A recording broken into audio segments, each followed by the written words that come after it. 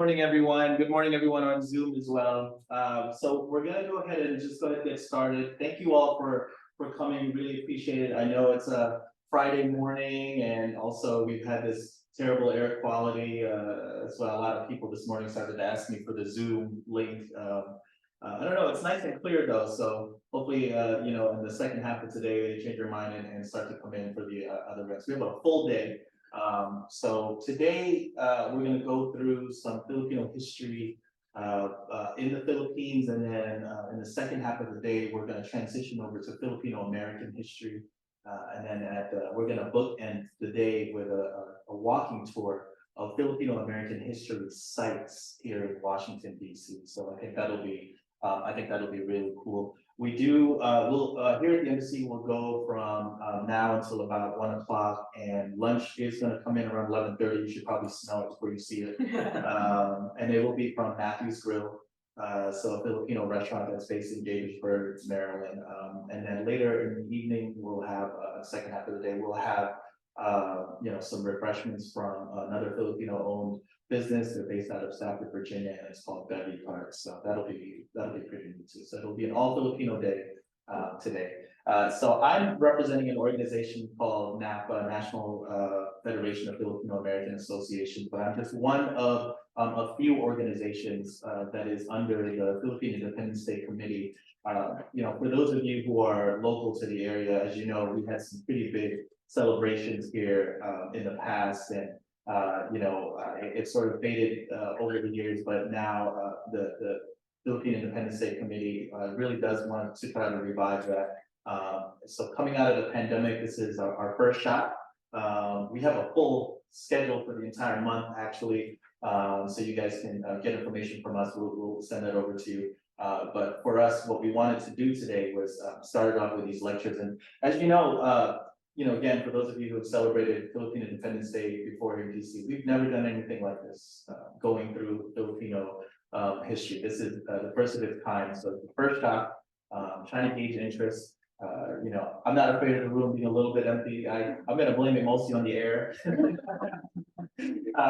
But in the second half of the day, I think when people start to see that it's not that bad out there, they'll start to come out to the second half, and hopefully some of you guys can stay around then. We'll make sure we feed you and keep you hydrated throughout the whole day.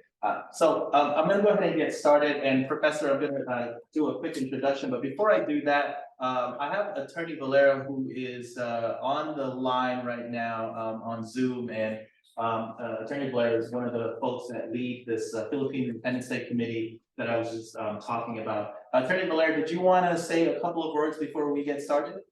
Oh, yes, sure. Thank you very much, Ryan. As already indicated, we have a 1-month-long celebration of our Philippine Independence Day, which basically it started. There was a kickoff last June 3, where there were networking of all the major organizations in the DMV area. The PIDC is composed of more than 16 steering organization members and supporting organizations. Now, what I wanted is also to invite you that aside from this Philippine lecture series, we shall be having our street and cultural festival June 10. That will be tomorrow. There is a People's Mass or Misa ng Bayan. That will be early tomorrow at 8:30 up to 11. And then we transition and go to the crescendo for the Philippine Street and Cultural Festival. And at night, there is a concert to cap it up. Now, likewise, as you all know, this week is a restaurant week. You can get discounts, 15% discount on all the participating Filipino restaurants. So as part of the steering committee of the PIDC, we have a theme for the Philippine independence, which is the Bagong Pilipinas, Diwa ng Pagkakaisa, Living the Bayanihan Spirit. So we hope to see you in all these events, or maybe some of the major events, especially in June 10. But clearly, I'll be one of the speakers here to speak about the importance of celebrating the history of Philippine independence. Thank you, NaFFAA. Thank you, Ryan, for that invite. And hopefully we will be able to share insights and the a little bit historical analysis on the perspective relative to the importance of the celebration of Philippine independence, especially for the Filipino-American youth in the United States. Thank you, Ryan. Thank you, Attorney Valera. And, you know, I do want to make sure I also note that we're very, very grateful for the embassy. Mark Lynn, who is our contact here at the embassy, has been really graceful hosting us. And we'll continue to host us for, you know, the near future for any events that we may have. We're very, very open to doing that. So please don't be shy about reaching out to Mark. It's so easy to talk. Mark, did you want to say anything? Thank you, Ryan, for the ambush. But yeah, thank you to everyone for coming here, especially on a Friday morning. I know it's not that easy to come here on a Friday morning, and thank you to Ryan and Nedo and the rest of the PIDC steering committee or the Independence Day committee for arranging something like this. So we've always done things like these before, but it's normally embassy led, and we're telling the groups right now that, hey, we want to know what you guys want, what the community actually wants, you know. A lot of times the embassy tries to host these different types of events for the applicant, for the community, but then a lot of people also tell us it's not exactly what we were looking for. So we were like, okay, we were open for feedback, especially now it's the perfect time. And as Ryan mentioned, we're very open to hosting the event. So if the community also has other ideas that you'd like to event, we have this space, we have another space at the other side. We're more than happy to work with you. Yeah, and thank you again. And we're glad that the community is taking interest in our history, especially since we're trying to promote the Filipino heritage and, you know, just being proud about our identity. So yeah, thank you, Ryan. Thank you. Thank you. Thank you again. And I do want to note, it's so cool to see everyone in, you know, in our Filipino wear. I was going to wear a barong, instead I wore yellow and blue, just so our colors. But I love how barongs are like snowflakes. I've never seen the same one. They're all very unique. Attorney Valera has his own, and one of our NaFFAA leaders in the back, Mar, has one made for women. So it's pretty cool looking. Anyway. Ryan, yeah. Ryan, just a little advertisement. You know, this barong was hand woven by the Tiboli indigenous groups in Davao. So oh wow, okay. It's exotic. It's a little bit cheaper than what you buy in Qmart. So there you go.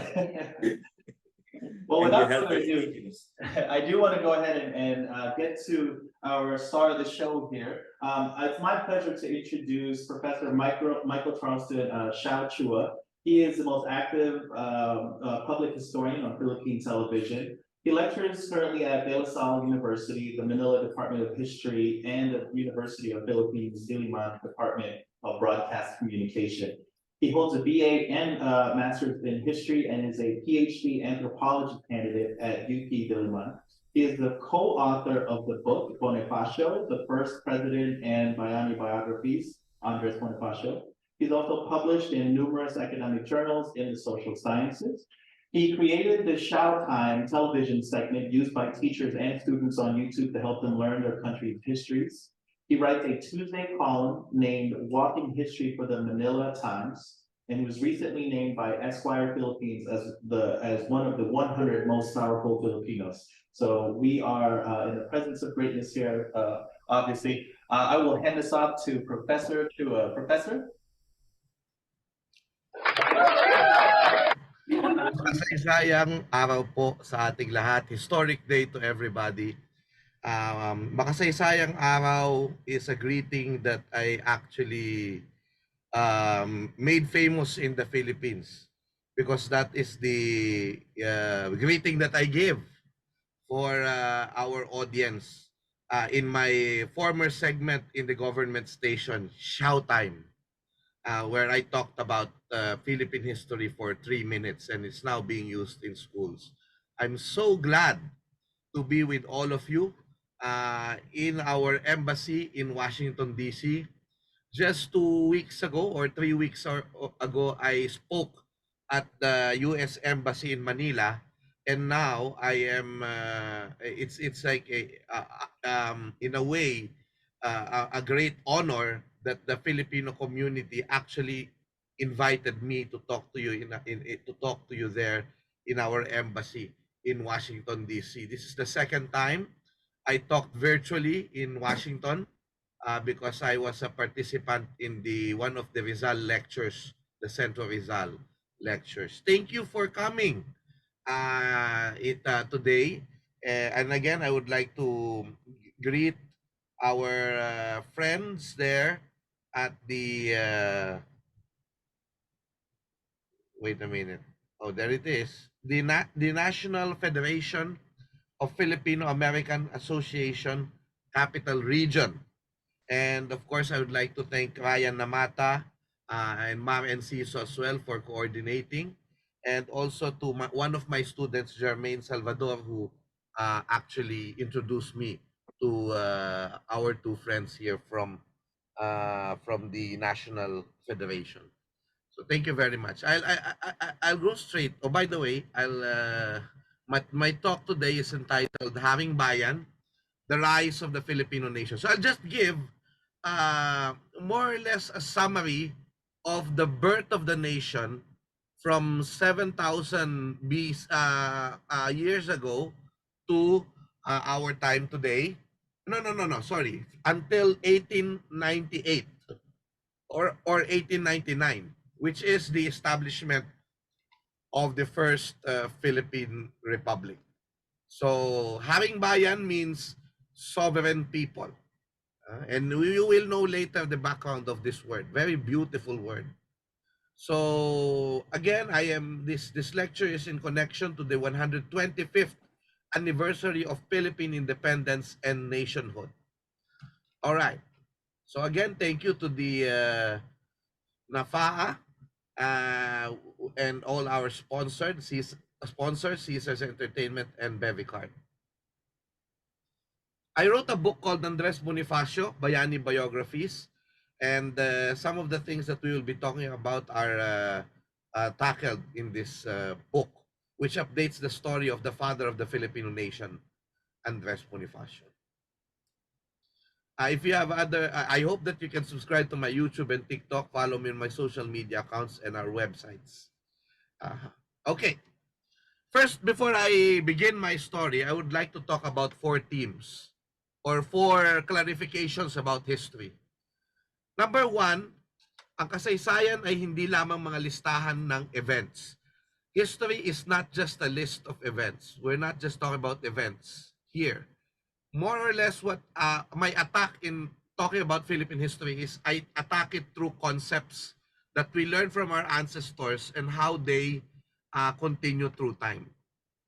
So, because kasaysayan, our word for history, came from the word saysay, which can mean 1, a story, and number 2, it can also mean importance, relevance, meaning, saysay. What does it mean for us? What is the relevance of these stories? Number 2, there's no pure Filipino culture. When people are saying that we should go back to Filipino culture, we're not talking about, building bahay kubos once again. But we see Filipino culture, despite its dynamism, despite changing through time, that there is a pattern that we see or a spirit that we see from the beginning of our culture that continues to the various changes in our culture. The other thing is history, ang kasaysayan ay nagpapatuloy na kaisipan. As I said, when we talk about history, we just don't talk about singular events. We would like to put these important events as part of a continuous consciousness. The consciousness that continues, that came from the wisdom of our ancestors.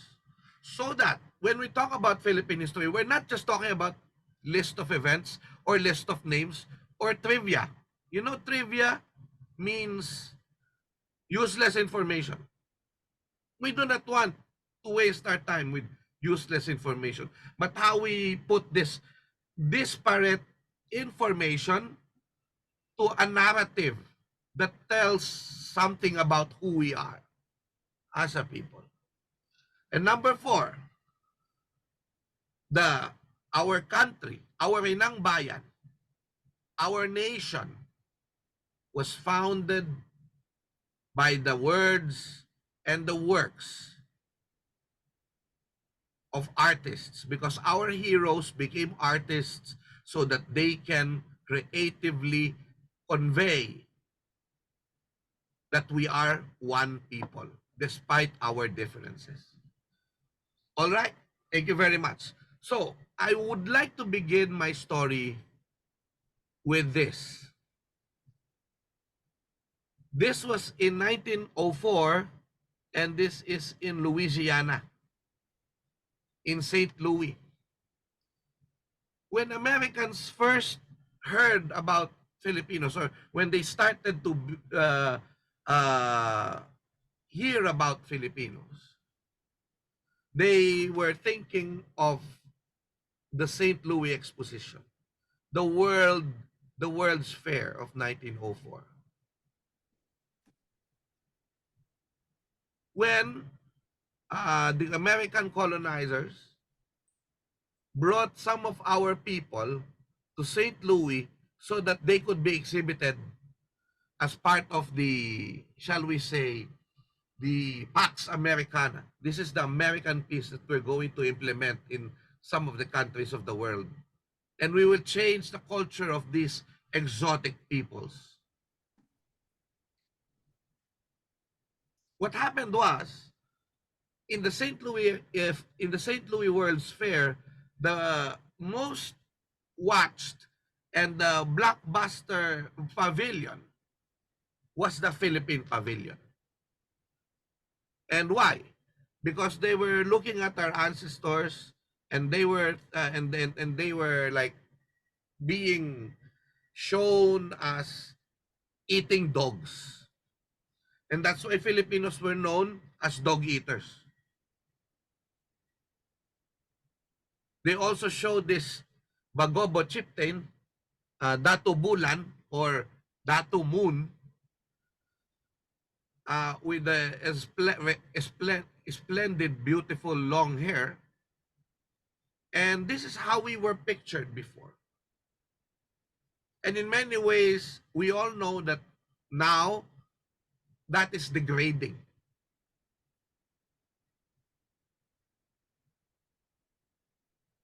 And that is why we should celebrate, because in many ways,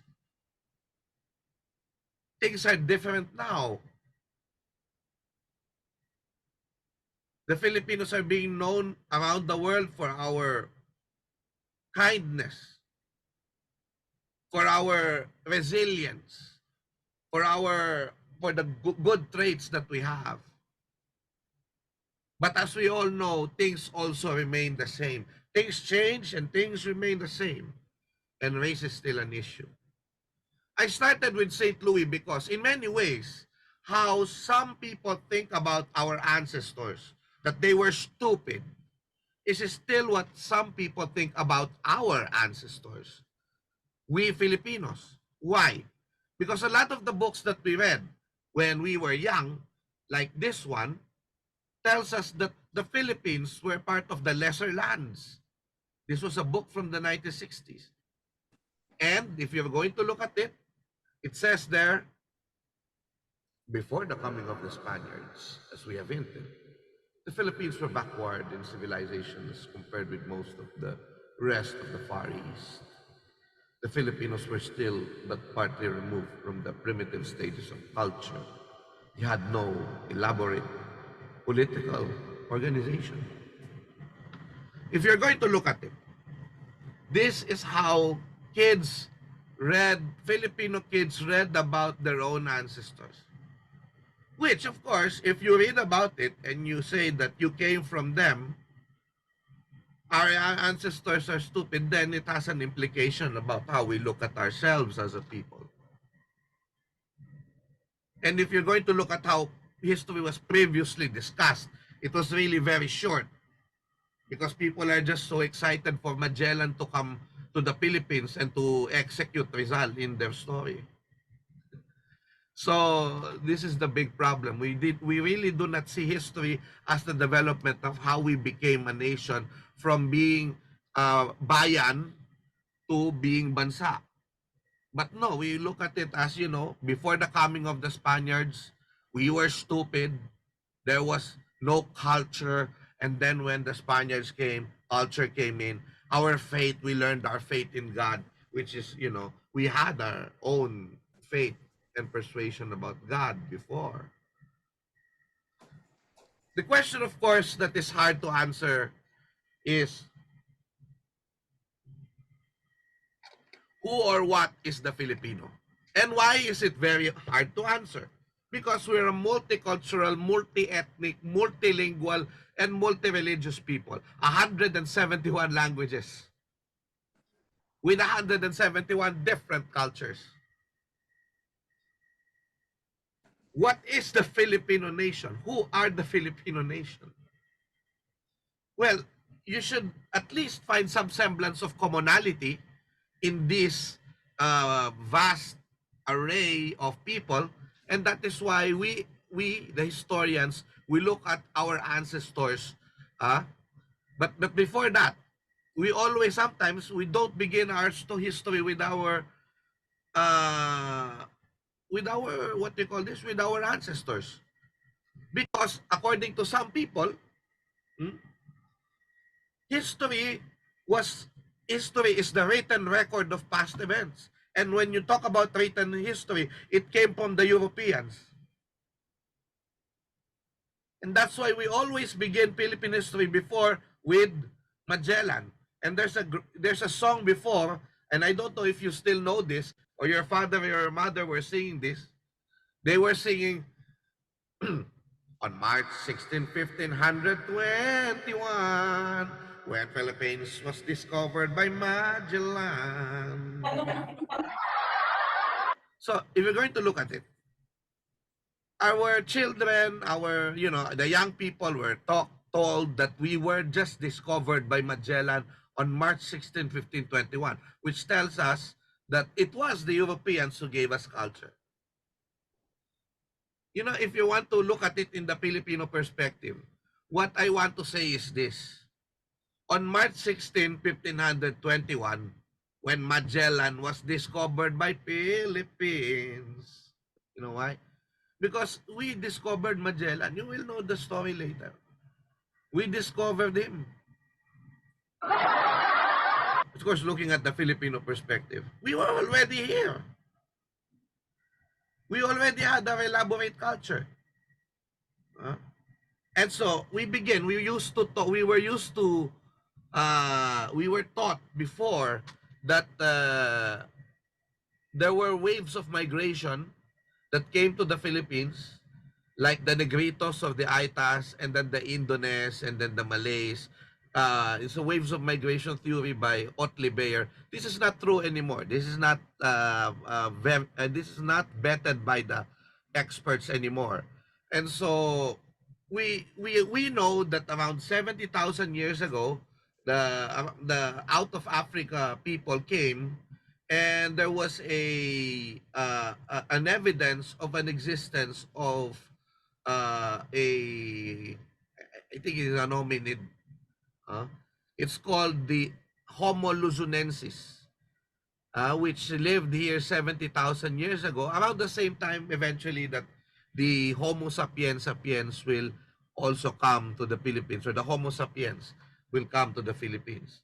This is the Calao woman, Calao caveman, or the Homo luzonensis, as they are called by the expert. This newly discovered set of bones of a person. But what happened was, what I'm focusing is the arrival of another group around 7,000 years ago, or 5,000 BC. And the experts called them the Austronesians.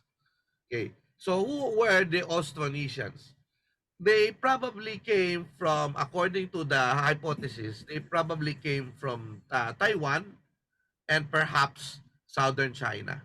But definitely they came from Taiwan. We just don't know from Taiwan where they came from. But we believe that they came from South China. Okay, what happened was through through intermarriages, trade, and diplomacy, they were able to uh, spread uh, around Southeast Asia. So Bill Solheim and Peter Bellwood, they have two different hypotheses. Peter Bellwood said they came from Taiwan. Bill Solheim said they came from the islands. It doesn't matter. What happened was the Filipinos or the Austronesians in the Philippines discovered how to make outrigger canoes. And because the outrigger canoes were invented, they became adept in seafaring. They became the experts and the masters of the seas. That's why they were able to spread our genes, our culture from Southeast Asia to Polynesia, Micronesia, of course, which includes Guam, Hawaii, until the up to the Easter Island in South America and Madagascar in South Africa. DNA wise, and this was already proven, these are our like cousins. They are all Austronesians. And it can be said that one of the earliest Austronesians are the present day or are the ancestors of the present day Filipinos. Okay, I'll just show you a short video about Guam.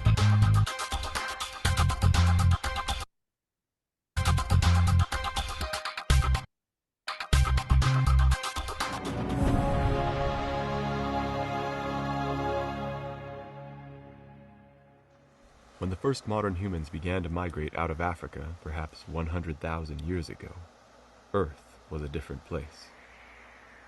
During the last ice age, the coast of Southeast Asia extended out over today's islands of Borneo and Java. Australia was part of a larger landmass called Sahul. Between Sahul and the Asian continent lay a span of water 90 kilometers wide. Evidence of human habitation on Australia, therefore, is the strongest evidence we have that some sort of watercraft must have been invented as early as 50,000 years ago. The invention of seafaring vessels is one of humanity's most remarkable achievements. How daunting the endless sea must have seemed to early people. They knew that wood could float, but what if you put hundreds of pounds of people and goods on top of the wood? And how do you navigate once the familiar shore has vanished behind you?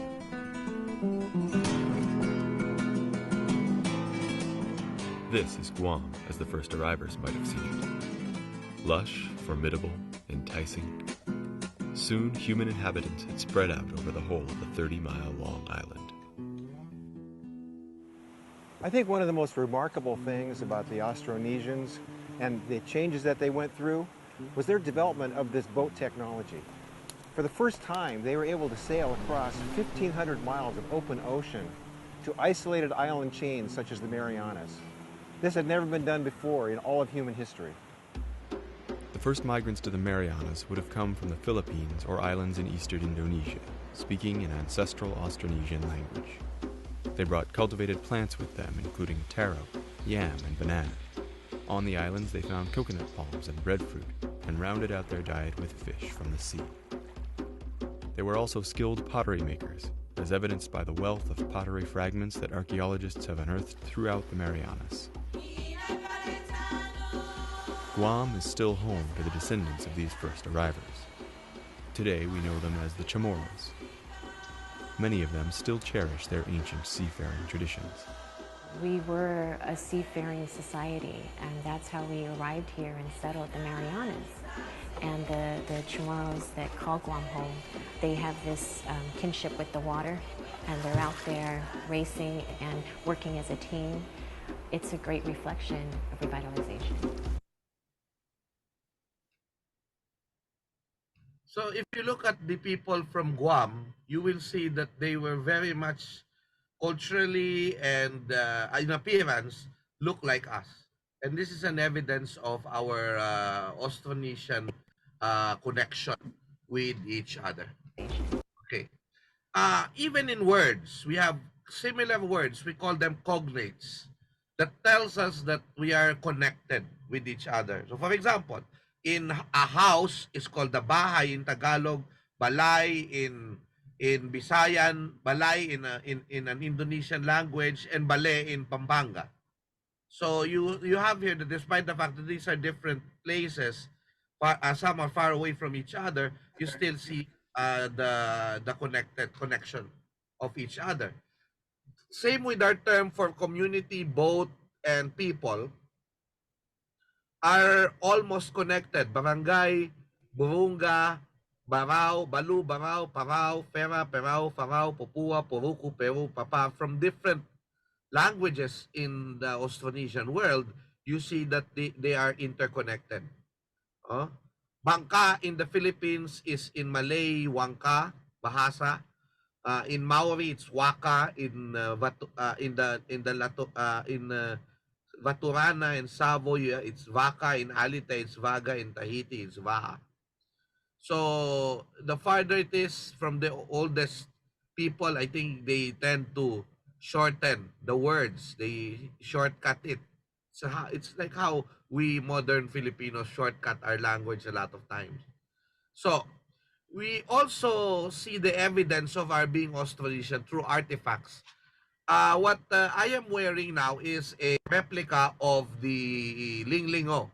The Linglingo is the pre-colonial, shall we say, uh, pendant or earring of our earring. It's actually the earring of our ancestor, and it used to be made of jade. Okay, and there's no jade in the Philippines. There's only jade in Taiwan and South China. And so this is where you see that the design that was found in Batanes, that they were making in Batanes, they have a workshop of pre-colonial jade in Batanes that they found archaeologically. You will see here that they have similar designs in other parts of the Philippines that they found, and also not just there, but around Southeast Asia. So you will see the connection of the Austronesians even before globalization happened. And another thing is the architectural culture. So this is the Bahay Kubo. Kubo is Spanish. It came from Spanish cube. Bahay Kubo. So I also want to call it Austronesian house. If you're going to look at the Austronesian house, it's made of local materials. It's actually made for tropical climate so that anyone who's inside will feel kaginhawahan or comfort because air can freely move around it, and also the roof and the first floor will absorb the heat so that people will feel cool inside or maginhawa or comfort. There's comfort there. This is the Austronesian house. It's prevalent in other parts of Southeast Asia and Oceania. I would like to tell a little story about this because one American engineer visited the Philippines in the 1800s, I think after the Civil War. After he participated in the Civil War, his name is Engineer William Lee Baron Jenny. Okay, William Lee Baron Jenny went to the Philippines and saw the Bahay Kubo being battered by a storm. And then what happened was the house just moved around, and so the good thing about it was it did not it did not fall. And so William Lee Baron, what's the secret of this Bahay Kubo? Why does it still stand? And so he saw that the secret of it are the four pillars that holds the house. And so that inspired him to design something. And because of this, he was able to invent the first skyscraper in the United States, in Chicago. Okay, the Sears, these are his creation. So he was inspired because of the Austronesian house. So we actually have a contribution to world architecture. And even so, even if, for example, there were American educated architects like Mapua, like Juan Arellano, for example, they created the neoclassical architecture, for example, in Manila, like the De La Salle College, like the post office which burned 2 weeks ago, the city hall, I don't know, the National Museum, for example. These were like Washington D.C. Like they were buildings in Washington D.C. But they actually fused American classical architecture to what we call, of course, the neoclassical came from Greek, Roman, then American, and but we fused Filipino because the windows were made of capiz shells. The before, of course, before they were able to renovate it, air can freely flow inside like the bahay kubo. So my point here is that the dynamism of our culture tells us that the bahay kubo architecture actually lives in modern Philippine architecture. All right. Another thing about Austronesian is Austronesians are they buried the dead in burial jars. So they're what we call the primary burial jars, where they bury the whole body, but you also have the secondary burial jars. These are more prevalent are the secondary burial jars, which also expresses their worldview, their faith. The most important thing about the most important um, burial jar in the Philippines is what we call the manunggul jar. If you look at the manunggul jar, it depicted a lot of our Austronesian heritage. In fact, in the design of of the cover of the manunggul jar, you will see our maritime culture, and you will also see our belief in the anito and the kaluluwa and the afterlife, because you have there the kaluluwa, the soul of the dead person, being transported by a boat, because we believe that when we die, we will be transported by boats. And this is indication of our maritime consciousness, our maritime culture. Okay? Uh, so, if you're going to look at it, the Chinese, for example, learned a lot of their skills from the Austronesian people. And of course, the Chinese transported their navigational skills to Europeans. And that is why in many ways it is like an anomaly that the maritime knowledge that we were able to develop as Austronesians were eventually used against us by the Europeans. Huh? So the evidence of our maritime culture during the time of our ancestors were the balanghays that were found in Butuan, which were pegged to be about more than 1,000 years old. So they were not using nails to actually, this is the most fantastic thing about these boats is that they are using wooden pegs to put them together. Okay? So if you're going to look at it, we have the different kinds of seafaring crafts. You have the balangay, and then of course you have the parao, which of course if you're going to look at the film, the Disney film Moana, which was of course set in the Pacific Islands, a lot of the things that you see there are actually part of Filipino and Austronesian seafaring. So a lot of the Philippines should actually be able to what they call this, to identify with the film Moana.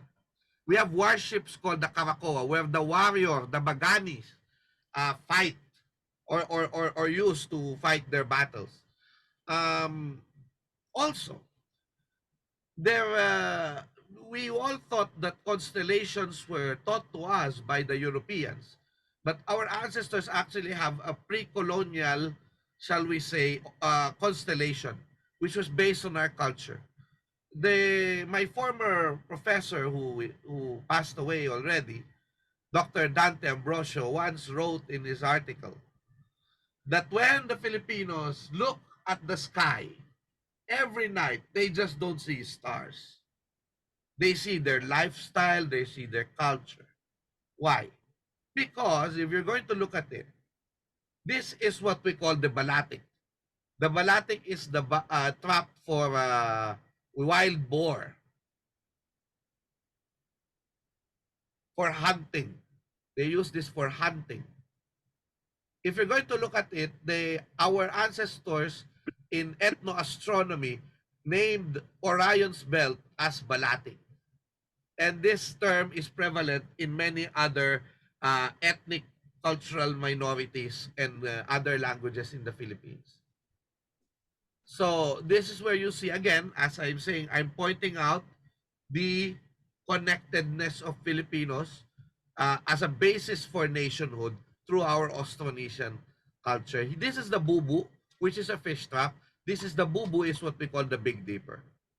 So they're guided by the stars when they navigate. Also, they have diplomacy.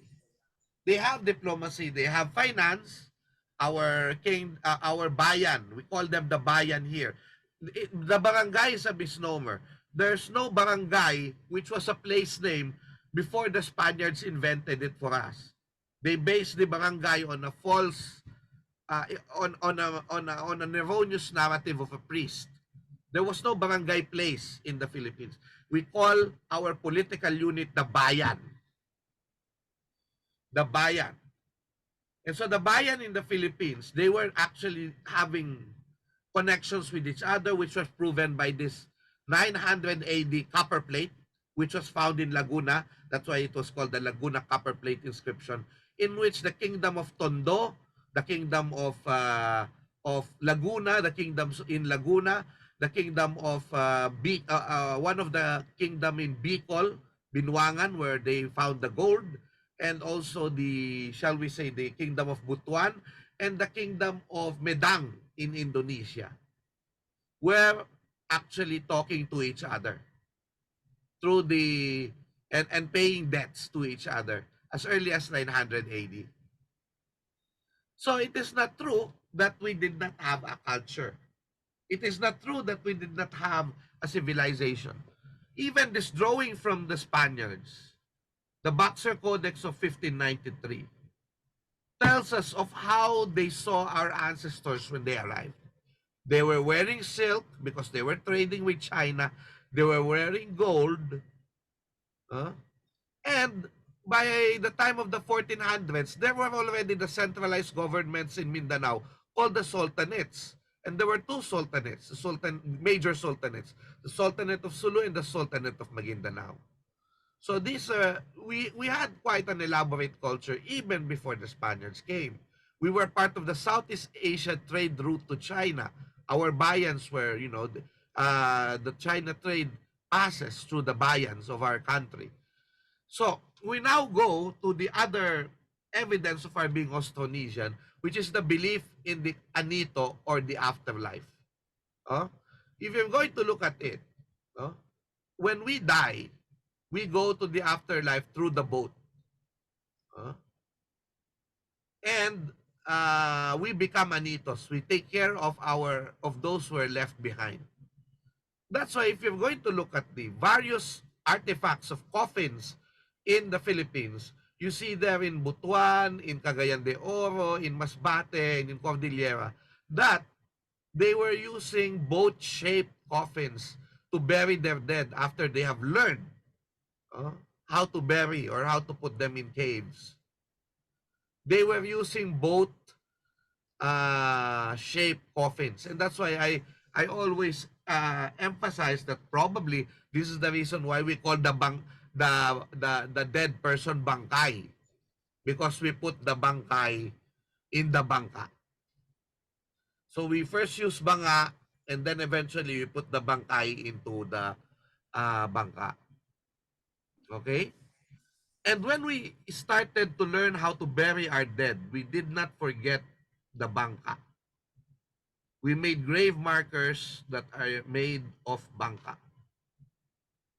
In Batanes, for example, if you look closely, how many souls are there? There are two souls, obviously, But actually, there's a third soul. The third soul is actually the boat itself.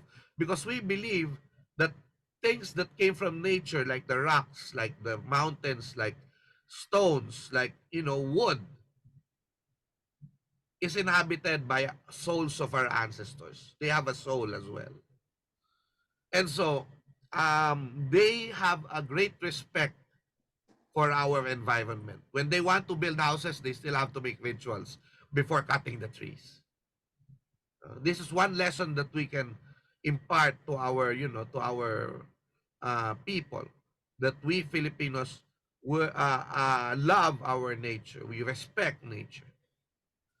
If you're going to look at the Muslims, for example, even if they're already Islamized, they still bury their dead with boat-shaped grave markers with the representation of human beings called the sunduk.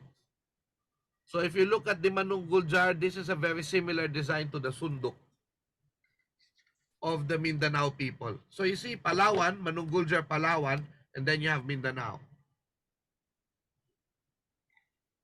Again, we're establishing the connections of our ancestors, our maritime culture, our maritime consciousness to our history.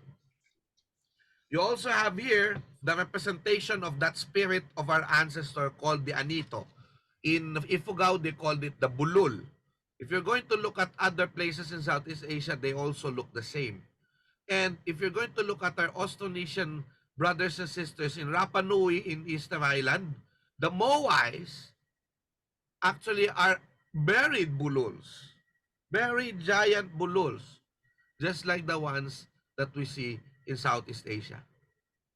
So you see that they are really part of the Austronesian world.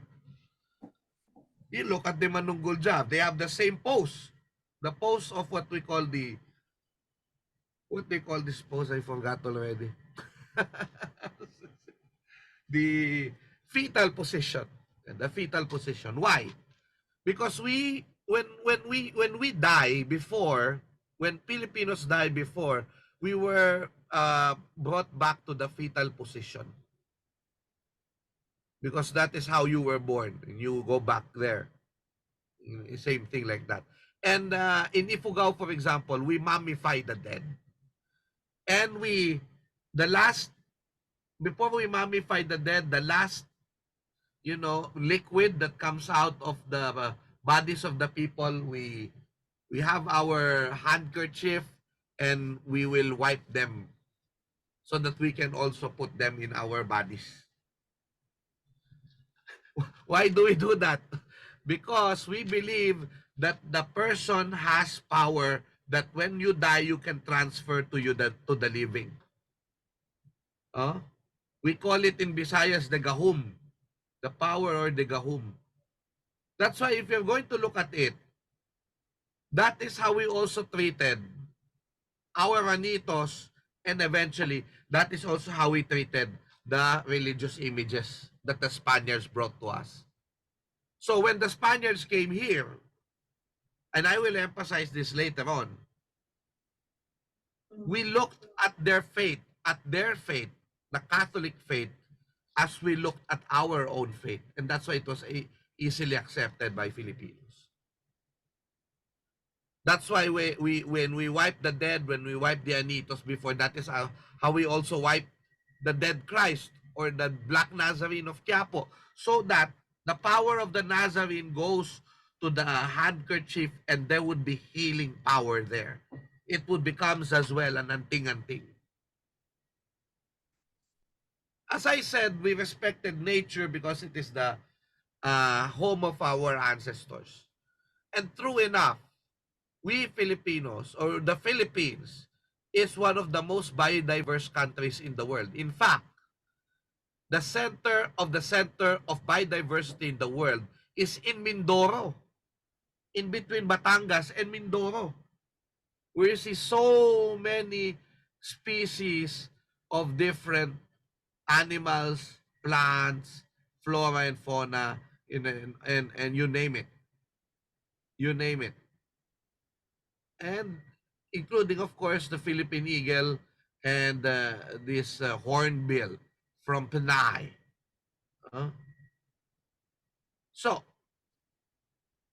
going back, we go back to our belief in the afterlife and belief in the soul. And I believe that if we go back to this, this is the studies in Filipino psychology. We will be able to understand more the things that we find important.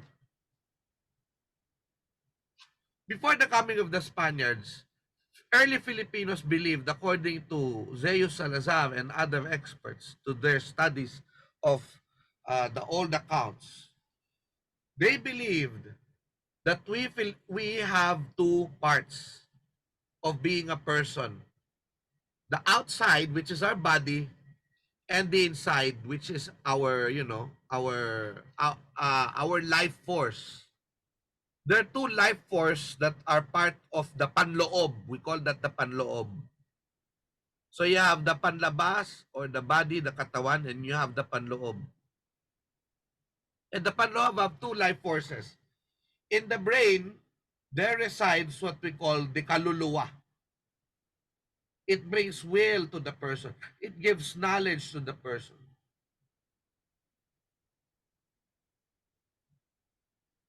But it is also connected to another life force which resides in the liver of the person, which is called the ginhawa.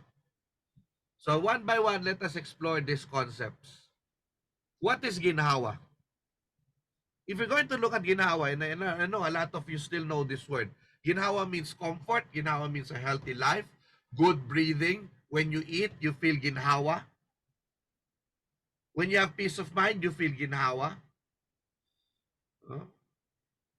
Even sex, according to Zeus Salazar, is related to ginhawa. And so, ginhawa, when you go to the comfort room, you have ginhawa. When you can send your kids to school, you have ginhawa. When you have a comfortable life, you have ginhawa. When you don't have a when you're not very ill, you have ginhawa. We Filipinos value ginhawa more than kayamanan. Because you can have all the kayamanan in the world, but if you are sick, then you're not maginhawa. You do not feel successful. And so, for the Filipino, this is the highest thing that we aspire for. Kaginhawahan. And the life force ginhawa will only have effect if our kaluluwa is aligned in the heaven or matuwid. So, it is connected because the ginhawa will have effect if the kaluluwa is matuwid. Therefore, the kaluluwa or the soul of that person is a good soul. In fact, if you're going to just move away the alignment of that soul, especially with young kids, they will feel bad. They would have sickness, and that is what you call usog. Nausog ang bata because the kaluluwa's alignment was moved. These are early Filipino beliefs. I'm not saying you believe them again, but I'm stressing a point here. If you have a bad person, they call you halang ang kaluluwa. So you have matuwid na kaluluwa, you have halang ang kaluluwa. And you know the old action films, right? They say halang ang kaluluwa. And that is why my point here, ladies and gentlemen, is that if we want to have kaginhawaan, it should begin with mabuting kalooban, mabuting kaluluwa. A good soul. And how do you manifest a good soul? By loving a person, like your brother, like your sister. Our ancestors believed that our soul travel when we sleep, and that's why we need to take care of the butas ng katawan. or the butas ng mukha, the holes in our face, and the extremities of our body, our fingers in the hands and the toes. And so, because our soul goes out of these outlets, we need to protect them by wearing gold, by wearing metal. Because when gold, when the gold, the light that the gold emits, uh, is a deterrent to a bad spirit to come inside of you, a bad soul to come inside of you. So you protect your kaluluwa and you try to maintain goodness by wearing these gold ornaments. That's why we Filipinos, when Pigafetta, the chronicler of Magellan, saw the Filipinos, just like said, why are these people, even the ordinary people, wearing gold? And the design is exquisite and they have technology in doing in creating these designs, this gold. The implication, ladies and gentlemen, is this: even our ornaments have spiritual value for us. It reminds us that we want ourselves to be able to do good to other people. And that's why, as I said, our ancestors, according to Filipino psychology, value matuwid na kaluluwa which brings forth kaginhawaan or well-being.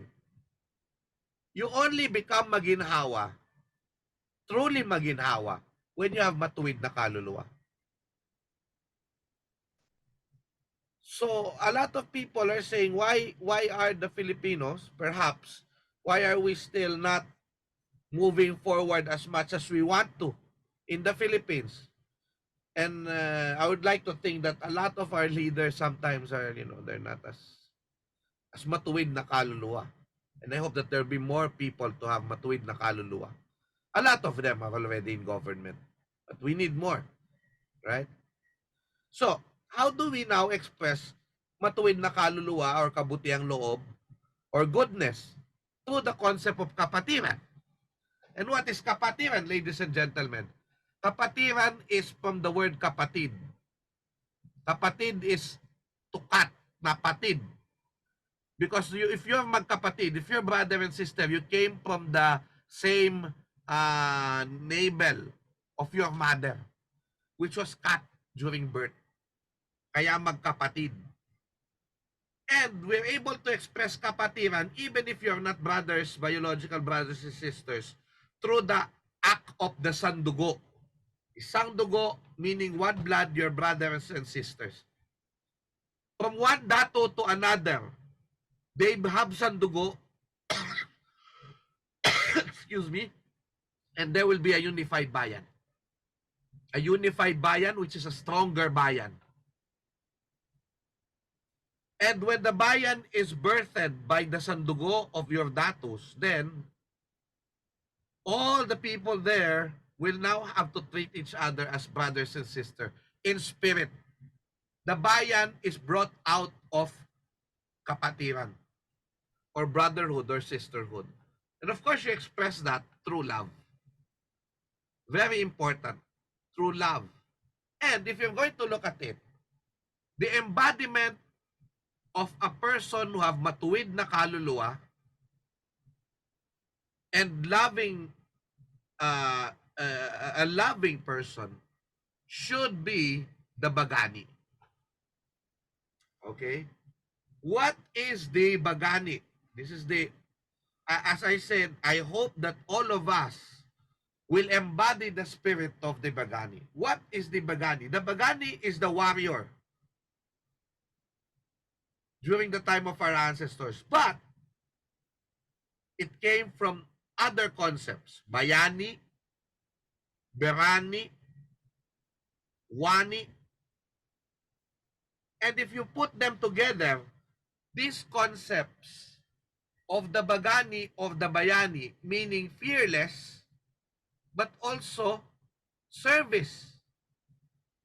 Wani is a Javanese word for someone who helps the people without expecting anything in return, pagtulong at malasakit. And that's why we call the government employee in the Philippines a kawani. The kawani, the government employee, especially our diplomats in various parts of the world who keep the peace and take care of our people, you are all bayani as kawani of our government. So being a bayani or a bagani has something to do with pagsasaayos, meaning fixing things in the group where you belong, and helping each other, protecting each other. Which in many ways, the concept of the bayani is different from a hero in the Western sense. Because a hero is an individual with a persona who is cut above the rest, while the bayani is part of the group. And the bayani may not be known to other people, but he still serves.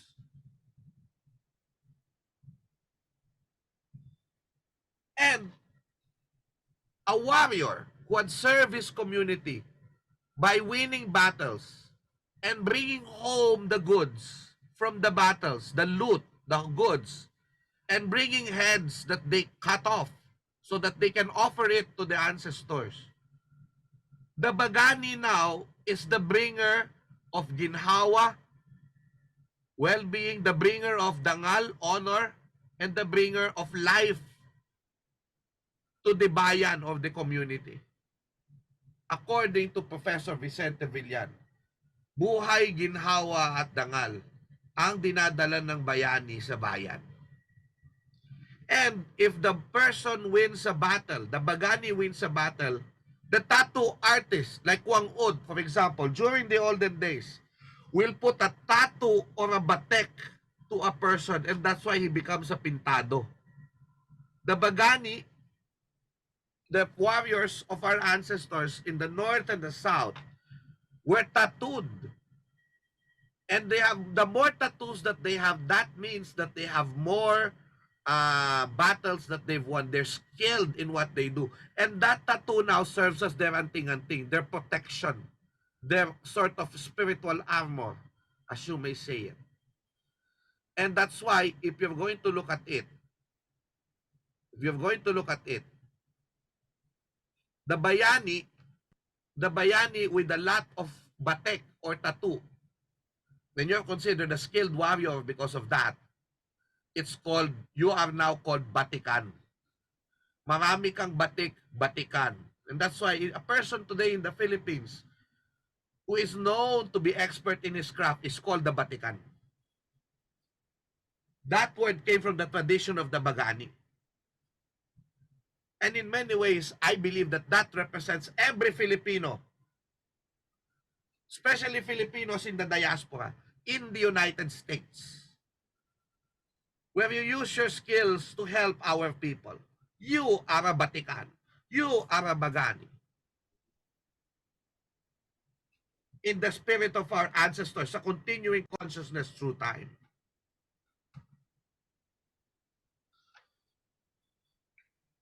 Recently, we commemorated I just want the basic facts and then the 500 years.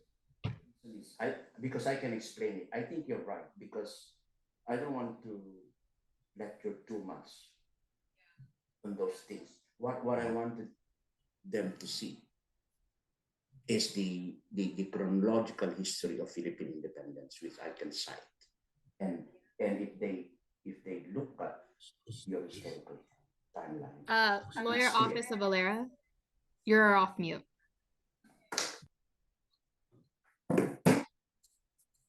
It's okay. So, okay, time check, 10:35. Okay. Recently we commemorated the 500 years of Philippine independence. Of the victory at Mactan. And we had the theme. We called it the quincentennial commemoration of the Philippines. We had the theme. It was called Victory and Humanity. Victory and Humanity. And as I said, uh, the representation of the Vatican, of the Bagani, of our ancestor was Lapu-Lapu. He's the embodiment of that. We do not know our ancestors. They have no name for us. But they are all represented by this guy in our history, Lapu-Lapu, who, of course, when they were able to, what they call this, when he was, what they call this, we he was meddling already in our affairs. We did not allow him through Lapu-Lapu. But you know, that's the only thing that we know about the story of Magellan. We go back to humanity. In 1521, when Magellan came here, and I would like to emphasize this, we Filipinos are known, before the coming of the Spaniards even, to value what we call pakikipagkapwa-tao. It came from the concept of kapwa. When you see yourself in the other person, you see? When you see yourself in the other person. And so, when Magellan came here, in the history, in our imagination, they thought that they are handsome and they were like great guys who came here, and the ladies were were fascinated, and they said afam. You know, it's a joke. No? In the Philippines, the afam is a foreigner assigned in Manila, and a lot of the girls want to date the afam, so probably they thought Magellan was a fam. But you know, the funny thing about it was that the Magellan came here. They were not the, the conquerors that we thought they were. They were sick, 100 days in the ocean without proper food, water. They were eating sawdust. They were like drinking bad. They were dying of sickness. And actually, when they came to the Philippines on March 16, 1521, it was the Filipinos who discovered them dying. And when our ancestors saw them, they did not kill them. They knew that these people needed help. And so what happened was, the Filipinos gave them food and fed them and gave them the time of their lives. This is pakikipagkapwa-tao that we showed because we were adept at trade. That's why Filipinos are hospitable. We also believe in pakikipagkapwa-tao. And this is the thing that we also showed 1,300 Jews who are fleeing from the Holocaust, and their lives were saved because President Manuel Quezon decided that they should be saved. That is also the fate of 5,500 white Russians who were anti-communist. But when the Filipinos, learned that these anti-communists were under attack or under threat in China, where they were living, when the communists won there in 1949, we were able to bring them to the Philippines, 5,500, and save the white Russians to President Quirino. And that was also the same thing that we did with the boat people from the Indo-Chinese wars of the 1960s and the 1970s when they evacuated here. This is also what we showed people from the other side of the political coin during the EDSA People Power Revolution, where we gave our adversaries flowers, we hugged them, and we told them, why are we killing each other? We are all Filipinos. This is pakikipagkapwa-tao that we showed to a lot of things, especially during the pandemic, to a lot of events, especially during times of distress, during the time of pandemic. And this is also what we showed the world in many, many ways. You know, we had the Babaylan before, who was the priestess. They were the healers. They also communicate with the Anitos. And in many ways, we became the Babaylan to the world because of our frontliners who served the world during the COVID pandemic. Jose Rizal once said, with the new men that will spring from her bosom and the remembrance of the past. If we remember the past, and perhaps the people will revive their maritime and commercial activities. The maritime culture. If we bring it back, what will happen? According to Rizal, we will become free once more, like the bird that leaves its cage, like the flower that returns to the open air. They will discover their good old qualities which they are losing little by little, and again become lovers of peace, gay, lively, smiling, hospitable, and fearless. We will become maginhawa once again if we are going to go back to the spirit of our ancestors, the things that we have lost.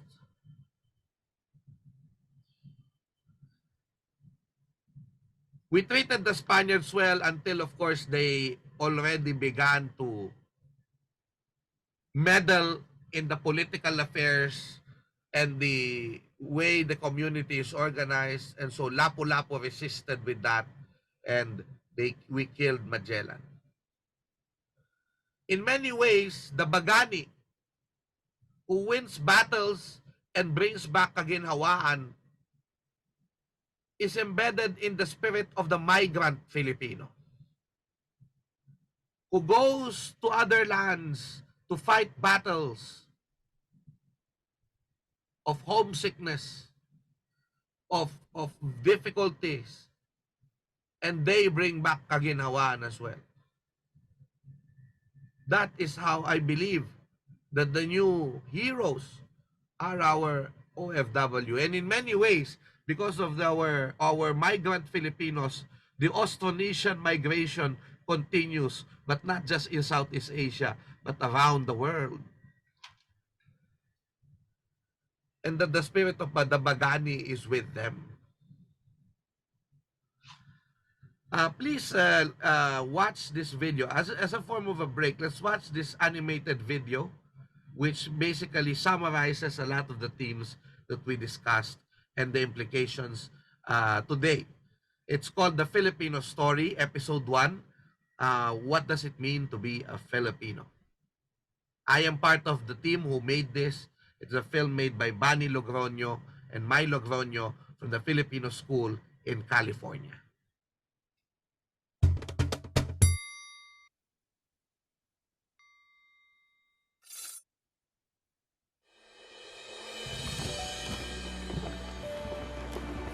What does it mean to be Filipino? Is it our taste for strong, flavorful cuisine? Is it our obsession with playing basketball, even while wearing flip-flops? Or is it that strong sense of pride that we often feel when we see fellow Filipinos in the international spotlight? Maybe it's something much deeper than that. Maybe it's because we all share a mother tongue? Although, we don't really have one, since there are over 170 unique Philippine languages. Some say it's the color of our skin, though that can't be it either, since Filipinos come in many different shades and skin tones. It used to be because we were all from the same archipelago, but now there are millions of Filipinos scattered all throughout the world, one of the largest recorded diaspora in history. If we really want to find out what it means to be Filipino, then we have to go back, way back to the story of one of our first ancestors called the Austronesians. They were a group of people that used the oceans and the seas like wide open roads at a time when other cultures were still inventing the wheel. Over 5,000 years ago, the Austronesians possessed advanced sailing technology that allowed them to explore and discover many different lands, one of them being the archipelago that would later become the Philippines. Eventually, they developed boats called balangays, which they used to explore the rivers and coastlines of these newfound islands. Within the boats, early Filipinos worked together as a community in order to make their daring journeys possible. From navigation, fishing, rowing, and steering, each person did their best to contribute to the journey in whatever way they could, because they were literally all in the same boat, And by caring for one another, they survived and thrived. This strong sense of togetherness took root at the core of Philippine culture, which is why we still call a small community in the Philippines a barangay today, named after the balangay boats of our ancestors that represented cooperation and collaboration.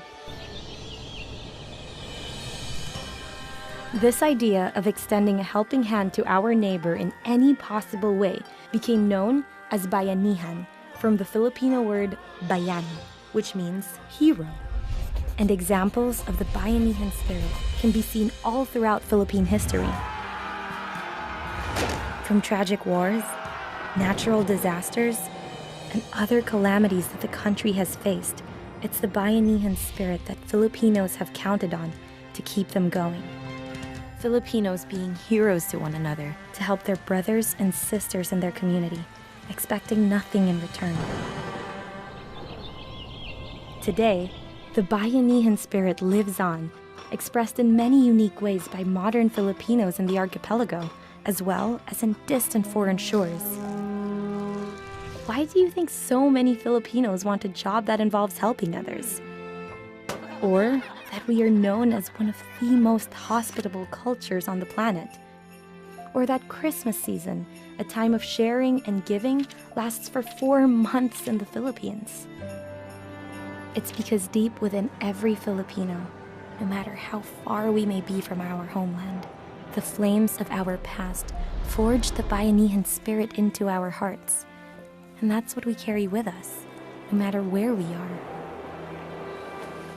So to answer the question, what does it mean to be Filipino? Well, if we look at our history, I guess you could say that being Filipino means to care, to share, and to love. To love your family, your neighbor, and your community. Because at the end of the day, no matter where we are in the world, we are one people on the same journey, on the same boat.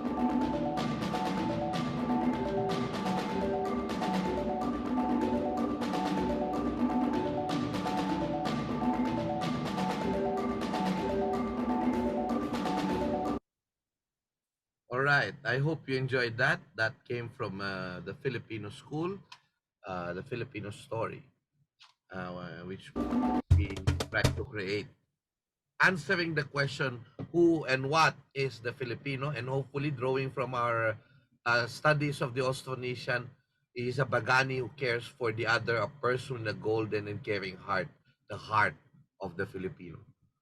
I just hope that, I mean, if you want to find an easy answer, I hope that is an answer that is grounded on our on the what the things that we hold dear in our history. Well, of course, what happened was our way of life will change when the Spaniards will come to the Philippines through, at first, their carracks, and then eventually their galleons.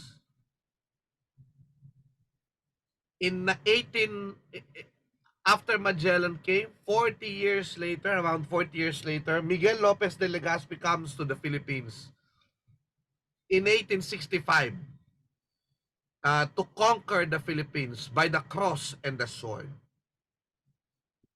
And what happened was, of course, it was said that they wanted to make us Christians, but in many ways, they only want, of course, they were using the religion, the cause to evangelize, to actually acquire our resources. And the strategic place of the Philippines in trading with other parts of Southeast Asia, like the Spices Islands in Indonesia, and of course, China. Of course, a lot of the people were obsessed in Europe with the products of Southeast Asia, like basil, like canela, the onions, for example. And the Chinese, for example, the China products like tea, porcelain, silk. And so they needed the Philippines as a sort of their base in Southeast Asia. And in many ways, because of that, when they conquered the Philippines, they were able to integrate us as one territory. In many ways, they helped us become a nation by putting us into one territory. But the problem, of course, is they did not unify our spirit. In fact, they divided us. Because what they did is that they pit us against each other during the rebellions. When we're talking about Spanish armies in the Philippines, it's only the officers who were Spanish. A lot of them were Filipinos who were fighting for Spain. And they were quelling rebellions. And so we were not united by this gesture. It helped us become a geographic country, but it did not unite us in spirit. They introduced their new culture, which is Christianity, and they also usurped. What they did was they usurped the China trade that we used to have with China, and they took it for themselves and made the galleon trade happen, which is of course the galleon trade from Manila to Acapulco and from Acapulco to Latin American countries and also up to Spain, which is the longest trade route in the history of the world. But that's why, in many ways, the galleon trade, which made the Spaniards, they will get resources from Filipinos, they will get the crops of the Filipinos, and other parts of Southeast Asia, and they will profit from it, but giving little to Filipinos. So this is the galleon trade route, the longest trade route in the history of the world, even longer than the Silk Route. And this is why the Spanish Empire became rich during that time. They usurped the China trade. But what happened was, with this kind of with the galleon trade, also came in other cultures. For example, the Mexicans carved an image of Jesus Christ carrying the cross. It's called the Black Nazarene. They also carved other images, which eventually became the Virgin of Antipolo, which we have deep devotion for. And as I said, what happened was, instead of course, they forced us to become Catholic. But instead of being Spanish Catholics, what happened was, because our culture is resilient, our culture is strong, we accepted Christianity and made it our own. Because we mix our beliefs, our rituals, to the Christianity that the Spaniards gave us and transformed it and made it our own. So that's why, for example, you see the Black Nazarene procession is different from the Black Nazarene procession in Spain. Our expression is mixed with how we used to. Our expression, our moves, our rituals expresses our old faith, our old culture. And that's why in many ways that helped us still cope with a lot of vicissitudes in life. And you look at the colorful, I wasn't able to put pictures here, the colorful festivals, for example, in Cebu, in Iloilo, on the Santo Niño, the infant Jesus. If you look at it, these are the dances that they danced there, were war dances of the Bagani against their enemies. And this time, what happened was the enemy of the Christianized Filipinos would be the Muslims from the south and the other people from the south, not just the Muslims. Huh? Because what happened was, of course, as we said, we Filipinos were used to be the masters of the seas. But what happened was, we were enslaved by the Spaniards, and we were building the galleons for them. And what happened was, of course, the sultanates did not want any of that, and they resisted. And the South used to be the center of economic life in the islands. The South was prosperous. The sultanates were prosperous. And what happened was, the Spaniards took away the China trade from the sultanates, from the Muslims. And so what happened was, they retaliated by raiding the coastal towns and getting slaves to sell to other Europeans. That's why if you're going to go to other coastal towns in the Philippines, you will still see what they call Moro watchtowers.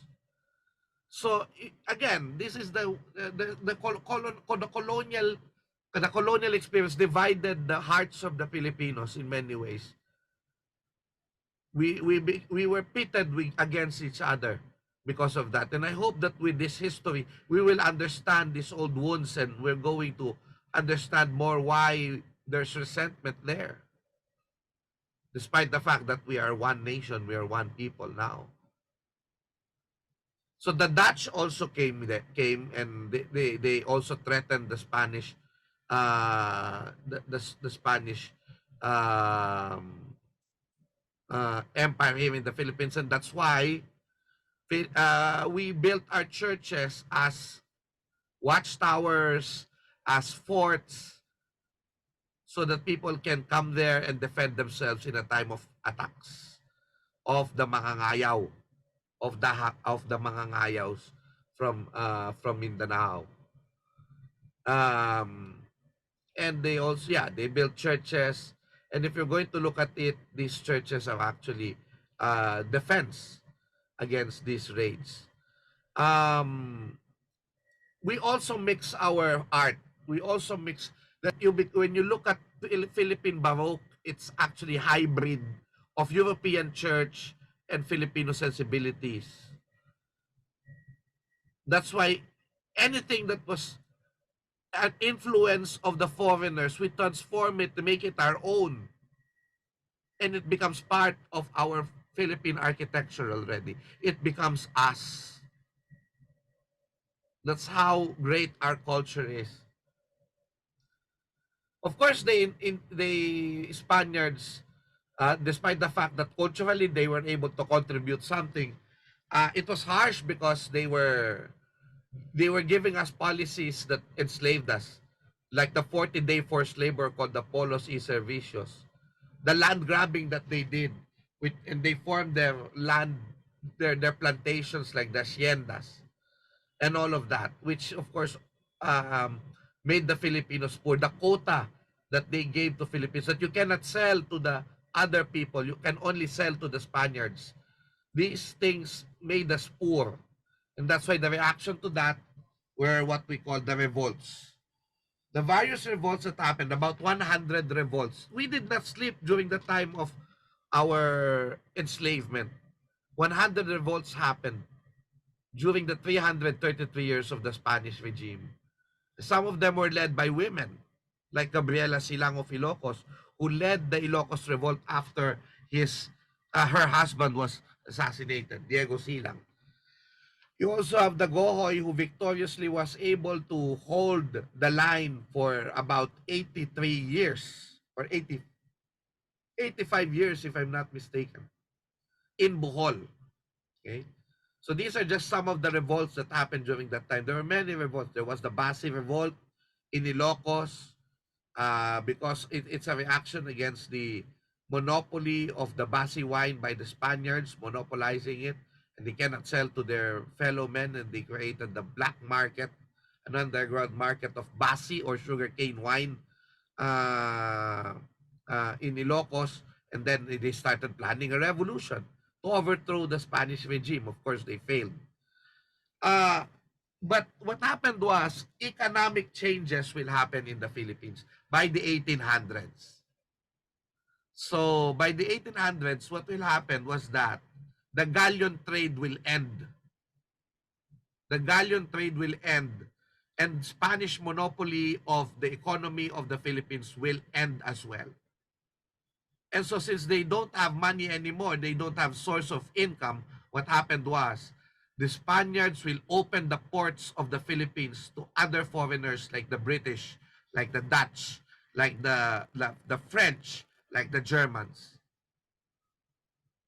And so the foreigners will come in, invest in the Philippines, like Nicholas Loney, the British guy who invested in sugar in Iloilo, or Yves Sherman Gaston, who invested in sugar in Negros, for example. What will happen was that they are going to make these foreigners, they were going to make the Indios, they were called the Indios at that time, the native Filipinos, and the Mestizo Chinese, the mixed race of Chinese and Filipinos, the Chinese mestizos. They're going to have economic opportunity because of these changes. They will become the middlemen of these foreigners. And so eventually, the Indio, who was before, when you're born an Indio, you will die an Indio. You are like a fourth-class citizen in the Philippines at that time. What happened was, they suddenly became moneyed. They will have money, and eventually they're going to send their kids to school. If you remember the three priests, Mariano Gomez, Jose Burgos, and Jacinto Zamora, they were educated Indios who eventually became priests, secular priests, because at that time they were discriminating Filipinos not to be part of the actual orders. The Dominicans, the Franciscans, the Recollects, the Augustinians, and the Jesuits. They're not allowed to become priests. They're not allowed to become priests from the order. They only become secular priests or diocesan priests, if you may. But what happened was, these priests were trying to get equality, an equal treatment from the Spaniards. They want to be part, they want to strengthen secularization of the parishes. To have more secular priests as head of the parishes. But because of their campaign, what happened was they were involved by their enemies in a mutiny, and they were convicted in a kangaroo trial, which eventually led them to this vile device on February 17, 1872. This is called the Garroteville. The Garroteville doesn't strangle the victim. The big screw there will is turned and it will break the neck or the spine of the person. And it is said that this will produce instant death. To have a humane death, I suppose. Well, I really do not know. I cannot tell. Nobody lived to tell the tale, you know. And so this incident of brutality by the Spaniards, when these priests, innocent of the crime, were executed by violently, this awakened a whole generation of Indios who eventually went to school because their families became moneyed with the economic changes. These people will call themselves the Ilustrados because they believe in the Enlightenment philosophy of the Illustration. Of course, you know some of them: Jose Rizal, Marcelo del Pilar, Graciano Lopez Haina. They went to Spain to campaign for reform, to lobby for reforms. And in order to successfully lobby for reforms, they have to prove to the Spaniards in Spain that we are worthy of our freedoms, that we are a civilized people. And so in the process of asking reforms from Spain, they researched about our history. They told the Spaniards we had the culture before the coming of the Spaniards. And eventually people are learning more about our ancestors, our past, our common past. And in the writings of our heroes, in the La Solidaridad, in the Noli Me Tangere, in the El Filibusterismo of Jose Rizal, they were able to remind people that we have one experience of pain through the character of Maria Clara, through the character of Elias, through the character of Crispin and Basilio, in the novels of Rizal, through Padre Damaso, through Padre Salvi, we're able to feel that we have one misfortune. And through their researches, we are able to realize that we are one people, that we have a history. And this is the reason why the propagandists, according to Benedict Anderson, invented the nation. We are an imagined community which was based on the words of our heroes. We became a nation because we read them. And we realized that we are one people. But it was Andres Bonifacio who put action into words. He was inspired by the writings of Rizal. He was also inspired when he read the French Revolution, when he read the lives of the presidents of the United States. As I discussed in my book, Bayani Biographies, Andres Bonifacio, with Professor John Ray Ramos of the Ateneo de Manila, with Emilio Jacinto, they were able to create the nation through the words, through their essays, through their poetry, in the Katipunan newspaper Kalayaan, and through the Kartilya ng Katipunan or the rules of the Katipunan. Emilio Jacinto was about only 18 years old when he joined the Katipunan of Andres Bonifacio. They created a secret society called the Kataas-taasan Kagalang-galang na Katipunan ng mga anak ng bayan, or the highest and most venerable association of the sons of the people, or KKK. It's not a clan, okay? It's KKK. Kataas-taas ang kagalang-galang na katipunan ng mga anak ng bayan. Highest and most honorable, highest and most venerable association of the sons of the people. They have this primer of the Katipunan which they gave to new members, which tells us of their goals. What were their goals? You know, there's a lot of misconception about Andres Bonifacio and the Katipunan as, you know, stupid people who revolted and they just, you know, they just fight. They did not have a philosophy, which is not true. It's bullshit. They had a philosophy. And according to the second paragraph of this Kartilya ng Katipunan, it says, this association pursues a most worthy and momentous object, to unite the hearts and minds of all the Tagalogs by means of an inviolable oath, in order that this union may be strong enough to tear aside that thick veil that obscures thought or blinds our minds, and to find the path of righteousness, reason, and enlightenment. Katwiran, from the word matuwid, ang kaluluwa. Katwiran, from the word matuwid, reason and enlightenment, or righteousness, and then enlightenment, kaliwanagan. If you're going to look at it, the Katipunan was inspired by the works of Rizal and the French Revolution and the American presidents, that we can be free, but it was guided by the continuous consciousness from our ancestors.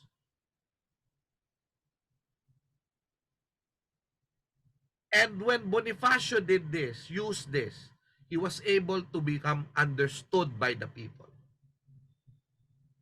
Rizal might have wrote their writings in Spanish, but people talked about them, but they were not able to read them directly. But what Bonifacio did was to translate some of the ideas of Rizal into some things that are understandable, and so that the people will join them in the Katipunan, in the revolution. Because he was using both world history, Philippine history, and the consciousness of our ancestors. So, to be united in the path of righteousness, reason, and enlightenment. But some people will tell me, sir, Bisaya ako, sir. Dili naman kami kasama dyan sa sinasabi ni Bonifacio na yan. Bakit Tagalog lang ang sinabi niya? And the Kapampangans will tell you, oh, no kami lang Kapampangan, no, trying Tagalog mo ken, ako, Diyos ko. But you know what? If you're going to look at the asterisk in the Tagalog, nag-footnote pala yung Lolo Emilio Asintonio. And in the footnote, it says, the word Tagalog means all those who came from this archipelago, therefore even a person who is a Visayan, an Ilocano, or a Pampango, etc. is therefore a Tagalog too. We Andres Bonifacio, the father of the Filipino nation, was not stupid. He had a vision for the nation.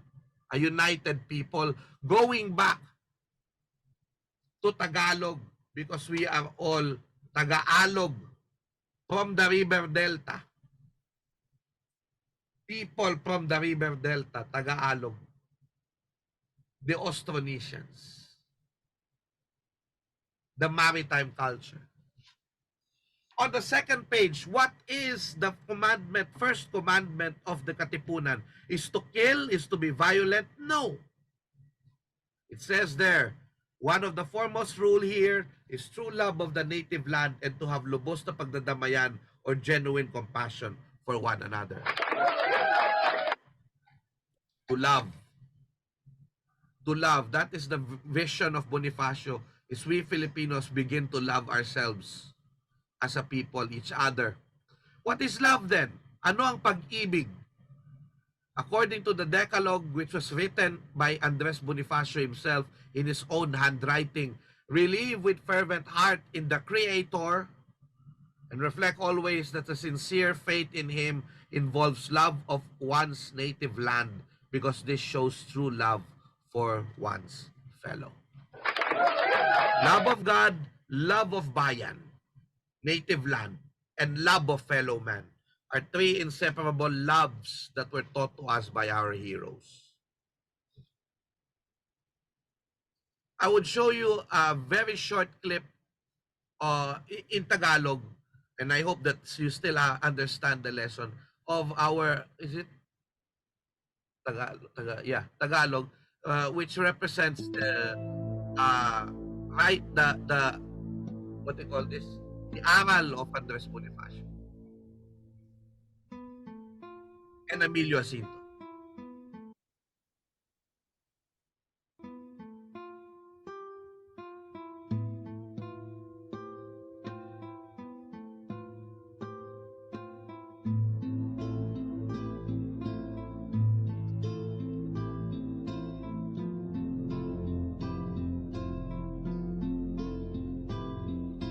Ang buhay na hindi ginugugol sa isang malaki at banal na kadahilanan ay puno na walang lihim, kundi mandamong makamandag. Ang gawang magaling na nagbubuhat sa paghahambog o pagpipita sa sarili at hindi talagang nasang gumawa ng kagalingan ay di kabaitan. Ang tunay na kabanalan ay ang pagkakawang gawa, ang pag-ibig sa kapwa, at ang isukat ang bawat kilos, gawat pangungusap sa talagang katuwiran. Maitim man o maputi ang kulay ng balat, lahat ng tao'y magkakapantay. Mangyaring ang isa'y hihigtan sa dunong, sa yaman, sa ganda, ngunit di mahihigtan sa pagkatao.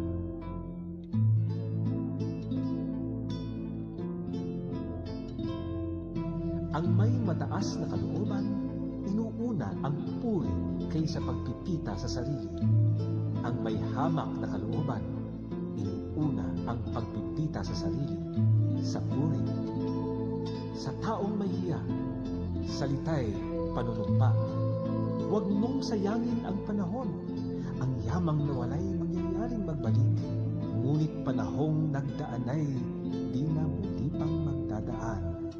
Ipagtanggol mo ang inaapi, kabakahin ang umaapi. Ang taong matalino'y ang may pag-iingat sa bawat sasabihin. Matutong ipaglihim ang dapat ipaglihim.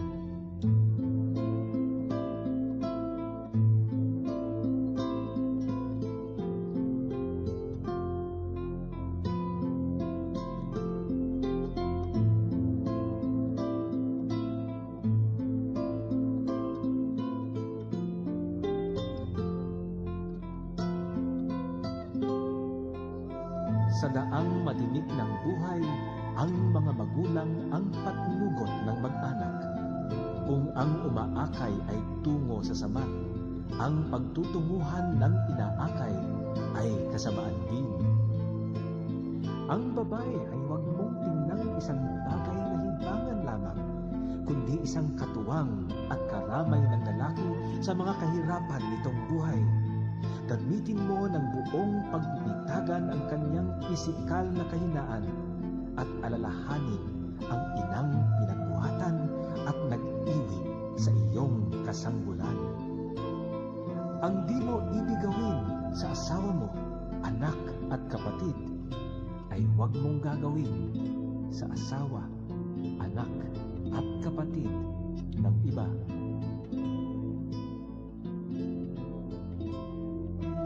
Ang kamahalan ng tao'y wala sa pagkahari, wala sa tangos ng ilong at puti ng mukha, wala sa pagkaparing kahalili ng Diyos, wala sa mataas na kalagayan sa balat ng lupa. Wagas at tunay na mahal na tao kahit laking gubat at walang nababatid kundi sariling wika. Yaong may magandang asal, may isang pangungusap, may dangal at puri, yaong di nagpapapit, di nakikiapi, yaong marunong magdamdam at marunong lumingap sa bayang tinubuan. Paglaganap ng mga aral na ito at maningning na sisikat ang araw ng mahal na kalayaan dito sa kaaba-abang sangkapuluan at sa bugan ng matamis niyang liwanag ang nangagkaisang magkakalahit magkakapatid ng ligayang walang katapusan.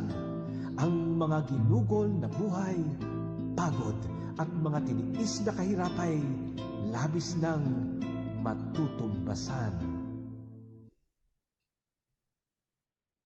So in summary, if we are able to continue the consciousness of our ancestors, the things that we value, the kabutihang loob, the consciousness of kabutihang loob, of pagiging bagani, of loving each other. The promise of Emilio Jacinto in the Katipunan was that we will become a more maginhawang bayan.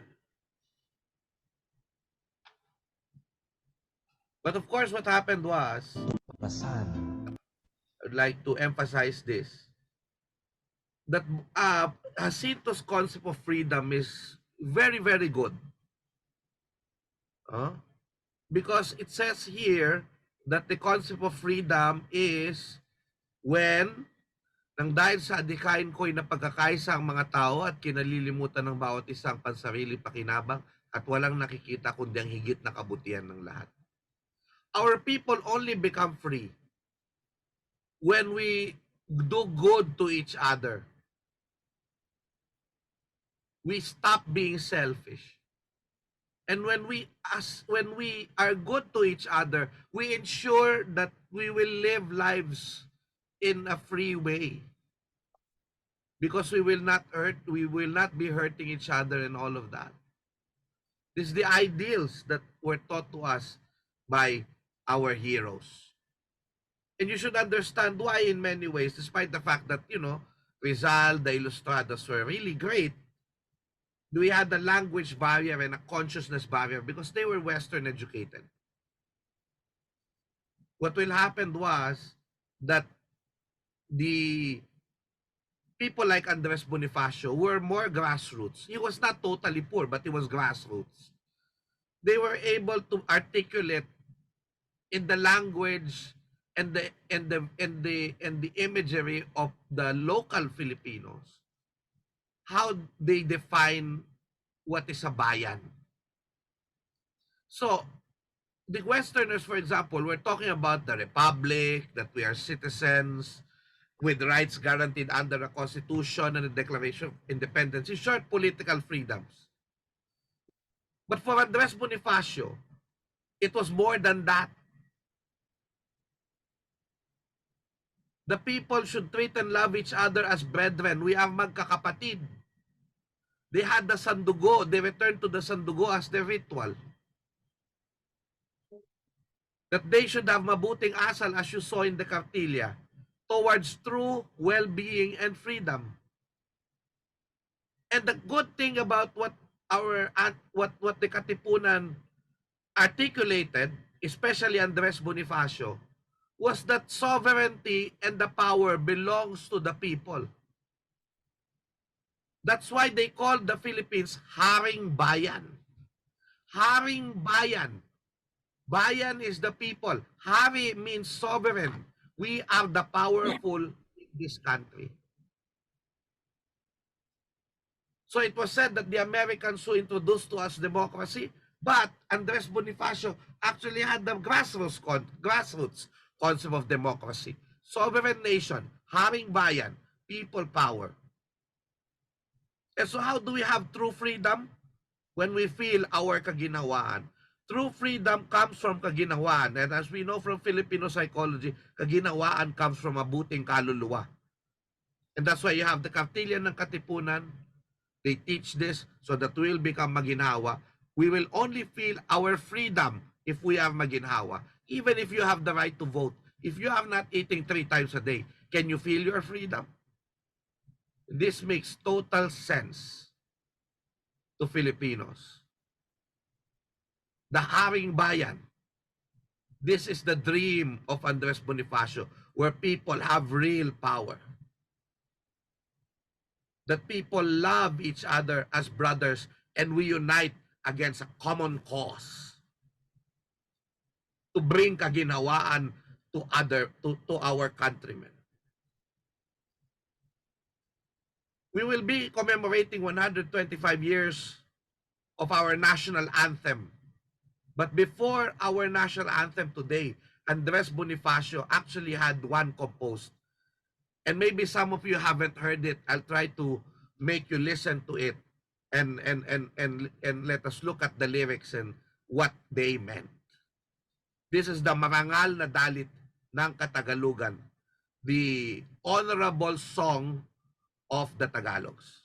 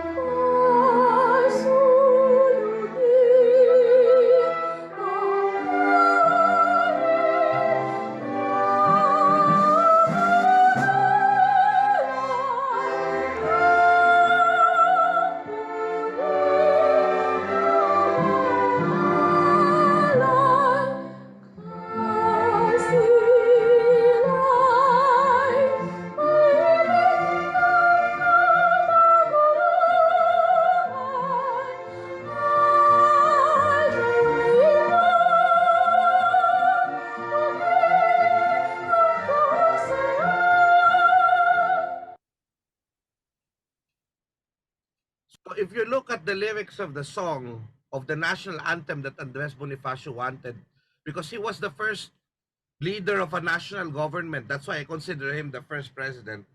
But let us not argue about that now. This national anthem tells us that the Katipuneros wanted to forward kahusayan, excellence, not just giting, but excellence. And so I would like to dedicate that song to our sponsors. Sir Ryan, can we identify our sponsors today? Thank you, Professor. Just a quick interruption because I know she's leaving. Our sponsor, one of our sponsors today is Caesar Entertainment. They've been really gracious and helping us with the day. And Sheila Lyles back there, fellow Night, with the National Philippine for Sheila. And she's, again, very graciously one of our sponsors. Sheila, if I can Sure. NaFFA has been great partners with us over the years, so it was really Caesar's pleasure to be a part of this. So thank you, Ryan. Thank you to the entire committee that put together this lovely content. Thank you, Professor Chow. Everything's been great. I'm looking forward to the continued education through the day, and I hope to see you guys at the walking tour this evening too. So thank you guys. Thank you. Just a quick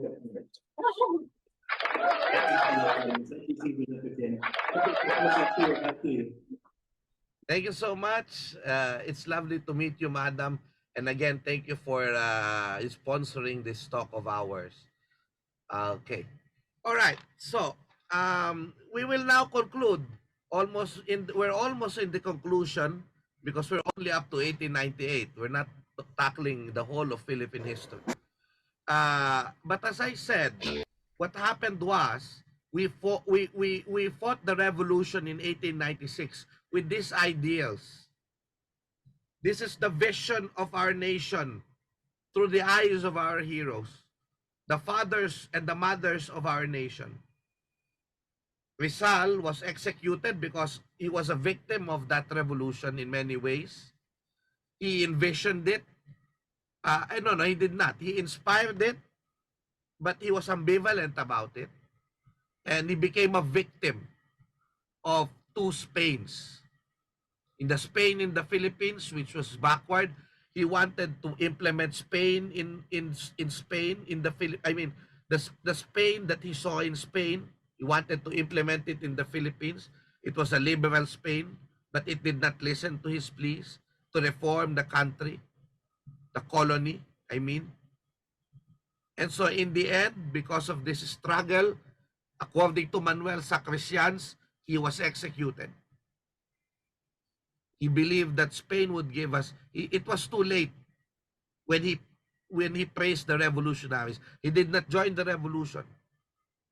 It was too late in his poem when he realized that it was the people who wanted that revolution to happen, that bloodshed to happen, because it was too much already. It was 333 years. But still, the Katipunan held Rizal as our national symbol, as our hero.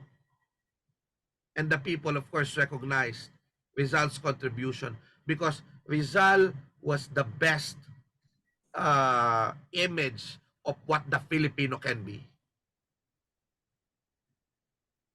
Rizal is the person who went around the world, acquired all the knowledge that he can have to offer them to our people.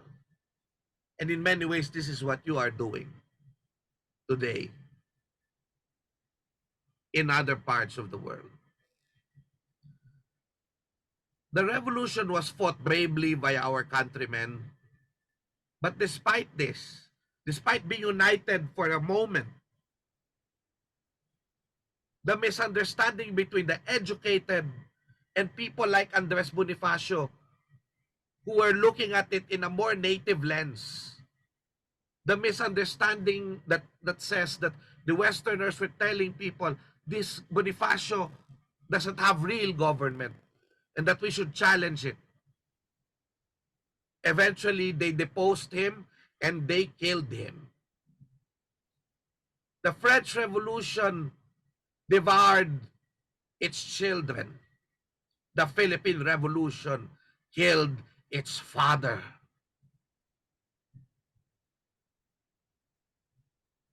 And in many ways, this is symbolic that after that, what democracy that whatever democracy that we had in the country was dominated by some people,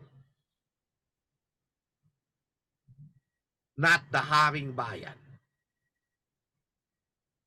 But of course, we do our best to make it happen every day that the people in this country are empowered. Let us not be negative about it. We are a free people. We are a free country. That freedom might not be perfect, but it is here because our heroes fought and died for it. But we should never forget the vision of Andres Bonifacio and that we still have to keep it alive. That the people are empowered, na ang hari ay ang bayan. Of course, what happened was Emilio Aguinaldo took over leadership of the revolution. And of course, he eventually talked to the Spaniards. They had the pack of the Biak na Bato. But what he did was he used the money that he got, according to him, to buy more arms and to prepare for a revolution. Once again, they went to Hong Kong, talked to the American officials there, and also in Singapore, and eventually they went back. In 1898, the Battle of Manila began, that struggle, because the Americans, this was the reaction by the Americans to the request of the Filipino revolutionaries to help them bring down Spain in the Philippines. And so with that, of course, they did not have ground troops though. The Americans did not have ground troops at that time, at that early stage. And so it was the Filipinos who fought in various parts of the country to bring down the Spaniards there. And what happened was, with the reports that we are winning the battles against the Spaniards, we proclaimed Philippine independence 125 years ago at the house of General Emilio Aguinaldo in Kawit, Cavite. Continuing the revolution and the making of the nation. And because of this, with the guidance of Apolinario Mabini, he was able to establish, or they were able to establish, the Malolos Congress, which drafted the Constitution, and by January 23 of 1899, the first constitutional democratic republic in Asia was the Republica Filipina. I will not dwell on this too much, but this is to emphasize this great achievement that we Filipinos are lovers of freedom and democracy and human rights.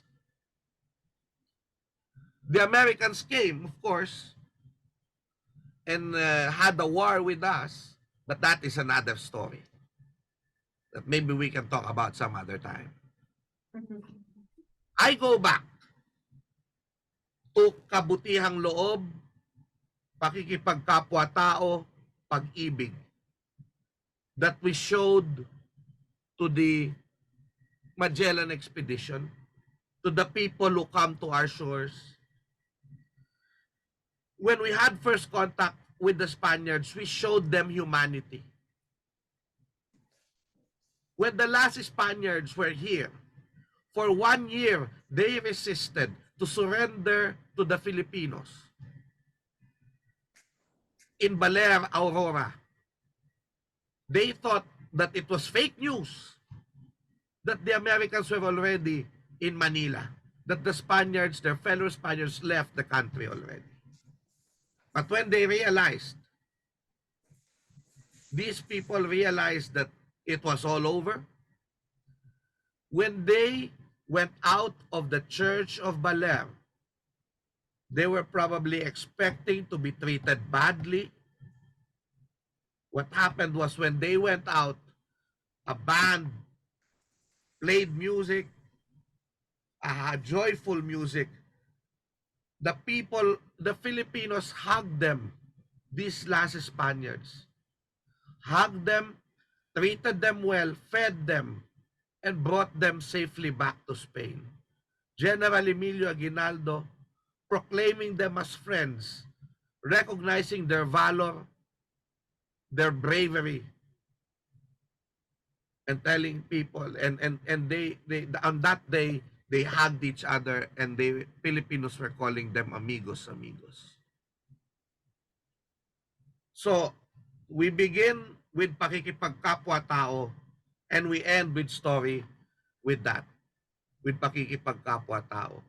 And in many ways, I hope that this story of the Philippines will tell us that we translate that pakikipagkapwa-tao with our continuous love for democracy, for inclusion, for human rights, for ensuring that everyone in the Philippines would live a maginhawang buhay. And thank you very much to our Filipino community for being part of this work, for being part of this journey of nationhood. You're not apart from us. You are with us. And thank you for continuing your interest to become Filipinos. Maraming salamat po at mabuhay tayong lahat. Thank you, Professor Chu, on behalf of all the Filipino Americans here in the U.S. in DC. Again, thank you very much. That was amazing. I was awake the whole time. I promise you. I cannot believe we went 2.5 hours. So that really speaks to the content that you have. I know there's going to be a ton of questions. There will probably be questions on Zoom and then here in person as well. I wanted to get it started with a question that I have for you, Professor Chua. What do you think, when the studies that you've done it with the Filipinos that are all over the world, and as you said, it's one of the, I forget how you phrased it, but it's one of the largest diasporas, in history. Do you think that helps bring us closer? The fact that we're now all over the world, or perhaps it, in some way, it makes us a little bit more separated in the sense that we develop our own maybe subcultures, for Filipinos all over the world. What are some of your thoughts about that? Well, because of the echo, I wasn't able to understand some of the words. But can you repeat just the last part at least? Oh yeah, I was saying, what are your thoughts on what you think now that Filipinos are all over the world? Do you think that helps Filipino culture become stronger, or perhaps maybe dilutes it a little bit? Okay. As I said, my belief in culture is that it's a dynamic thing. So when we talk about Filipino culture, it's inevitable that when we go to other parts of the country, it would become the different thing. But what I'm telling you, what I'm at least thinking of, is that we retain the core of that culture. So there would be different manifestations of it, but there would still be the, shall we say, the same diwa. And so you identify what diwa is that. Is it kaginawaan, pag-ibig, all of these things? If it's still there, then it's still Filipino culture. What I believe was that our interactions with foreign cultures actually made our culture more colorful, more vibrant. Filipino food, for example, now has siopaw, di ba? Pansit, adobo, for example. There's a Spanish mix. There's Philippine. It's a colorful. It's a color. What became Philippine culture that is today was strengthened by the influences that we have had. So I believe that if the only thing that will happen is that if we forget our roots totally, that is a bad thing. So we embrace the world by knowing ourselves more. So before you can face the world, you should know yourself first. As we always say, you cannot love your culture, you cannot love your girlfriend, you cannot love your boyfriend, your wife, your husband, if you do not know her. So the first act of love is to know that person, to know our culture, to know our history, so that we can truly love her. I guess that's my. I hope I answered your question. Thank you, Professor. Oh, just go to the mic.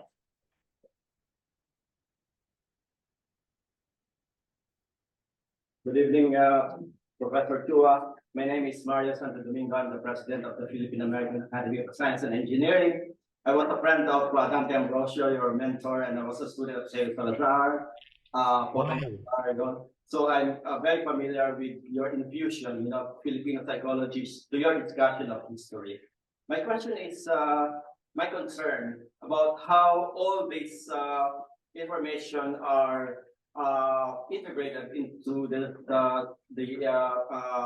teaching of history among the young kids. In the Philippines, for example, how much influence do you have and other historians who have this orientation, about the early Filipinos, and therefore are have a very strong element of the Filipino identity, in the study of history currently, and what do you think is the direction of history education in the Philippines, considering all of this information? Salamat po. Salamat po. This is very beautiful question because incidentally, you think, I think I appear tired on the video because all this week we're actually finalizing the curriculum of the Araling Panlipunan, or the AP, which is where history is in the primary levels from grades 1 to 12, grades 1 to 10. So I'm working with the Department of Education, Now I'm one of the resource persons and consultant. And if you're going to look at just the draft for public consultation of the new curriculum, I believe that is a very good curriculum. Just to tell you a little bit of it, without, of course, defying my non-disclosure agreement with the Department of Education, I think I can tell you this, that what we did when we historians sat and the experts sat on the curriculum, what we did was the content was okay, but I think it needed a little bit of perspective, and the knowledge of that history is not just a story. There's method in it. It's an evidence-based discipline, number one, and number two, that there are perspectives in history. You cannot have a myopic view that this is the only truth in history. There are incidences of history that is you have evidence of it, but you can look at it at different lens. Because what's happening now in the country is that in the face of fake news or disinformation, what is happening is we are thrown apart because what happened was we only have a notion that our version of history is the only correct version. So there's one truth, but there are many ways of looking at it. And when you recognize that, that is when you're able to be united. Because even if you are different with each other, history can unite you. But what's happening now is we are thrown away together, apart. And so what I inputted in the curriculum is that in the grade 5, before you study Philippine history, there is a part where you learn what is history, what is kasaysayan, and then that there are perspectives, and there are what we call methodologies in history. And number 2, what we try to do is to tweak the curriculum so that when we talk about that parts of history, you're not talking about panahon ng Kastila or panahon ng Amerikano. No. You first put sinaunang bayan, not pre-colonial, because when you say pre-colonial Philippines, that is saying that the important thing is the colonial history. Like prenatal and postnatal and pre-mortem and post-mortem, the important thing is the mortem or the natal. No. And that's why I don't want to say, sometimes I still slip, but I don't want to say pre-colonial. I call it sinaunang bayan, the ancient Philippines. So in the curriculum, the discussion, and there's the one whole quarter on the, I think even 2 quarters, I forgot already, on the history of our ancestors. Sinaunang bayan. And then when the Spaniards came, I said, instead of saying panahon ng Kastila, we said bayan sa ilalim ng Espanya. Bayan sa ilalim ng Amerika. Pagtindig ng bayan. Ano ng bayan. So what we did was to make the bayan the center of the story. We the people and the Philippines. We're not talking about, for example, in the Spanish period, the governor generals of the Philippines.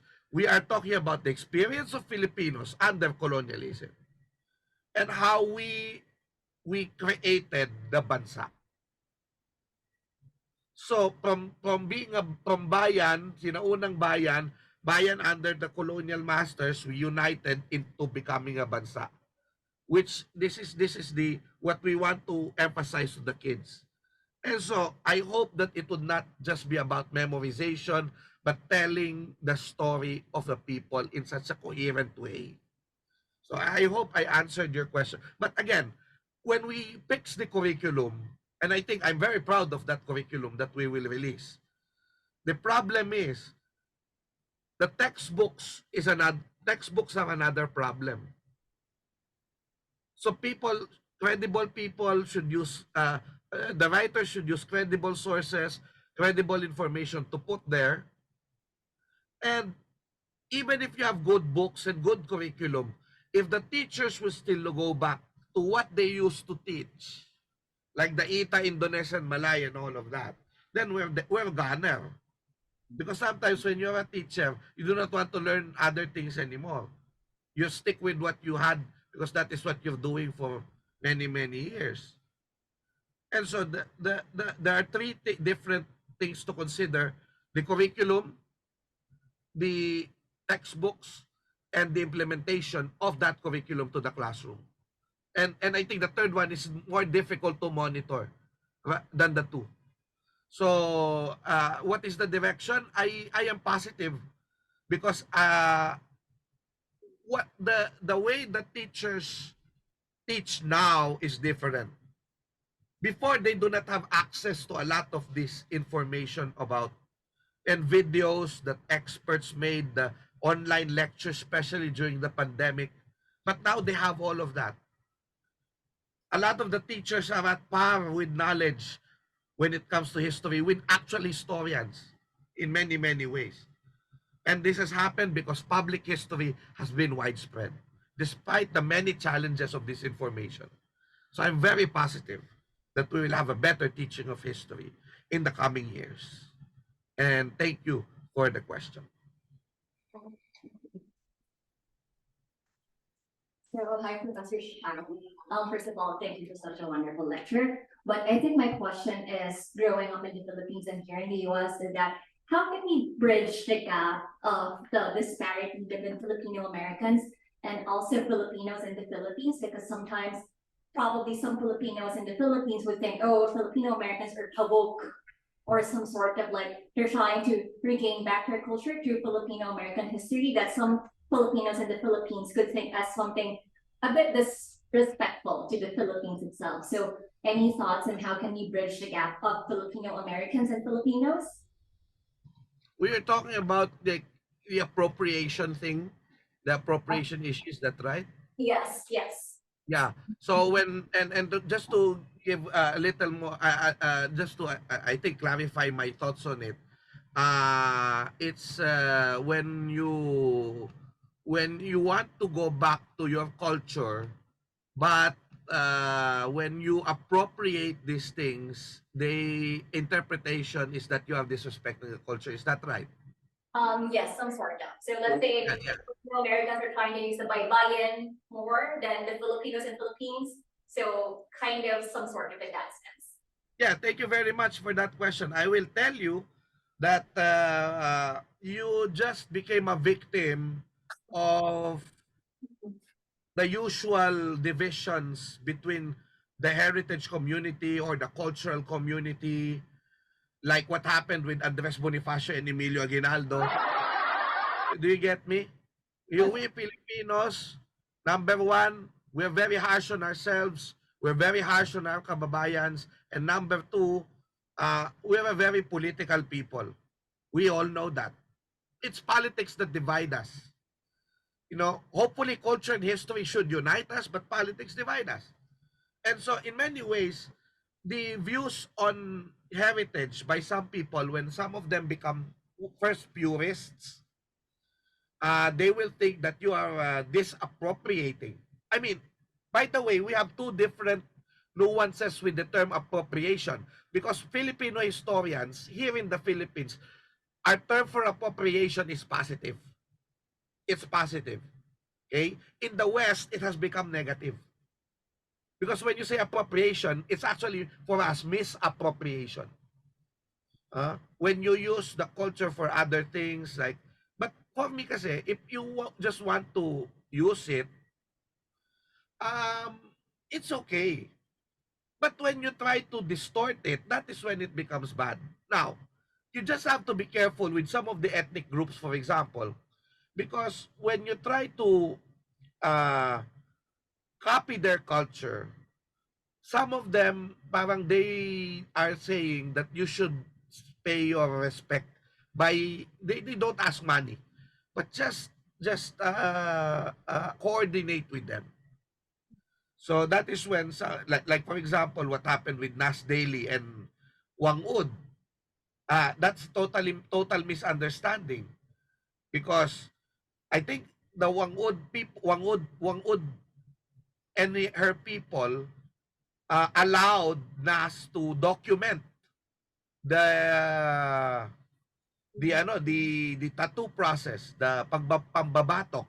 But the problem is when they marketed that video to be shown, it says learn how to make tattoos of the ipuga of the kalinga in 2 days or in 2 hours, something like that, and then there's payment to watch the video. Parang it's a, you know, probably they were wrong with the wording.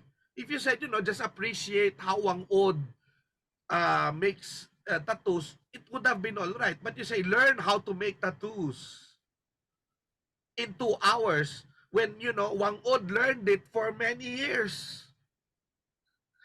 You get me? So I think there, it's sometimes it's just misunderstanding, and it's good to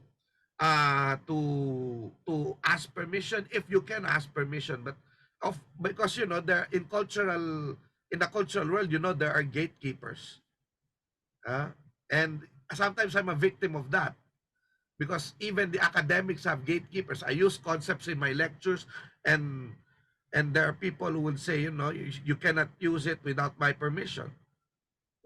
But, you know, my point is, you know, I get to cite you anyway. But these things belong to the people.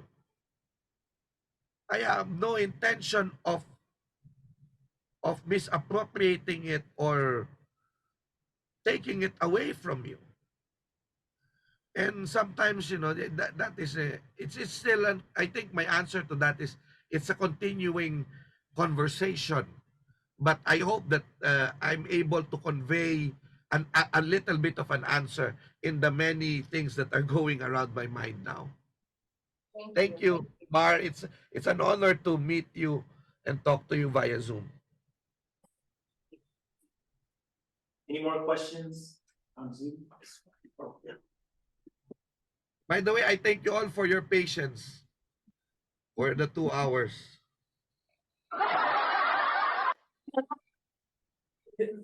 I'm Professor Chua. My name is Rafael Tupilia Chavez. I'm a GW student here in DC. And I wanted to ask, of the sort of era, so to speak, that you shared with us, what would you say is the most interesting or most challenging to study? And then out of curiosity, can you explain the historical significance one more time with the necklace that you wear on your neck? Okay, the first question is, what is challenging to study, sir? I'm sorry, I lost it. So of the eras that you showed us today in your presentation, what were the most challenging or most interesting eras to study? Well, my specialization is really the more recent history, but I cannot talk about that now. So yeah, I will keep my mouth shut. But, but, but, I'm even though I'm not an expert on the pre-colonial history, I really like and I don't know ng pre-colonial, but the history of the ancient Filipinos. What I realize is that talking about it is really fascinating for a lot of people because how do you say this? A lot of us are enamored with Greek mythology, not realizing that we have our own mythology. I did not talk about it, but there's a separate lecture for that. We have different mythologies. You have different ways and things that are not familiar with us, but we want to get in touch with it. I mean, like baybayin, for example. I'm not into making baybayin the alphabet or the script of the Filipinos to force them to use it. But I appreciate that to use it to connect to the past. Because remember that when you connect to the past, it gives meaning to your existence. And that's why a lot of people, I mean, you can just go on with your life and, it's fine without connecting to your roots as Filipinos. But when you connect to your roots as Filipinos, it kind of completes you and makes you feel good about yourself and makes you know yourself better. Because our culture is a consciousness that is there even if you do not know it. Because it will just come out. It will spring from you. And so yeah, I'm fascinated about the ancient Filipino culture because in many ways it triggers a lot of awakening to other people. And I'm also fascinated with the story of Andres Bonifacio and Rizal, of course. And that's why I teach Rizal and why are they fascinating? Because these are people who have limitations. They're human beings just like us. But what they did was, because I'm a weak human being as well. But when you look at them, you get inspired that maybe despite your weaknesses, you can do more things when you love. When you love your family, you love your country, you love God. And this fascinates me. This love that they pour on the things that they do made them great. Made them accomplish great things. And for me, that's fascinating. Now, with the Linglingo design, there are many interpretations of what it meant. Some of it says that it is, there's a design of a deer. Nakaganon. The dalawang deer na magka facing separate sides. There are many things that are there are many designs, but in many ways there's also a gold ancient gold version of this. And if you're going to look at it collectively, they still go to the anting-anting where we use these ornaments to actually represent our faith, our what we believed, to represent our quest to keep our souls matuwid or righteous. So if you're going to look at how this evolved eventually from this to the gold of our ancestors, and then eventually to this. It's the same consciousness that flows in our beliefs. Because the rosary, for many Filipinos, we don't just use it to, to as a guide for prayer. We think that this has power as well. And now, of course, religious objects, the cross, rosaries, whatever. So, when I wear this, in many ways, I feel connected to what we used to have and what we continue to have, actually, because our culture is a dynamic culture that, despite the changes that happens, there are things that change, and there the things that remain the same, and what remains the same actually unites and binds us as a people. Thank you. I think we might have, in the interest of making sure we stay on the program here, we might have one more. I have a question for Professor Chua. Hi, Professor. I'm Ronnie. So I greatly enjoyed this. I especially the part about Ginhawa. There's so many meetings. I always imagine that when my parents speak, I thought it was just like breathing, something like that. So that was pretty nice to hear. Thank you so much. So I'm married to my spouse is Taiwanese. So with my kids in school, they there's always the culture days, and so we present either Taiwan or Philippine culture, and I heard that you have textbooks for education. I'm wondering if you could recommend any that we could probably find either from the Philippines or Amazon, just for my kids to learn about. Okay, wait a minute. I look at my place here. I'll show you something. I'll just wait a minute. Okay.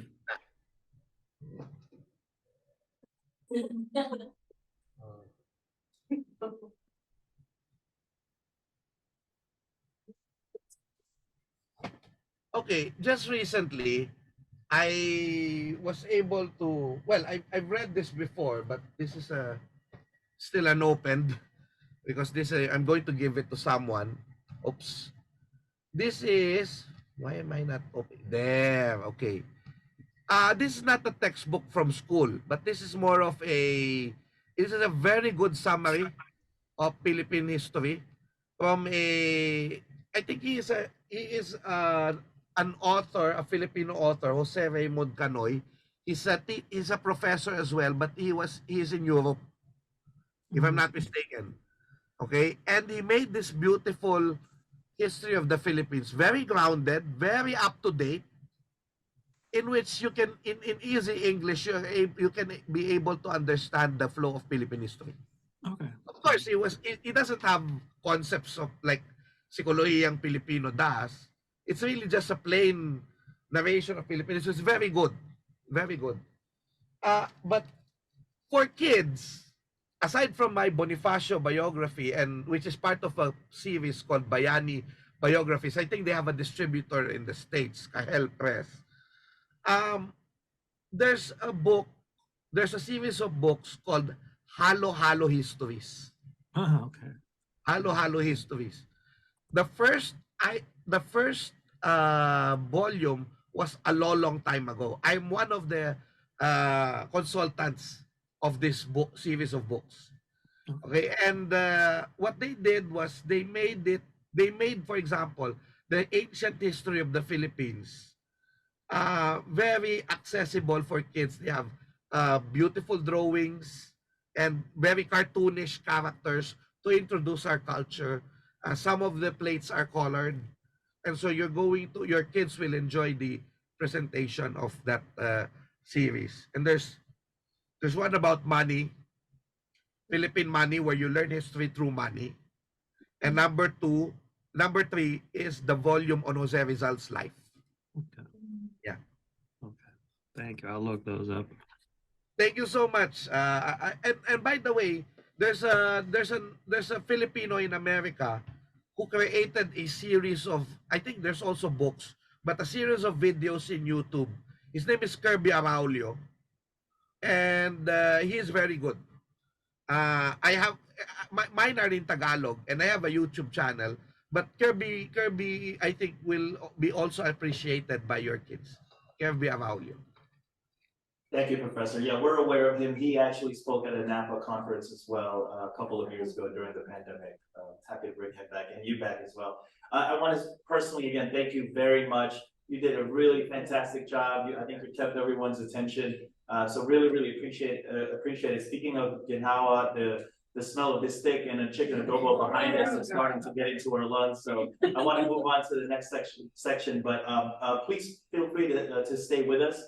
Professor. But if not, again, thank you so much. Really appreciate it. I know it's close to midnight. I'm interested in listening to the next part of the program, to the next lecture. And again, it's a great pleasure and privilege to actually talk at our embassy in the United States to represent our country and the Filipino historians. And I hope that I hope that you're going to bring the spirit of the Bagani everywhere you go. God love you. Bye-bye. Wonderful. Thank you.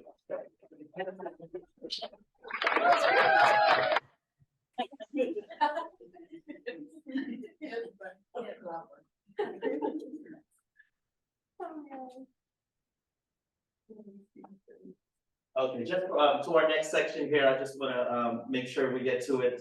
This is on the importance of celebrating 125 years of Filipino independence. It's my pleasure to introduce Attorney Arnedo Valera, who has been a lawyer for 38 years in New York and in the Philippines. He is currently managing the attorney law offices of Valera and Associates PC, which practices immigration and anti-discrimination law based here in Washington, D.C., and also serves as the executive director for the Global Migrant Heritage Foundation, USA. He's also a professor at the San Beda Graduate School of Law for their Masters of Law program. Before becoming a lawyer, Attorney Valera earned his Bachelor's of Arts degree in philosophy at the famed University of Santo Tomas. There he earned his bachelor's degree in law. Then he earned his bachelor's degree in law at the Ateneo de Manila University. When he migrated to the US, he took further studies at Columbia University in New York, where he earned a master's degree in international affairs with international law and human rights. Concurrently, Attorney Valera serves as a pro bono national legal advisor for the Philippine Nurses Association of Metro DC and Maryland, UNIFFIED. Attorney Valera, happy to hand this off to you. Yes, thank you, and magandang tanghali po sa inyong lahat. I know it will be a long lecture, but mainly let me greet you on behalf of the Philippine Independence Day Committee. As you are aware, this is the committee task of commemorating and celebrating the 125th Philippine Independence Day celebration, which we have revived after 10 years of hibernation here in Metropolitan DC. So I do believe these 16 steering organization members are all present here via Zoom, and we are led by our overall chair, of course, my younger sister, Miss Grace Valera, coordinating all the events. And I would like to thank first the Philippine Embassy for allowing us to conduct this lecture series, and at the same time via Zoom, participated by a substantial number of people. So, and at the same time, again, I will try to announce later on as we speak of the different activities this week, especially June 10, on the Philippine Independence Day Cultural Street Festival. Sana po ay dumalo kayo doon, the People's Mass, and then there's a flag raising ceremony as well. Remember, this is a one whole month celebration. Okay, now we are gathered today to discuss a topic of vital significance as part of the Filipino diaspora, which is the importance of celebrating the Philippine Independence Day, June 12th. specifically is the day. Now, of course, we know, as discussed by Professor Chua, that our story is not merely one of historical significance, but it's rather an embodiment of resilience, of our perseverance, our valor. I would say a saga that is engraved, nakatatak sa bawat puso ng mga Pilipino, resonating freedom, the spirit of freedom and independence, the history of Philippine independence. But what I would like to do right now is, while we commemorate Philippine Independence Day, the 125th Philippine Independence Day in the United States and all over the world, I would just like to go back to the chronology history of Philippine independence. And I'm being assisted by Ms. Cassandra Dizon of the Global Migrant as well, and the Ilocano Society of America. Ms. Dizon, could you help me here?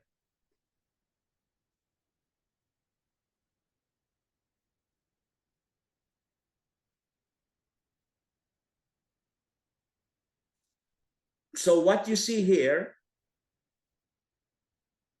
is the chronology of the key events in the Philippine independence, the chronological history of Philippine independence, which I will discuss briefly as we proceed in the discussion of the importance of celebrating the Philippine independence later on.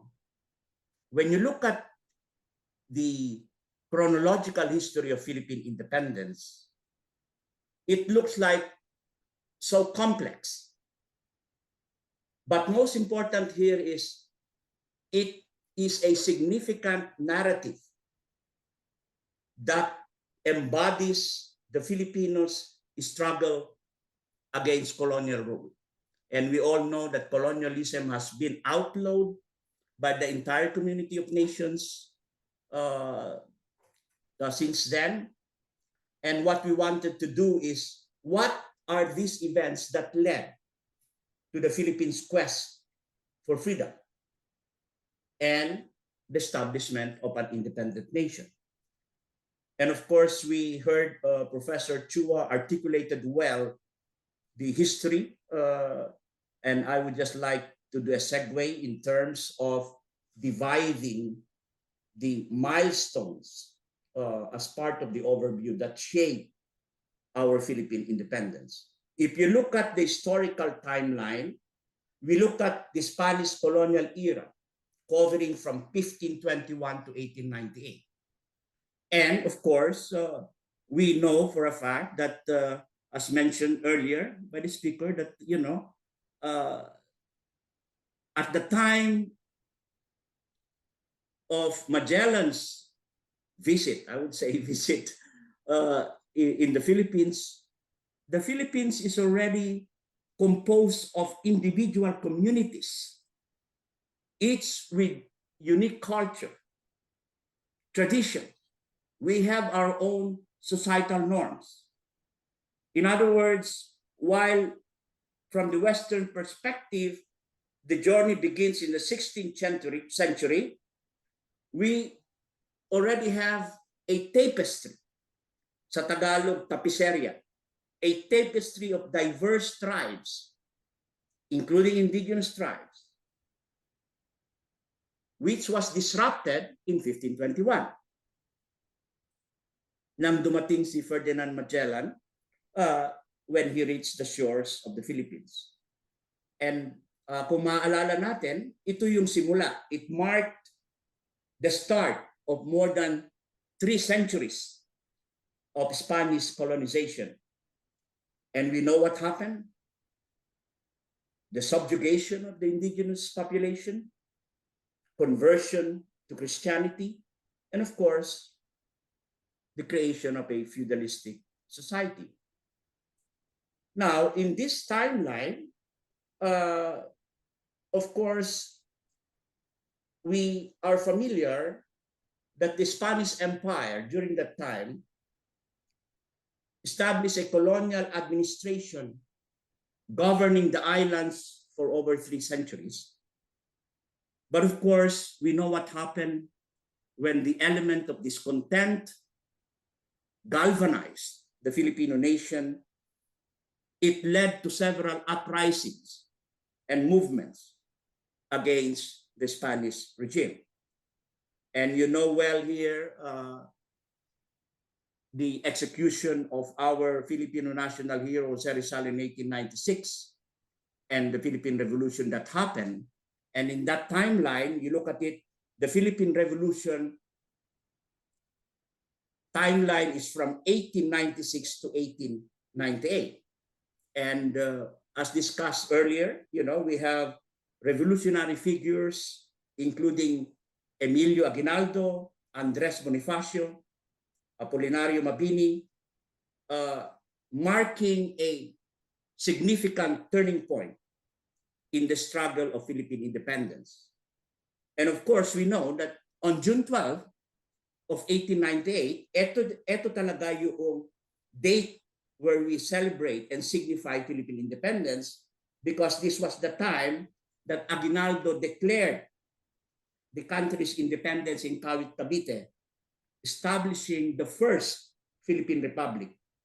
So nagkaroon ng momentum ito as we try to exercise our right to self-determination.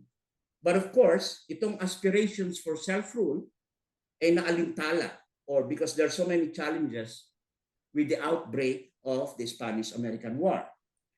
And if you look at the historical timeline, the Spanish-American War, of course, happened, and under the Treaty of Paris, the famous Treaty of Paris in 1898, it was fought between the United States and Spain.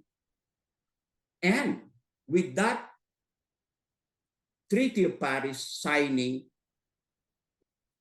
the Philippine independence, I would say, shifted in our revolution, so to speak, because this was the time where Commodore George Dewey, victory in the Battle of Manila Bay, allowed the American forces to occupy Manila. As you are aware, we already declared independence in June 12 of 1898. And of course, the Treaty of Paris was signed. All of you remember that as part of our history lessons in December 10 of 1898, ending the war, and resulted in Spain ceding the Philippines to the United States for $20 million. And in that historical timeline, the American period and the Philippine Commonwealth started from 1898 to 1946. So this is the American occupation of the Philippines, which introduced a new phase for our struggle for independence, and as well as our right to self-determination. And specifically, the Philippine-American War is from 1899 to 1902. And of course, Filipinos resisted the American rule. But despite this initial resistance, the United States was able to implement reforms. The establishment of the Philippine Assembly in 1907, which paved the way for self-governance. And as you all know, in 1935, the Philippines achieved a significant milestone with the inauguration of the Philippine Commonwealth under President Manuel L. Quezon. Now, looking back at the historical timeline, the Japanese occupation and World War II, covering the period of 1941 to 1945, the Japanese invasion during World War II again disrupted the path to independence. And we are aware of this event, the bombing of the Pearl Harbor, and mabilis the Japanese occupied swiftly the Philippines. So the Philippines endured a brutal occupation by the Japanese forces, marked by so many human rights violations, mass atrocities. And we know we celebrate yearly the Bataan Death March. The suffering at that point, even if there are laws of war, which I specialize on the laws of armed conflict, they were never observed, even at the very beginning, as that has been indicated in First World War. So you will see here the continuity of the resistance movement in the Philippines. At this juncture, you have the Hukbalhaps, guerrillas, led by Luis Taruk, who fought back against the invaders, etc. It was good struggle, but of course, we know that there are thousands or hundreds of thousands of civilians killed during World War II. Now, we go back to that historical timeline where there is the Battle of Manila and the liberation in 1945. And if you remember, naiba yung ihip ng hangin in favor of the Philippines dahil doon sa victory ng Allied forces in the Pacific. That's why even right now, you know, several groups in the United States and all over the world pay their respects to our World War II Filipino veterans who have sacrificed their lives so we can enjoy the freedom that we have now. And, you know, the Allied forces, as I've said, became victorious in the Pacific. And the Battle of Manila, which was fought early in 1945, ay nag-result ng liberation from the Japanese control. So, you remember yung pagbabalik ni General Douglas MacArthur, who famously fulfilled his promise at bumalik siya sa Philippines, marking a pivotal moment sa ating quest for independence. And then in that historical timeline, independence and the Third Republic, so that will cover 1946 up to the present. Just to refresh your memory, ang Philippines was granted or finally achieved full independence from the US in July 4, 1946. Ito yung Third Philippine Republic na itinatag under Manuel Rojas as the president. So there's a lot of questions asked. Ano ba yung historical context of the Philippine Independence Day, June 12 versus July 4? So, ang sagot dyan is the recognition made by the United States and the international community in July 4, 1946, while significant, June 12, 1898, embodies the spirit of Filipino nationalism and self-determination. Bakit? Because that was the day that it symbolizes the assertion of Filipinos of their rights to freedom and independence. Ito yung ating statement, a statement made by the Filipinos for the Filipinos. That's why in 1962, again, as part of our history lesson, President Diosdado Macapagal signed Republic Act 4166, designating June 12 as the country's Independence Day. And this act embodies, as I've mentioned, or is a reflection of our desire to emphasize the Filipinos' proactive struggle for independence, as opposed to the more passive receipt of independence as part of a post-war arrangement.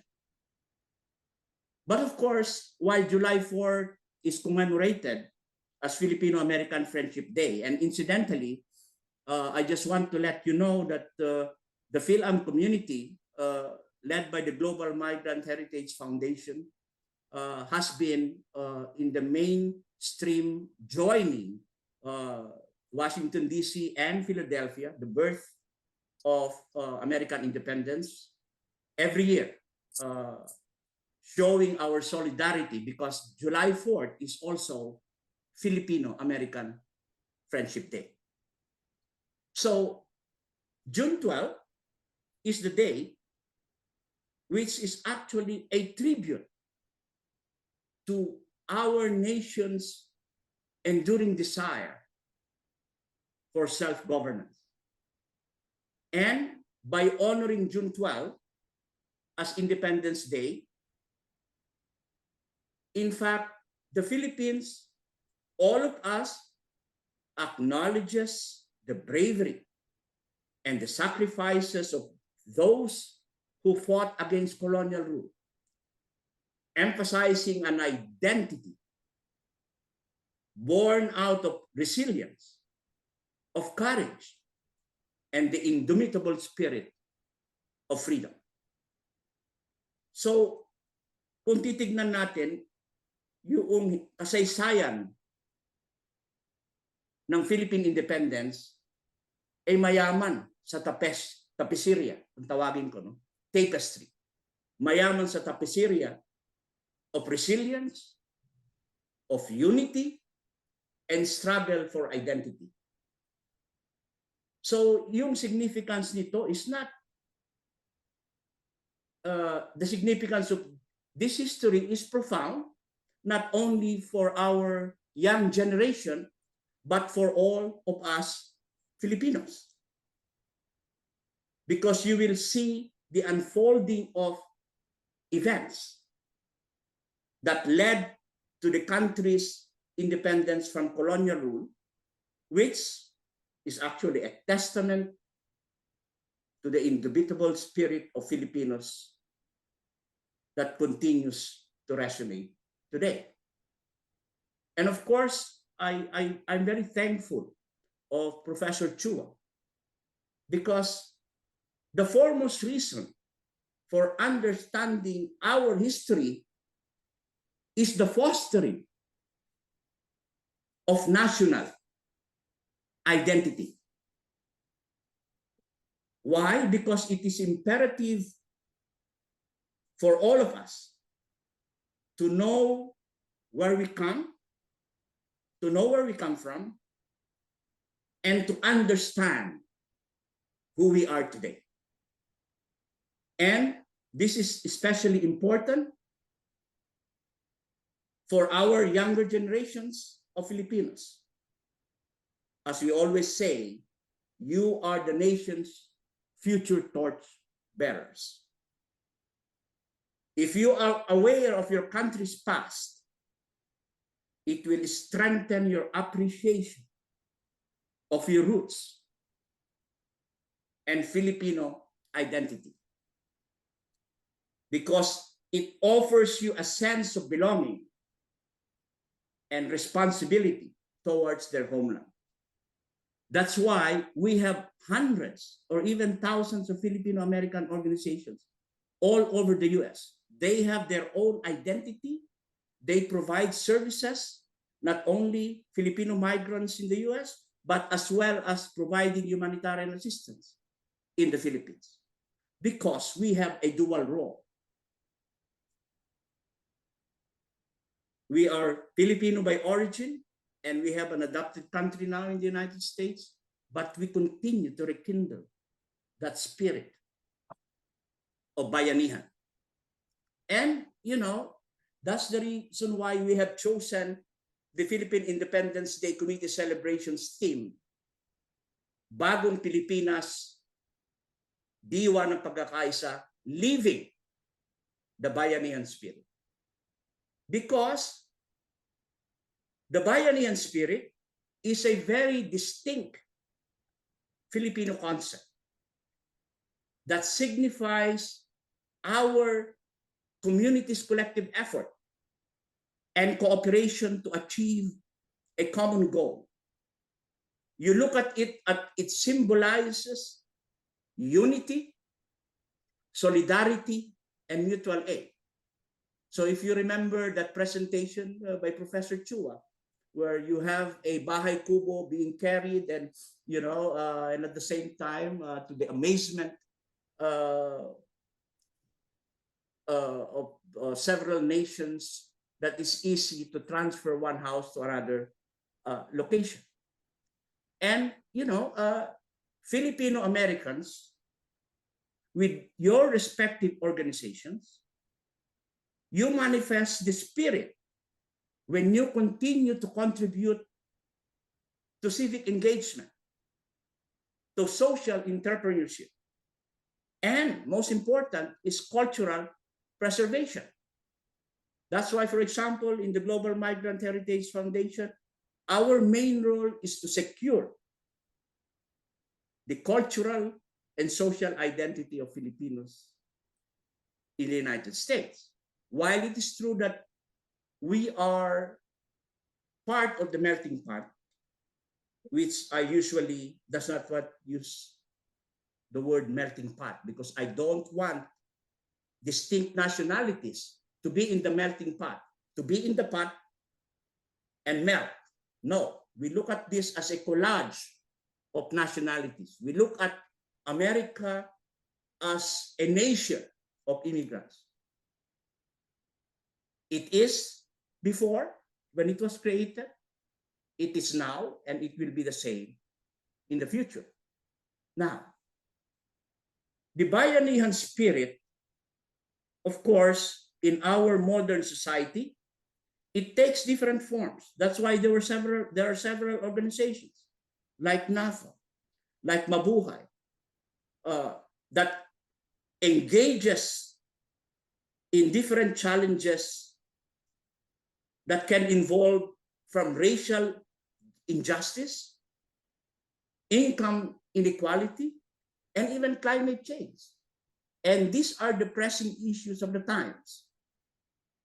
And I am so, and we are so lucky that in the Filipino American community, there are passionate advocates in these matters. And of course, as we know, we are in a we use social media platforms, powerful tools in our advocacy. And that's why it's very important that we continue the network of all different types of organizations. Now, the importance of celebrating the Philippine Independence Day, I look at it from the lens of Filipino diaspora. This June 12, 1898, after centuries under Spanish colonial rule, serves as, for me, a watershed moment, marking the transition from subjugation to self-determination. For Filipinos worldwide, 10 million of us, or even more than 10 million of us, this is a day more than a mere day in our calendar. And I will be repeating this all over again, that it is a celebration of resilience, struggle, and the enduring spirit of a nation striving for freedom and dignity. Now, when we celebrate independence, it is a reminder to all of us of the historical resilience for the Filipino diaspora. It is a reiteration of this historical resilience, our ability to endure, to resist, and ultimately overcome the hardships of colonization, providing us a historical background to understand the strength and determination that typifies the Filipino community worldwide, not only in the United States. And when you celebrate independence, it serves to inspire current and future generations, reminding them of their heritage of resilience and fortitude. For the Filipino spirit, I will always say, is a waterproof. That's why the Bayanihan spirit will always shine in our community activities. And I am placing a clarion call to all Filipino-American organizations to embrace this, put to life. It is not an abstract theoretical foundation. It is alive. When you participate in grassroots organizations, volunteer in our local communities, you spearhead and play proactive role on initiatives addressing issues of hate crimes, poverty alleviation, education, and even mental health, domestic violence, racial prejudice, discrimination. Bayanihan exemplifies why we need to support each other, because we know that we cannot be alone. It is only with our collective will as a community that we will be able to aspire for a true unity. Now, with the Filipino diaspora spread across the globe, Independence Day serves as an essential platform for cultural continuity and identity reaffirmation.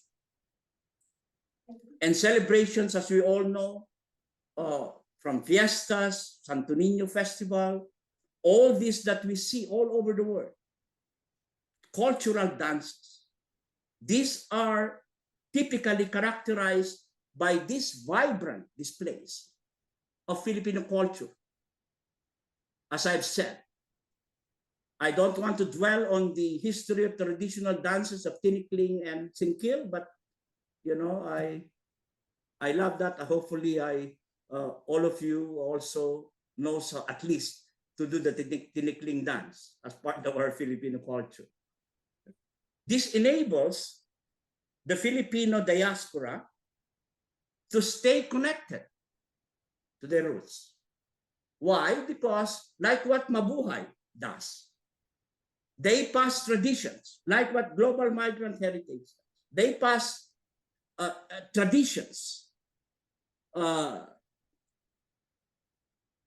and values to younger generations. They have their own cultural curriculum, fostering a sense of belonging and cultural pride. Now we have the group of Filipino teachers, unified, who is doing the same, embracing the Bayanihan spirit. And I'm very fortunate to be the legal advisors of so many organizations, as I always continue to emphasize the importance of building solidarity, because the celebration of independence also serves as a conduit for building solidarity among the diaspora, among us, among organizations. In the United States, such celebrations, and hopefully you don't forget that June 10, we will have our Street Cultural Festival at Four Seasons in Crescendo. The details will be announced later. The People's Mass Misa ng Bayan under the auspices of the Philippine Independence Day Committee. They act, these events that we are doing, act as a social adhesive, fostering unity and comradeship among fellow Filipinos. It doesn't matter what is your political line. It doesn't matter whether you're Republican or Democrat or you're pro-BBM or not. No, in this day, it's a festive celebration.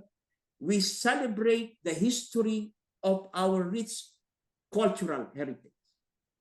Let us bolster intra-community connections and continue to raise awareness and understanding about the Filipino culture, not only within our communities, but to other communities, so that we are part of the multicultural dialogue, promoting cultural harmony and diversity. Independence Day celebration inspire civic participation and engagement within the diaspora.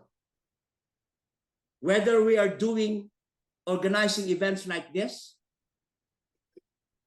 on lectures on Philippine history of Pilipinas, participating in cultural activities, or contributing to discourse about Filipino identity and experience, such engagements provide us with a sense of agency.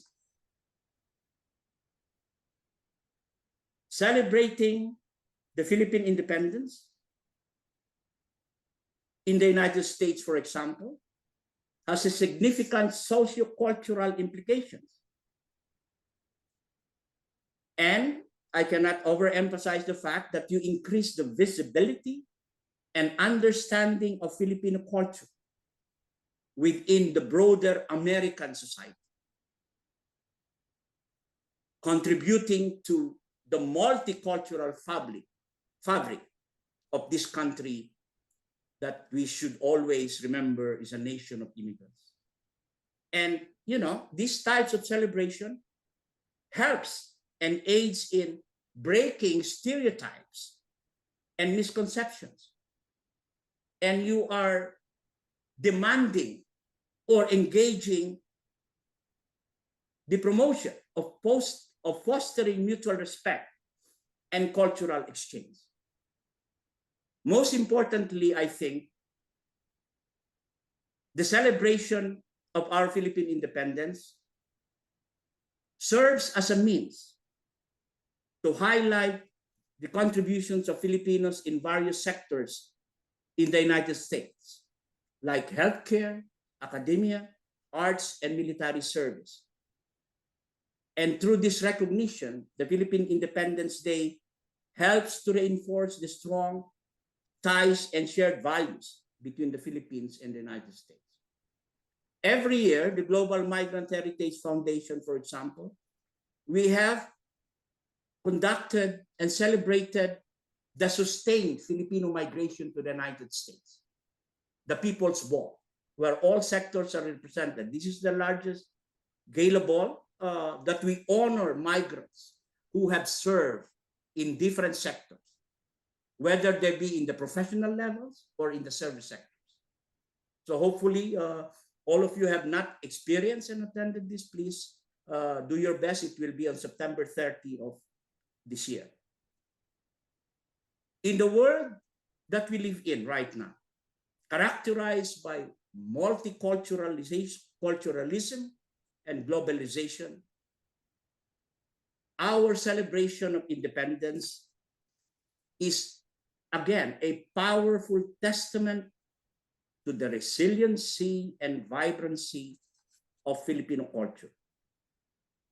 When we, from people to people connections, are able to bridge the two nations, the Philippines and the United States, with a shared history, a mutual understanding and respect.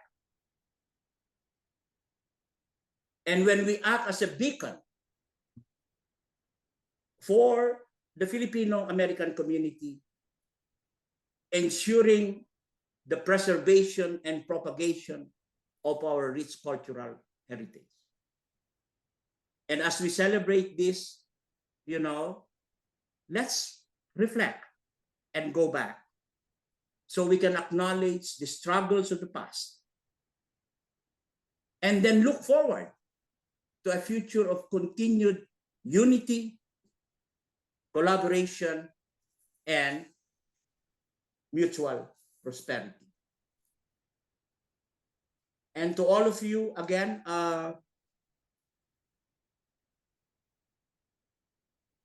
let me just post some of our events this coming weekend.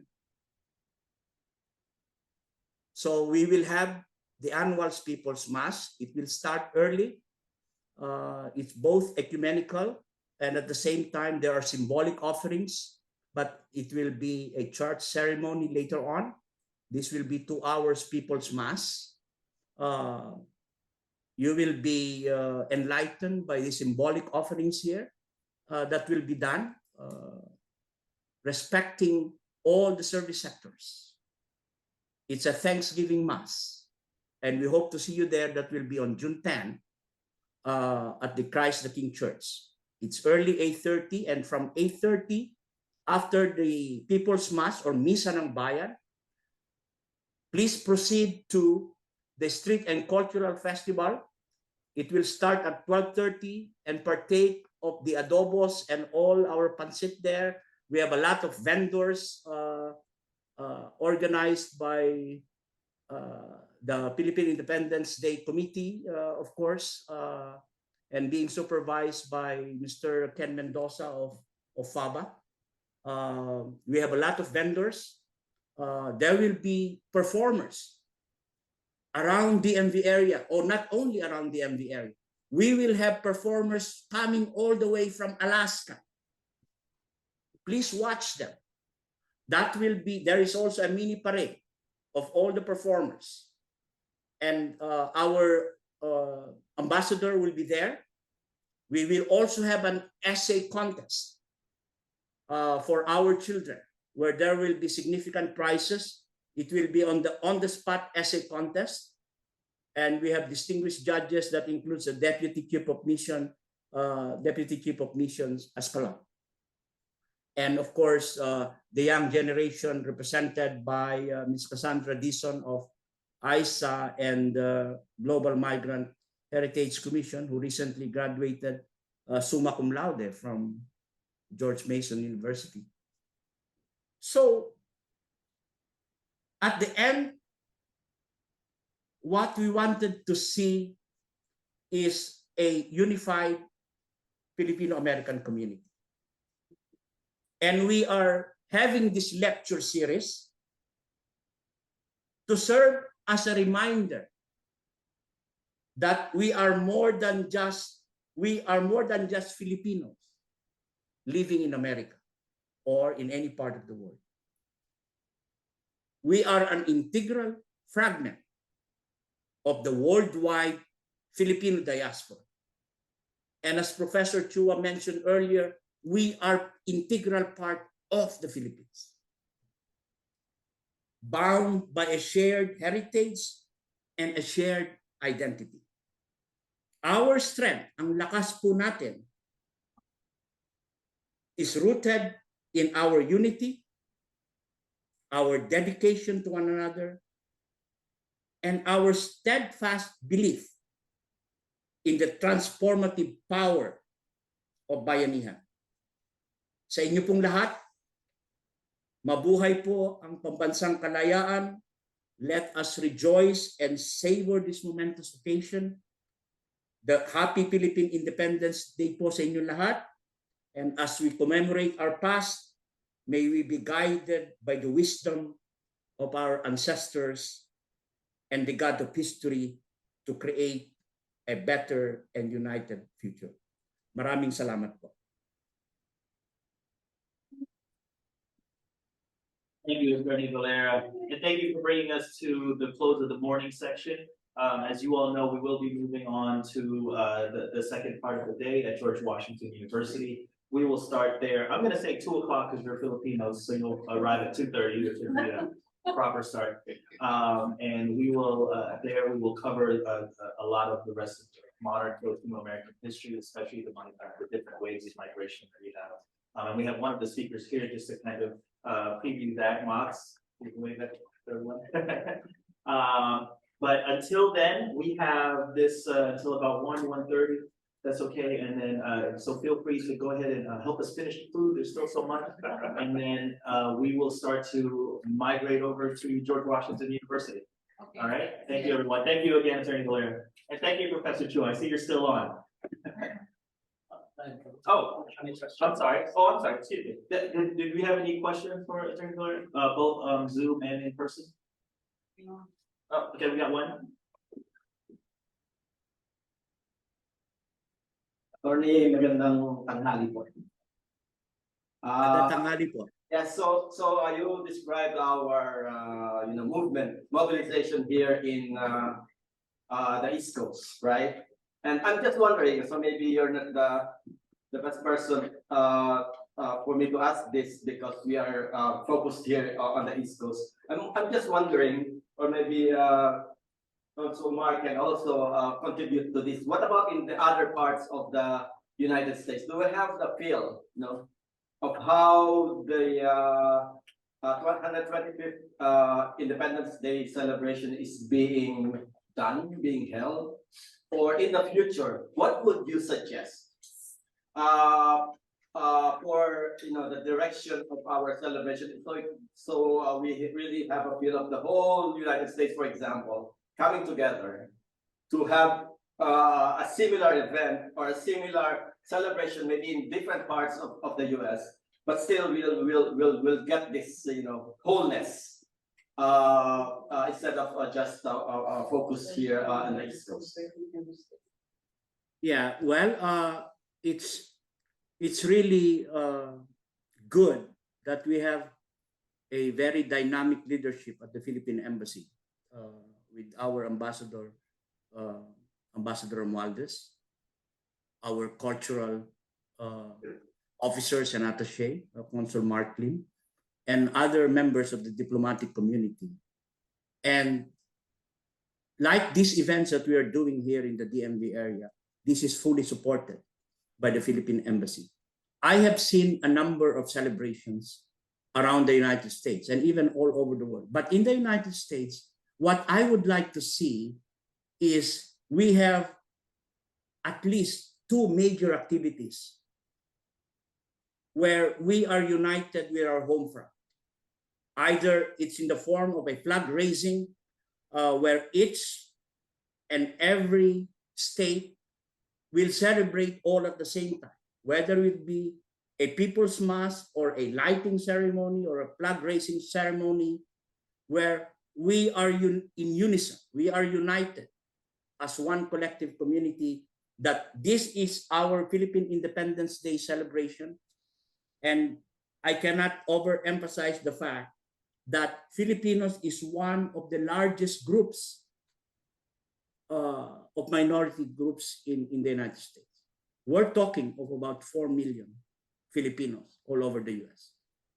And, it's about time that if we are to celebrate Philippine independence, just like what we are doing right now, while there might be some problem in the scheduling, I think if we are able to get the majority of those other organizations, not only in the East Coast, as we are doing right now, the PIDC is composed of the majority of major nonprofit organizations in metropolitan DC area, and agree to celebrate or choose activities where everybody can participate, either by social media or in different ways. And I think the Philippine Embassy would be more than willing, as always, as they do, to help us make this a successful bayanihan collective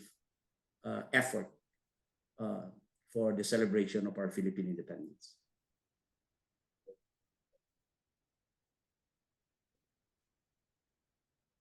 Yeah, Mark Lim from the Philippine Embassy. I'd just like to add a couple of things. I guess what I'd like to share from the government side, from our side here at the embassy, is Each community celebrates differently. To first answer the question, for us here, we're having a street festival. For the folks of New York, they had their parade. For folks on the West Coast, some of them are having their Filipino American night at stadiums, celebrating basketball. Of course, Filipino love Virginia Beach will have their own festival. Baltimore, Philadelphia, we each celebrate in our own little ways and in separate, different ways. Sorry. What we want to see is something more cohesive in the sense that as long as we see the community rising up, celebrating their heritage, their identity through this, like of all the holidays that we can choose from, there's only two that's very apolitical, non-religious, and all that, and it's the Independence Day as well as Christmas is religious, but I mean, for us, it's a really big thing, no? So just the fact that we are coming together once again, following the pandemic, following, like Attorney Valera said, that this, roughly in a decade, it's going to be a revival of another joint community celebration, because a lot of people have been celebrating it with their own community. This is the time to expand. This is the time to increase the network. So there's a lot of different ways to do that. It can be a street festival for this year.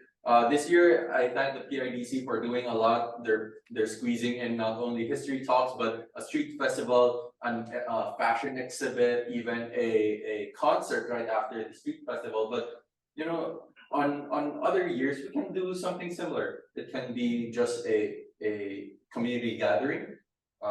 Doesn't have to be a street festival, but of course, food brings us all together, It can be a dance lesson, a Zumba class. It can be a tinikling class from GW, like a hip hop tinikling class, bringing modern things back together. It can even be something as simple as like an arts and crafts exhibit, right? There's a lot of ways that we celebrate. And again, what we want to see here is for the community to actually do what we want. Sorry, not what the embassy wants, but do what the whole community wants. What I keep telling the PIDC is, the embassy is not here to dictate, this year you're only doing a street festival, nothing else. You're not supposed to do anything else. No, we gave them the space. What do you want to do? Do you want to do a film showing? Do you want to do a cultural presentation? Do you want to do a concert? And then they came back to me and said, everything. Oh, okay, we're doing everything then, So we're giving you the space. We're trying to help you if you need a network. We're trying to give you the space to do these things where we can help out. That's what we want to try to do. And again, what makes DC more special compared to, I would say compared to other states, of course, is we're the capital, and we have so much more that we can do, that we can, bring together and be a role model as well for other states. If New York has the biggest parade, who knows? Maybe you guys would like to do the biggest conga line here in DC, something like that. Again, there's so many ways that we can do this, but we can only do it in partnership with the community, and that's where we would love to see your ideas, how you want to jointly celebrate this Independence Day, this milestone anniversary celebration we have. So, thank you. Yeah, and I just like to emphasize the importance of people-to-people relationships, because this is equally vital to U.S.-Philippine relationship. The robust people-to-people connections. If we are 4 million Filipinos residing in the U.S. and hundreds of thousands of Americans living in the Philippines, these bonds have fused or have fueled cultural exchange, economic interdependence, and mutual understanding. So again, this is very important for all of us. Thank you again, Attorney Valera. Thank you, and we will we'll go ahead and close this link up now, and we'll reopen again in about an hour. Right? Thank you all. See you again soon. Thank you. Thank you. Salamat po. Mabuhay. Happy Independence Day to everyone.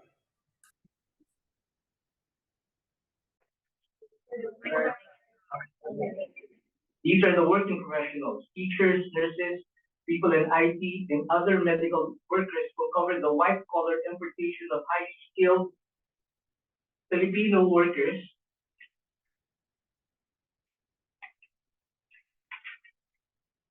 from the 20th century. Finally, the fifth wave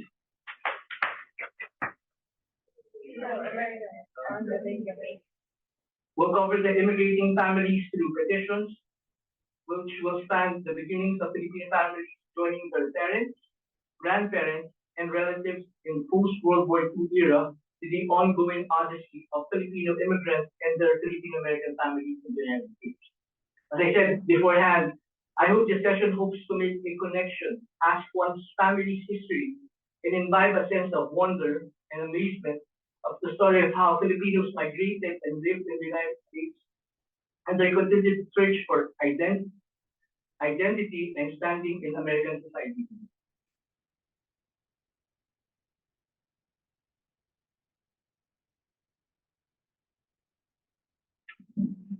Right. So much like what I do in my classes, I usually try to see prelection. What do people know about current Filipino American history? So I'll start with, so today we'll learn about the 5 waves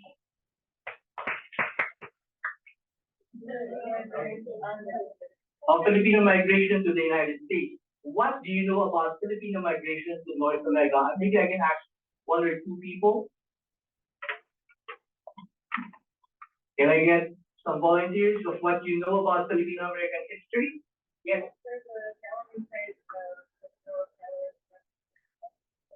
Wonderful. That's good. That's part of what I'm going to discuss. Thank you. 2 more people to share what you know about. Yes.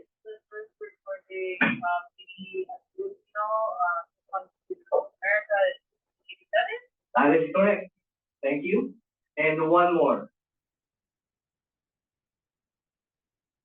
Come on, you gotta know something. Aside from Bruno Mars and Haley Steinfeld, you should know a little more about our Philippine history in the United States. 1 more, yes.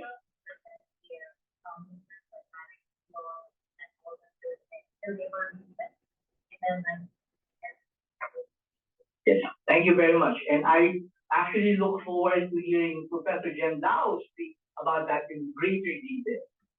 So thank you for your input. It's good to know that we do know a little something about our Philippine American history.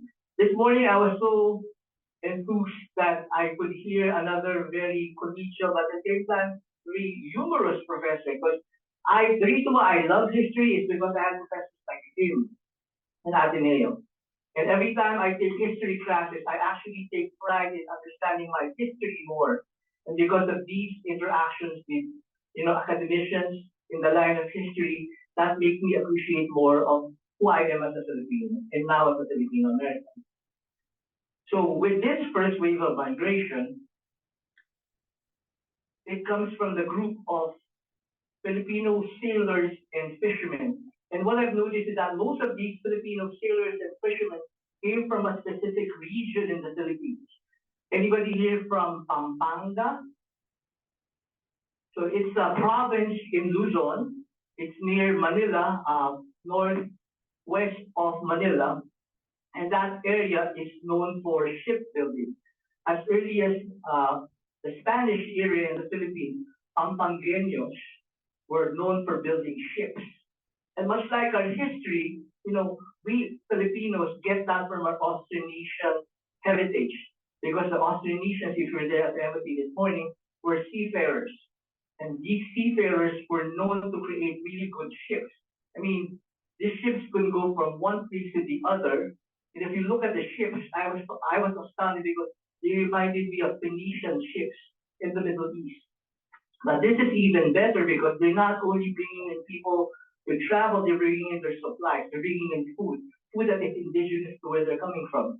And if you remember the discussion this morning, most of our Austronesian heritage comes from Taiwan or that area of South China.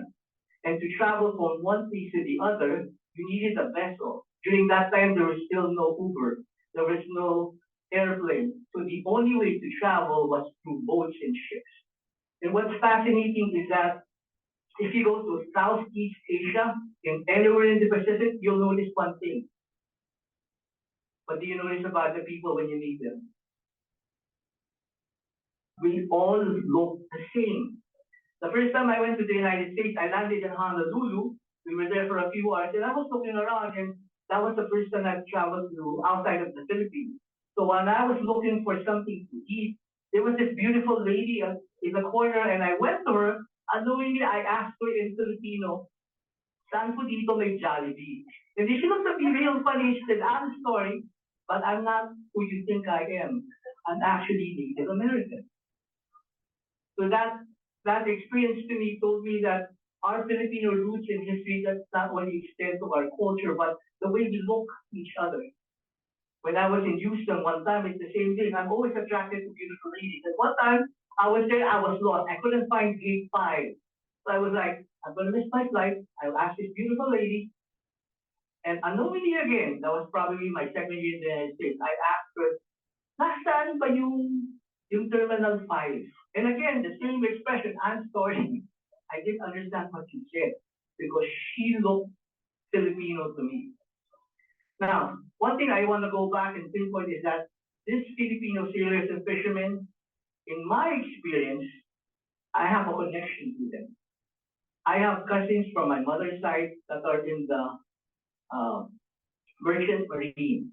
And every 5 years, I would see them in our family gatherings.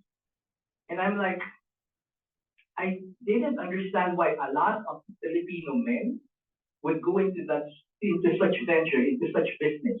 But I started to think about, hey, because of our Austronesian roots, we Filipinos have been having that kind of experience because the first Filipinos that came here were also sailors. The other fascinating thing about it is these Filipinos that came here from Manila, their actual destination is Mexico. Actually, not Mexico. Mexico was just a port. They actually wanted to bring produce that is indigenous to the Philippines and bring it back all the way to Spain. But the funny thing is, and I always thought, how can you have a ship travel to Mexico? That's not even possible. I would think like Magellan, I would go to the tip of South America and then go to that destination. But if this is a reverse course, coming from the Philippines, you go to Mexico for port, get your supplies, travel down south to the Cape of Good Hope, I think, and then go straight to the Atlantic. But some enterprising Filipinos, because sometimes, like any sailor, they will not always get to their destination. You have to remember, 15th, 16th century, they were using whatever was given to them by nature. If there were strong winds, if there was a good current, that will bring them to their destination much faster. But for some of them, if they were marooned, and heaven knows, they're either attacked by pirates or they're being eaten by sharks. So what would happen with some ships is that, hey, we're not sure if we're going to the right direction. So some of them ended up in mid-America, particularly the southern tip of Texas, and some of them actually stayed on in Louisiana. That is why if you have an opportunity, and please do that, one thing I promised my son is that before he finishes high school, I actually want to bring him to a Philippine American tour of the different important sites in the Philippines. Aside from Moro Bay, where the first Filipinos landed, I want to bring him to Barataria Bay, a town that used to be called Manila Town, where Filipinos, again from Pampanga, brought their shrimping technology. See, before there was Baba Gum and Forrest Gump, Filipinos were bringing the shrimping industry to where it is now. They would bring, they will not bring, they will catch the shrimp and then they will let it to dry, and then from there it can either be sold as produce for food for chickens and for pigs, or they can actually make that into their soups. That's why if you look in Louisiana cuisine, that Cajun part of cuisine has a lot of Filipino influences. I was reading somewhere that if you go there, the Cajun-looking French people there, if you look at their last names, they sound French, but if you actually ask for records, you can see that there are 7th or 9th generation Filipino settlers there from that group in Louisiana. So that is the first wave. Thank you. You're still awake of Filipino immigration to the United States, the sailors and then the shipmen. Now, something interesting, because one thing I did not realize that before the United States became its own country, the big swath of land in the United States was the territory of Spain. There was this part from California to Louisiana that was called New Spain. And in particular, there's a territory in Texas. For a time, it was called an abbreviation of Philippines. So there was a location there that was named Filipinas. And it's because of this relationship that the Filipinos had when they were doing the galleon trade. All right. Now, as I said, the other thing I wanted to focus on is that when they were settling in Louisiana, that place was actually called Saint Malo. If you know a little bit about Spanish, Malo means bad. Because when they were living there, it was very difficult for them. Living in a swampland, so you're dealing with alligators, mosquitoes, and then you are not having enough supplies. Like, probably you were trying to fish, but you have to go further south. But if you look at the houses that they established there, they look like familiar structures from the Philippines. They actually look like NaFFAA. And much like the fishermen in the Philippines, they would be putting their houses near the riverbed, near the water, so that they can easily go fishing. And one of the things that I found very sad about this is that this Filipino colony would have survived had it not been for hurricanes that have been battering that area since the 1600s. So every time there will be a hurricane hitting the area, that poor Filipino community will have to be uprooted and then come back, rebuild it. And then after some time, they stop completely. It's like living in Tornado Alley in Alabama. But some of them persisted on, and as I said, if you look at their history, their local registry, you will find that there is still Filipino families there. All right. The second wave.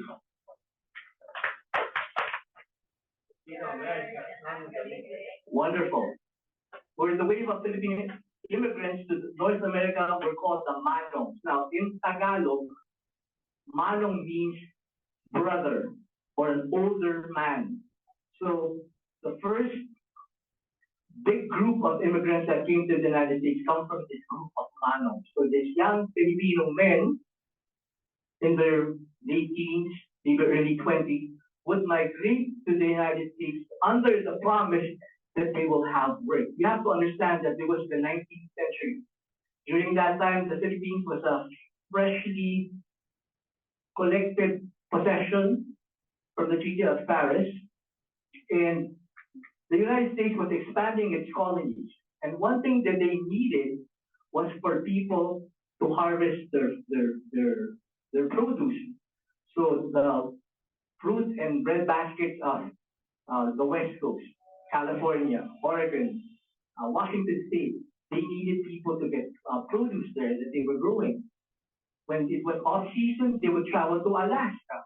And from there, they would help in the canneries of the salmon that they would catch, and then they would move that around. And then during the different seasons, these Filipino workers would be going from California to the Midwest, but I know they went as far as North Dakota.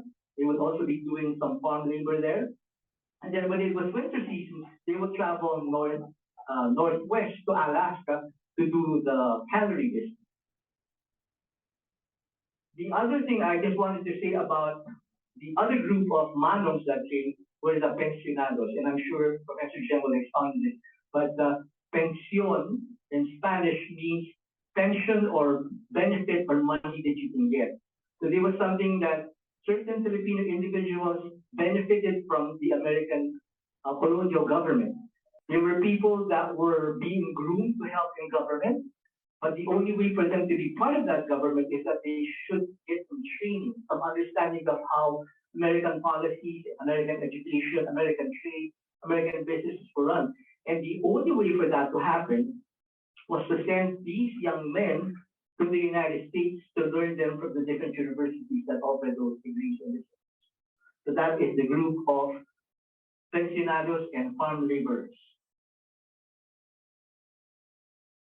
All right.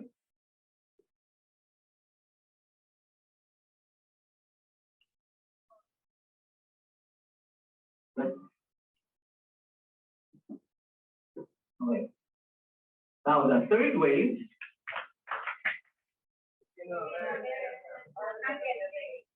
This is the part of immigration that usually is considered the second wave in most academicians' papers.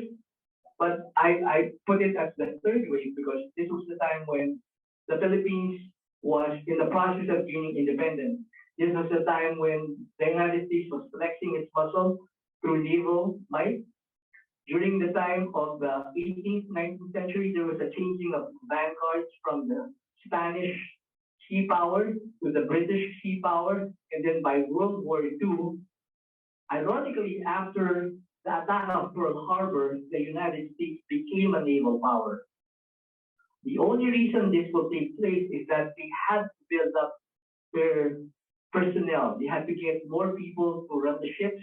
They had to make sure that there are people that understood what needs to be done on a battleship or on a cruiser. And one of the places where they recruited these potential servicemen was the Philippines. What I find interesting is that my uncles that were married to my father's sisters were recruited in the Philippines. I have an uncle because I grew up in Cavite. So that's a province south of Manila. And in Cavite, there's this old naval facility called Sangley Point. Sangley Point was one of those hubs where the military, the US Navy, recruited Filipino men between 18 to about 21, 24 years old so that they can get more sailors in that branch of the armed forces. And what I find interesting is that they were using the same guys that if you join our armed forces, we promise you whatever our men are getting, you're going to get it too. That's why concurrently, when World War II broke out in the Philippines, they needed more men. So aside from the US Navy, they needed people in the Army, they needed people in the Air Force. So what happened was the United States opened that door even wider. That's why when World War II broke out, the Philippine regiment in California and in the Philippines, they said, we need to make sure that MacArthur has enough men to defend Manila, to defend the beaches of Bataan and Pangasinan. So the only way to do that is to get more of their recruits from the Philippines. So I may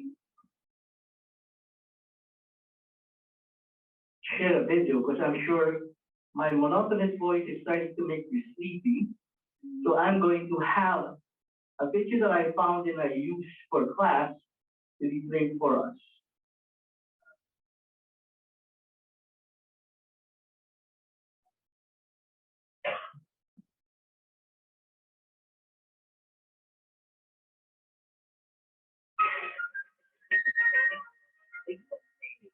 Have a long history of recruiting thousands of sailors from the Philippines to make Hampton Roads their home.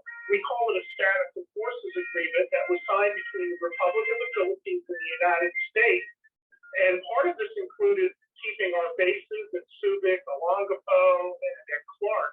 Historian Jeffrey Acosta. What happened was the Navy struck a deal where this would be the only country in the world where citizens of a foreign country could enlist directly into the U.S. Navy. The Commonwealth plans to honor that legacy with a historical highway marker in Virginia Beach on Saturday. It will be located at the Filipino Cultural Center in Virginia Beach. Professor Acosta says, based on history, the location makes perfect sense. We have the largest naval base in the United States. We also are the largest Philippine American community in Virginia, and the majority of that group immigrated through the U.S. Navy. Dr. Cynthia Romero lives that legacy. She was born at Portsmouth Naval Medicine Center after her parents immigrated from the Philippines. Her dad was in the Navy, her mother a physician. My dad served in the U.S. Navy, and he was recruited in the Philippines in 1960. He was part of a pretty large recruiting effort in an area called Sangley Point, where a group of them were recruited about 150 at a time. Filipinos in the U.S. Navy have served in Hampton Roads for more than a century. started that history of service with spurring one of the largest Filipino communities on the East Coast. For those who are still alive, are Filipino veterans, especially those who serve in the Navy, to have the opportunity to see this marker unveiled, dedicated, and blessed right here within our community of Hampton Roads is incredibly meaningful. I think it's going to be quite emotional. And having it right at our Philippine Cultural Center of Virginia on the Baxter Road in Virginia Beach is incredibly meaningful for us to celebrate. Barbara Ciara, supporting for us, supporting now the dedication of that historical highway marker is scheduled for Saturday at the Filipino Cultural Center in Virginia.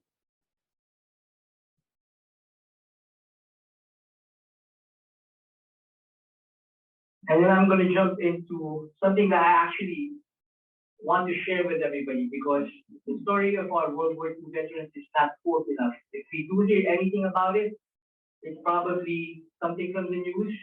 It's something that maybe a friend of yours said or mentioned because they have a lolo or a tito that is in the armed services and the retired in the military. So I wanted to share one of the wonderful clips that was put up at the duty2country.org website. So it will talk about the other side of the military cruise in the Philippines. It's going to talk about the Filipino guerrilla who were also part of the struggle against the Japanese occupation.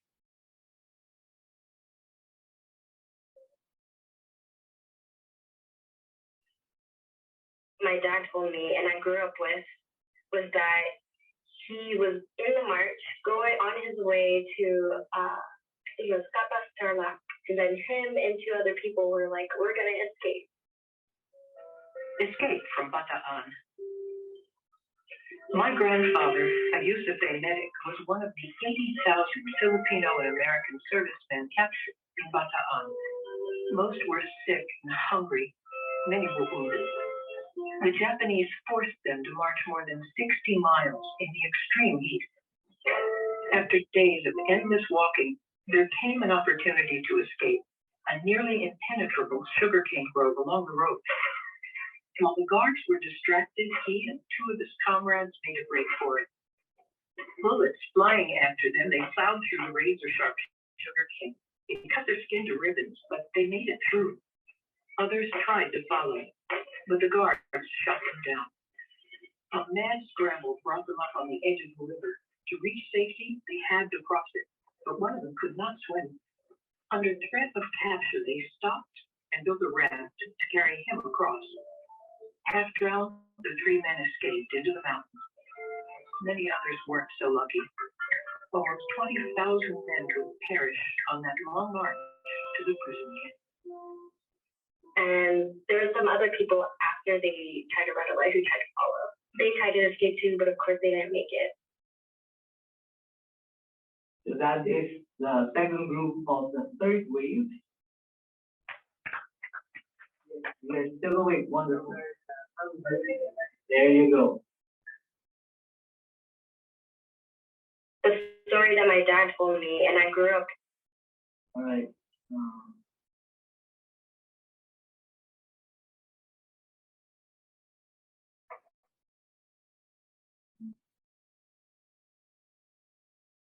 Now, the other thing I just want to pinpoint there is that the recent or the current plight of our Filipino World War II veterans would not have taken place had this law called the Rescission Act 1947 not been approved by U.S. Congress. So I guess the objective of PhilVetRep and its local organizations that are still supporting our veterans is to eventually have some law to repeal this Rescission Act of 1947. The fourth wave, I'm almost done. Wonderful. It's actually where I come from. So the fourth wave of immigrants to the United States are from the working professionals in the field of education, medicine, and I should add IT. Because a lot of people are aware, but there are a lot of Filipinos in California in the 1990s, the early 2000s, that were actually recruited to work in Google, in Microsoft, in Apple. One of them is actually a good friend of mine, and I'm surprised that after all this time, the people that came here in the 1990s, 2000s, they're still there. Like me, they're already raising families. They already have kids going to school. But that way, aside from IT, education, I was surprised that as early as the 1920s, Filipino teachers were coming to the United States. And what I find funny, not really funny, but interesting is that it looks like a reverse homicide experience.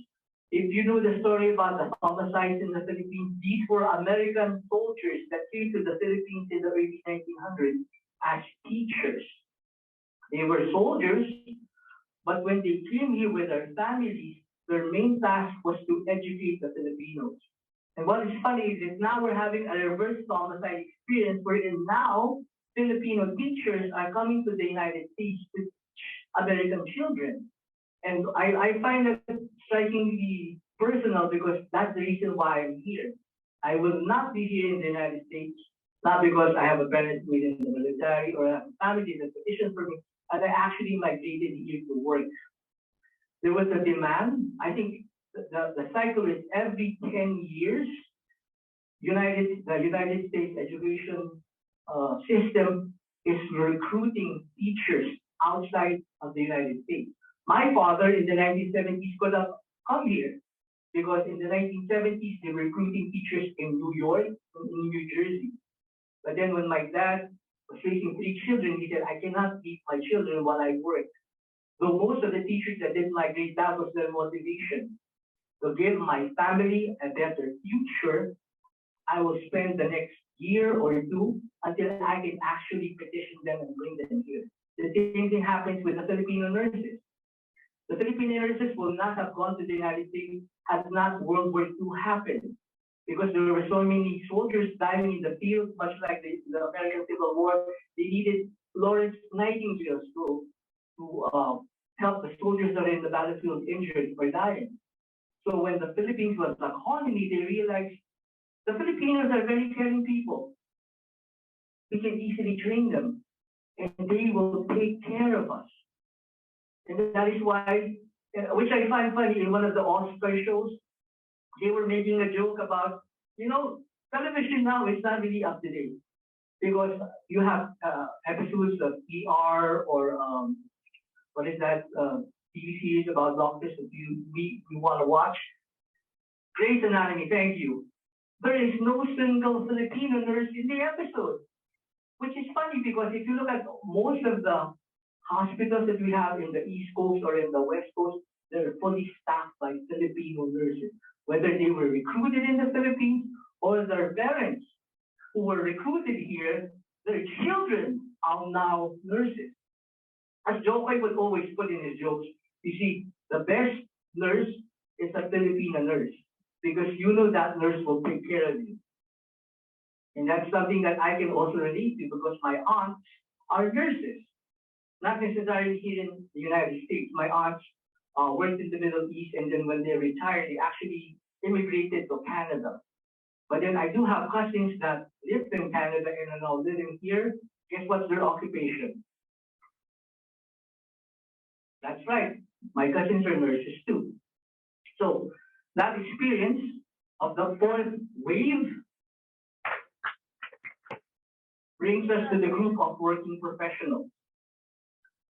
Finally, and I think what differs with my perspective of history is that I divided the 3rd or 4th wave into 2 groups because I think one has to be before the other. Before there can be immigrating families here, when a grandparent who is a World War II veteran gets their citizenship and they need somebody to take care of them, they will petition their eldest son or their eldest daughter to come here to take care of them. The same thing with my current experience. See, my wife is an occupational therapist, and both of us are at work every day. So that means the only way my son can go to school is that somebody will be there for him in the morning to prepare him so that he can go to school and get his routines of riding the bus and everything. But we can't do that. My wife has to go to the hospital at 7 in the morning, and I have to be in school doing bus duty at 7:30. So how do we do it? Well, I'm lucky that I still have a mother-in-law who decided to say, I want to live with you. I want to take care of your son. So 2 years ago, in the midst of the pandemic, we invited my mother-in-law, and she's now been living with us. And I think it's the same with most Filipino families. They will become permanent residents here, maybe a dad, maybe a mom, maybe a tito or a tita. And if they're single, they will petition their nearest relative, their nearest nephew or nieces. And I even have a cousin, and this is kind of sad to share, but for him to go to the United States, his parents had to, quote unquote, abandon him so that he can be petitioned. But the reason why I'm sharing it with you right now is that this immigration policy that the United States in 1967 has benefited a lot of Filipino families, whether they're in the armed forces, whether they're working professionals, or whether they were permanent residents here who have been living for more than 20 to 30 years. And that idea that I want to make my family's life better by getting them here and then letting them earn that citizenship has been that fifth wave that we currently are in. Okay, because I'm going to end the talk now. So, my perspective of Filipino migration is in 5 ways. Whether it's 3, 4, or 5, or even 7, my invitation to you guys is to start thinking about your family's history. How did you get here? Or how did your mother or grandparents come to the United States? And hopefully along the way, you can say, I was part of that wave, or I benefited from that wave. All right? I would like to end the talk now and like to turn it over to the next person.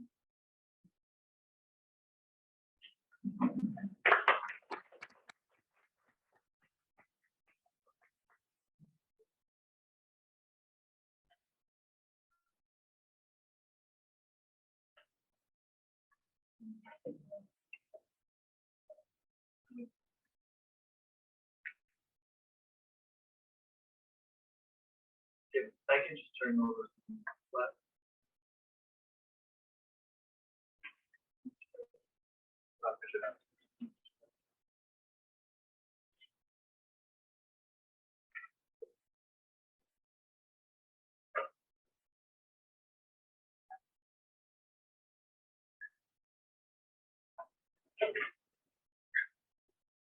Ryan, is that your computer? No. Oh, why? It depends. Oh, it depends. Okay. No, we're wondering where that. Oh, I don't. This is fun. It is problem C in the Pacific. I just got it off the map. Oh, yeah. I thought you thought. We were like, yeah.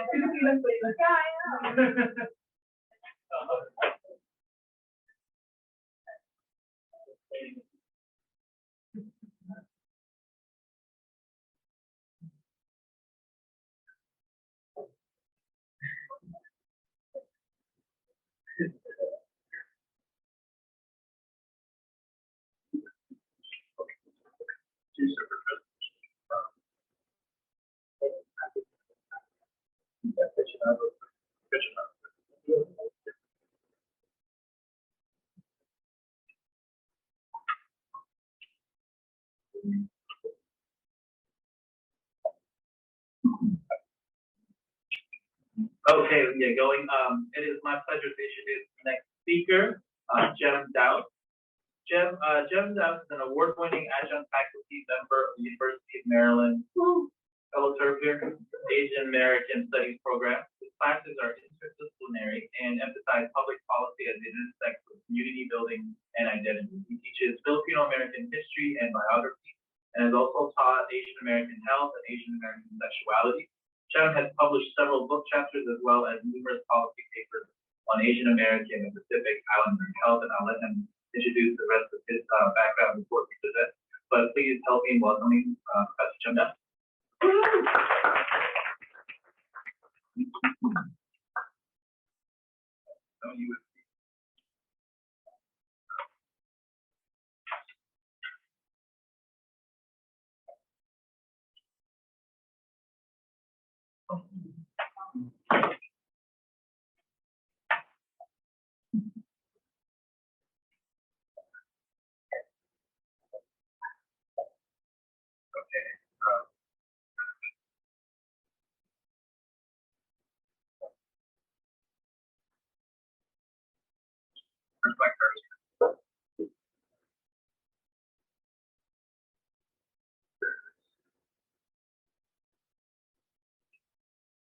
Ryan, where's the cursor? He's just here. When you say it,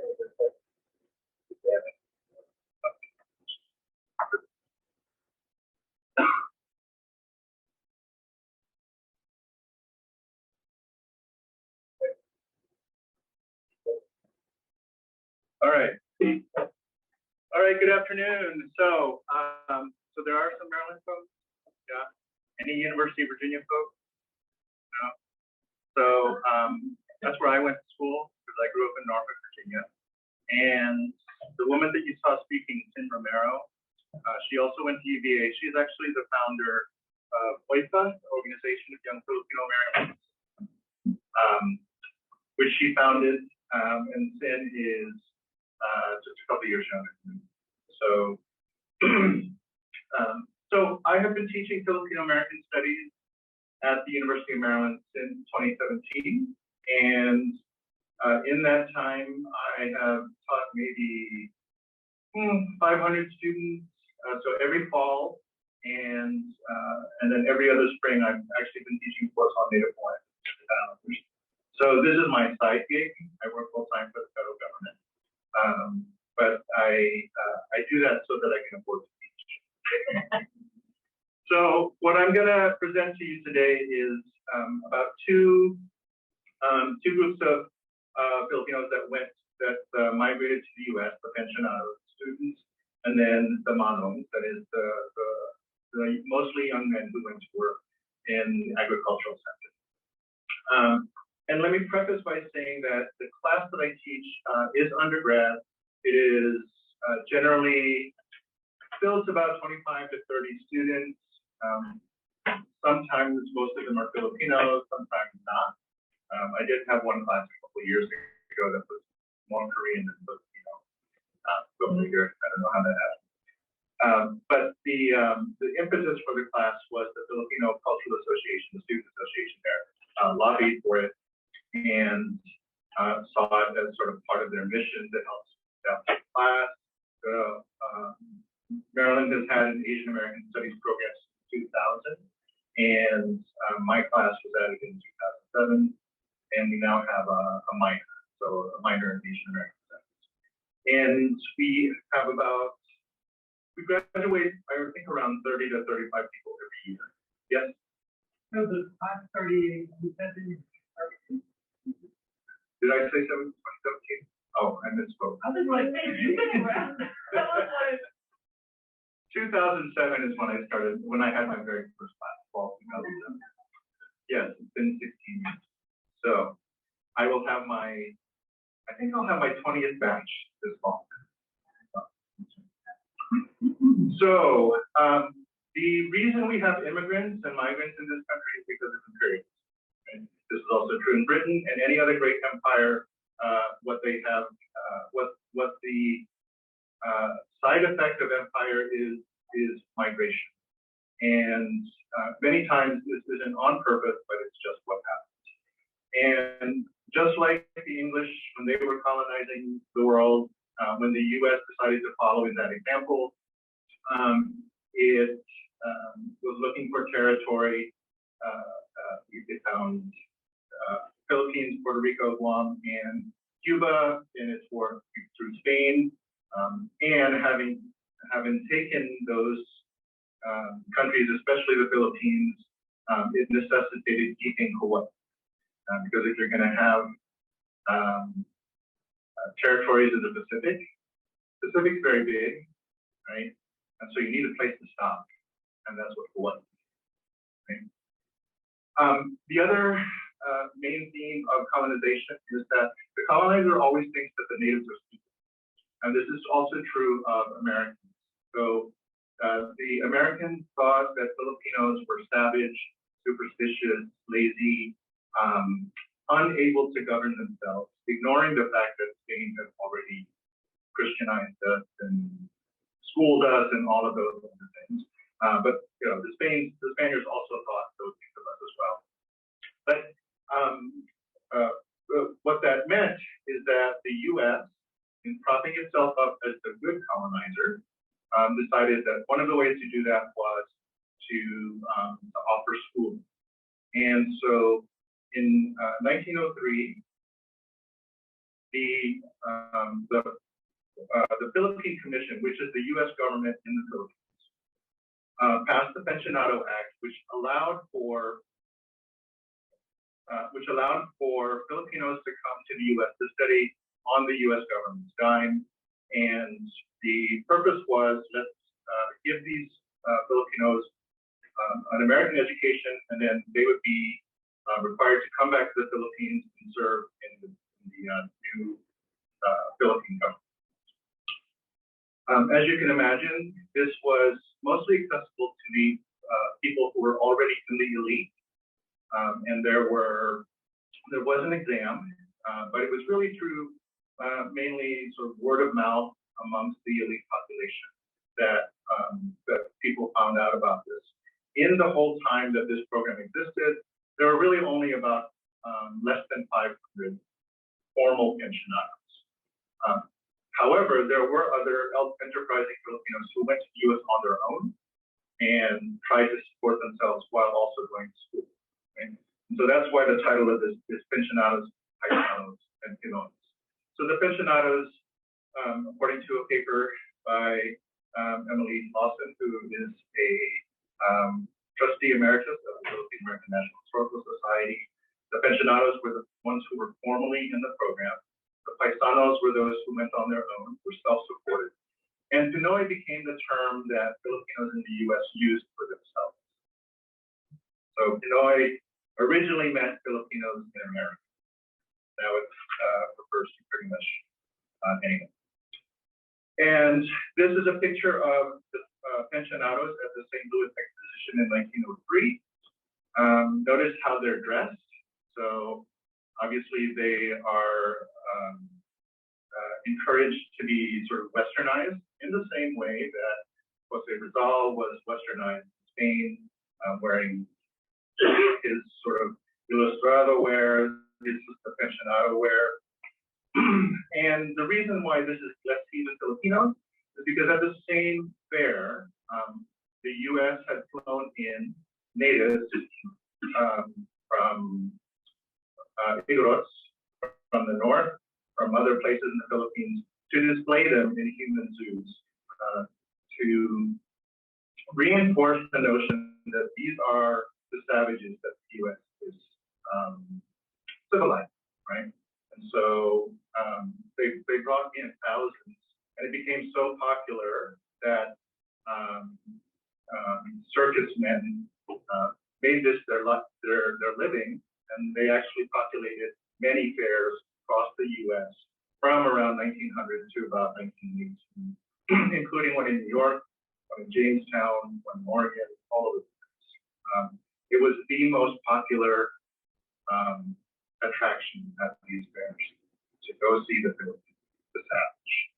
And in doing so, they, in order to make it really popular, they had them dance, they had them cook, they supplied dogs so that they could eat them every day. Even though Filipinos in the Philippines did not eat dogs every day, it was a delicacy, but for the attraction's sake, it became the standard part of the show. Right? It's a really awful human rights story, but the picture here is really meant to show that sort of conundrum, right? You've got a class of people who is aspiring to be successful, to assimilate, who probably already were halfway there as elites. And then you have others in the same space who are being degraded and made fun of, and are unwittingly participating in this narrative of needing to be civilized. So, so the paisanos were the self-supporting students, and what they did is they started a bulletin, a national bulletin that was housed out of the YMCA in New York City, and it was a way to connect Filipino students throughout the United States. Now, this was a behavior that I think we all know, wherever we are, we want to connect. Right?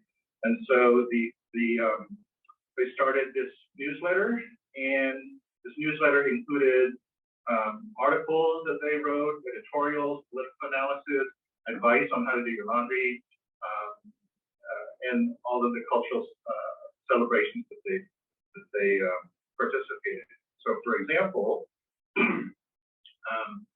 this is a banquet given in honor of Dr. and Mrs. Paulo Valenti. Right? So, this is the early 1920s, and you know, this is a way for them to put on record the kinds of activities they did. They documented immigration, so the Filipino immigration to Hawaii. Okay. They wrote about being proud. Where is the Filipino pride? Right? We're still asking this question, right? Yeah. They were aware of race prejudice, and they were writing about it. They were aware that many of them who worked in farm labor or in other jobs were being confined to those jobs. They couldn't do, you know, other kinds of things. And you know, there was certainly a bit of sort of class consciousness and class shade, where, you know, those who were in school would kind of say bad things about, you know, people working. Right? They debated about language. What was a universal language? What was that scale? They debated colonization. They were aware, you know, that many of them, their fathers or older brothers, or maybe probably not themselves, but they had, you know, they knew that they had fought against the United States and had been taken over by the United States. And so they debated, you know, what do we want? Do we want self-determination for the Philippines? Do we want to separate? And many of them did. This, I've never actually figured out what this is about, even though I read it. Morris preferred Christian Filipinos and independence. So it's just something they wrote about. And this I thought was interesting in the sense that it's titled The Hope of the Motherland, but I wonder if they mean the motherland being the U.S. or, you know, what these Filipinos are doing in the U.S. As hope, for the motherland meaning the Philippines. And I mentioned that Pinoy was the word for Filipino American, and Pinay is the word for Filipina. And so some of these students were women. And the first historical evidence of the use of the word Pinay to refer to them is from this newsletter in 1926. So these are pictures of New York Pinay. And what was going on in the U.S. at this time, 1920, the voting rights for women was passed, right? It was something that they were also debating amongst themselves. And they, not having Facebook, they did their own little thing. They put little cards in here, and they had people send the cards in, and they could vote. Where do you stand? This is obviously not a binding vote, but a way to sort of take the temperature of the students here in the U.S.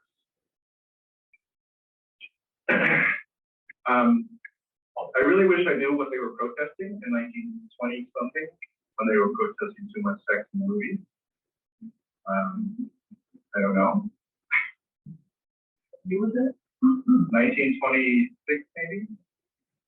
I mean, they were still talking? Were they talking at that point? So they protested too much sex in the movies, so I don't know. And they served adobo to homesick boys. So the gender roles were still here, were not still here, but you know, they have some Pinays come, and what do? Well, they serve adobo to homesick boys. Yeah. So these newsletters, by the way, are here at College Park in the National Archives. They were discovered by another board member who unfortunately passed away a couple years ago, Don Mabala. She was doing research there and she found all of these newsletters and like, you know, Jem, you gotta show this to your students, you gotta have them use it. And so for many years, I had them go to the archives to actually access them. And then that became too hard because of all of the cuts and funding, and they reduced their hours and stuff. So I actually paid a former student to go there and scan all of them. And so I have them available for students so they can do research and get to know students from the 1920s. Now, the organization that organized this newsletter was the Filipino Student Christian Movement. So they did see themselves as Christian and as part of a movement. And this movement really was about creating some kind of positive change, mostly in favor of Filipino independence. And so this one person, DJ Carvalho, Filipino Secretary Treasurer, he said it's about time that the individual members become active in their interests. Passivity is just as bad, if not worse, than indifference. I'd rather see someone maintain an antagonistic attitude than an indifferent or passive attitude. For out of antagonism there shall come conflict, and conflict means action. So, you know, he's saying he doesn't really necessarily care about the sides that they're taking, but take the side. And so the purpose of it really was to sort of poke at the student population and get them to act. One of the other things that they recorded was where people were, and where they graduated from. And so also in these newsletters, we see evidence of the first, for example, PhDs who were women, and places that they went to afterwards, right? So these were the pensionados, the official ones had to go back to the Philippines and serve in the government. And this is just to give you a sense of what I ask my students to do when they look at these newsletters. You know, think about, you know, what was it like to be an exchange student? There was a pamphlet that they were given, and it was also sort of piecemeal put in the newsletters, you know, how to be a student here in the United States. Where to, literally, how you do your law, right? How to comport yourself. There were also these ads for people who went missing, like, we're looking for this person, lost track of this person, you know, contact me at this address if you find them. What do they call themselves? How did they perform their Filipino-ness? What did they write about? And how did they reinforce or fight against this benevolent assimilation, which is the policy that we established for Filipinos? Did they sort of fold into it? And so, you know, wear the suit and buy into the mission, or were they fighting against it and establishing themselves as self-determined individuals? Right. So the program ended in the 1930s, and there are some studies to show how sort of the long-term impact. So many of these students did go back and serve in the Philippine government in many different positions. One of them was, I'm forgetting his name, Ariano, right? The architect of the legislature building in Manila. And the, excuse me? Pedro, I think so, yeah. He also volunteered to be on display in the Native exhibition in Jamestown as a way to make money to go to school. So think about that for a second, right? You employ yourself in a debasing position in order to get to a more grand position, right? I tell my students all the time, that's something that you might have to think about too.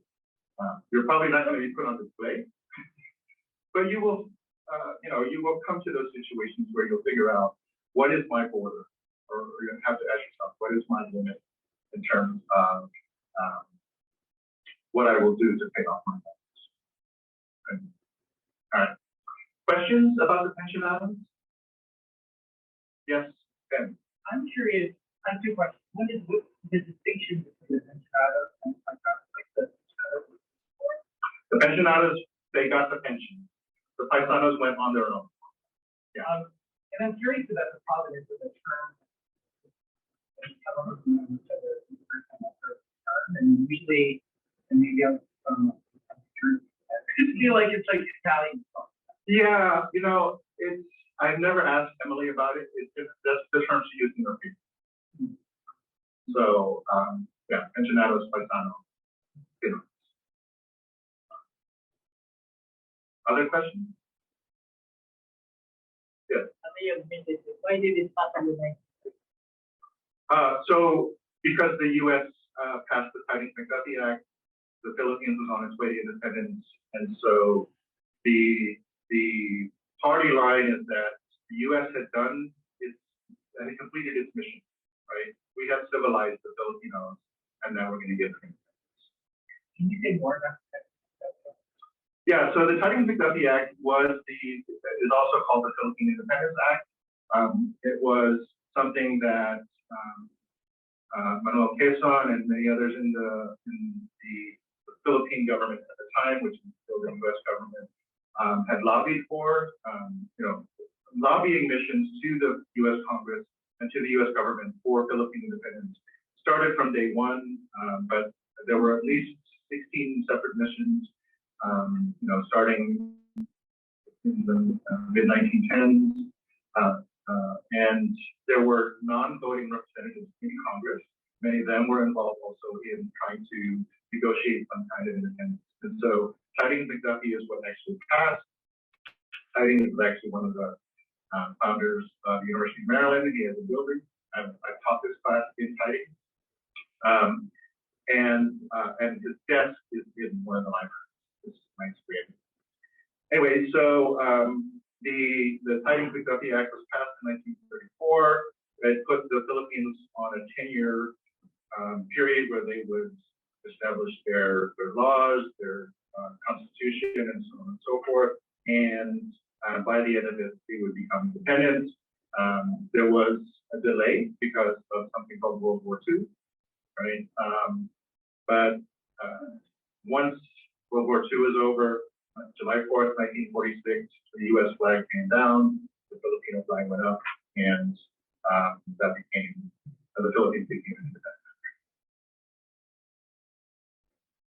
All right, can you help me get the other part? Oh, there.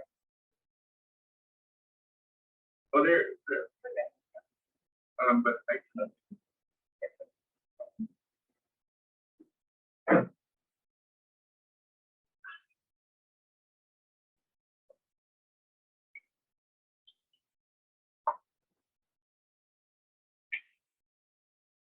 All right, so if you have questions, just raise your hand. You're gonna have to wait till again.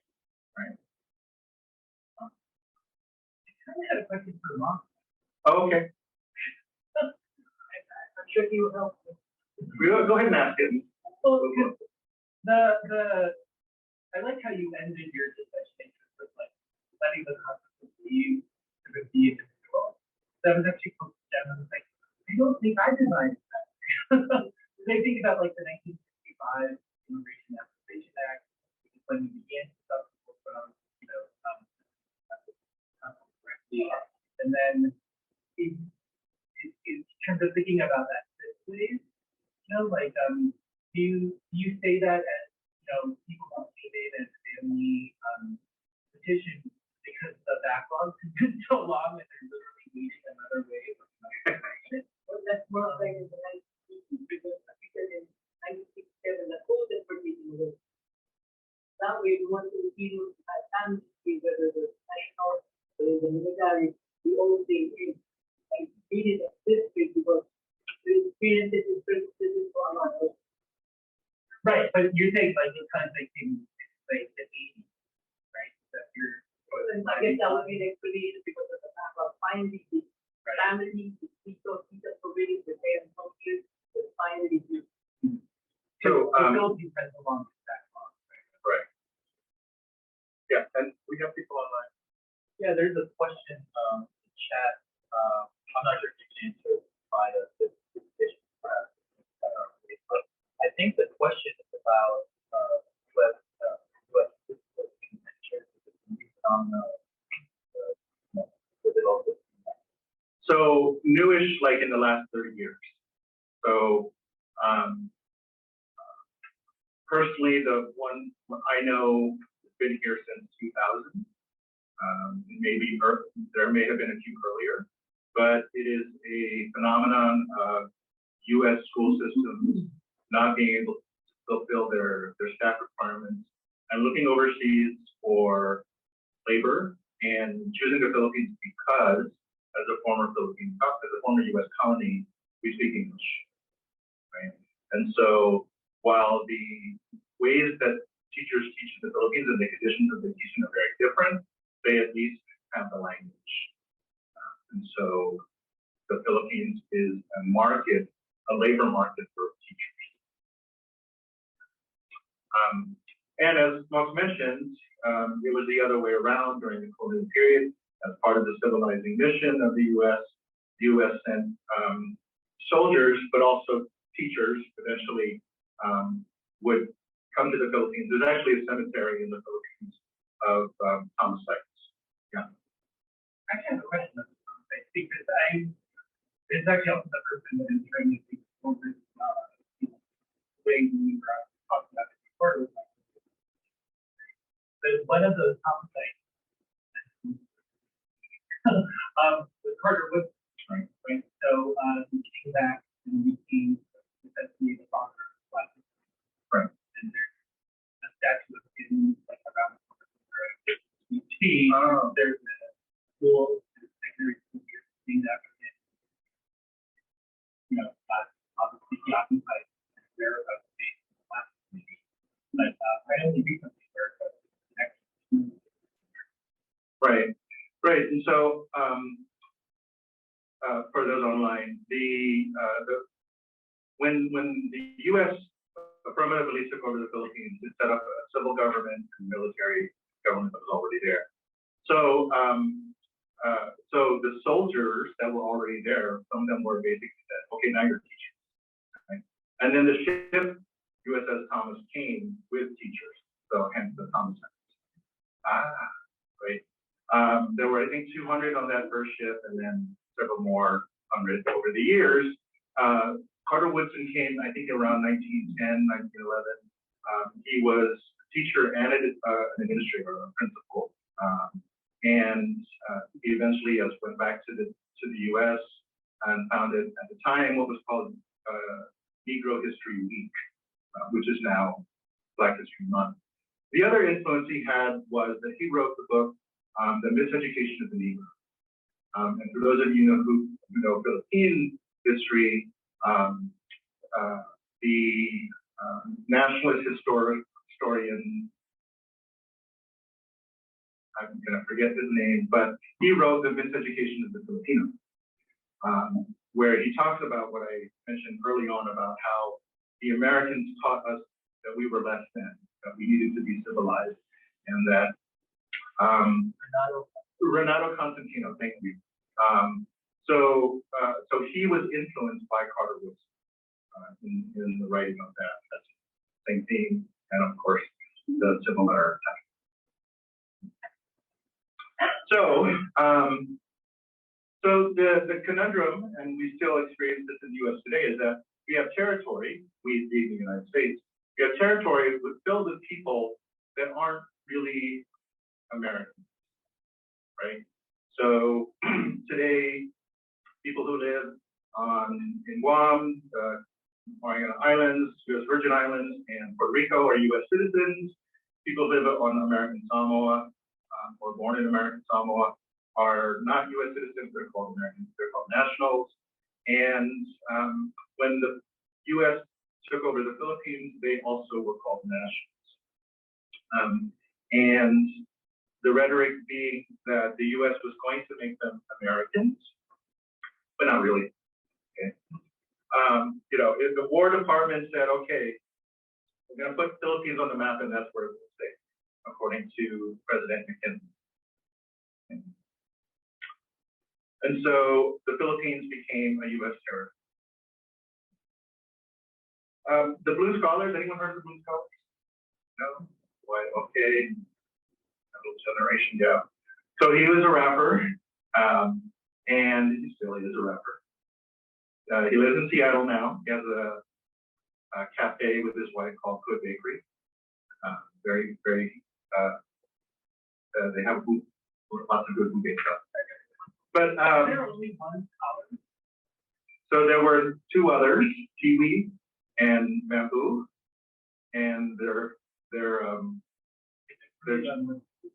right, and then they're Chinese DJ. Bill somebody. So he has this one song called The Distance, and he says, he decided it was time to bring the drought to an end, a sojourner, soul searching from whom I descend. So what is a sojourner? What is a sojourner? What? A traveler? Okay, what kind of travel?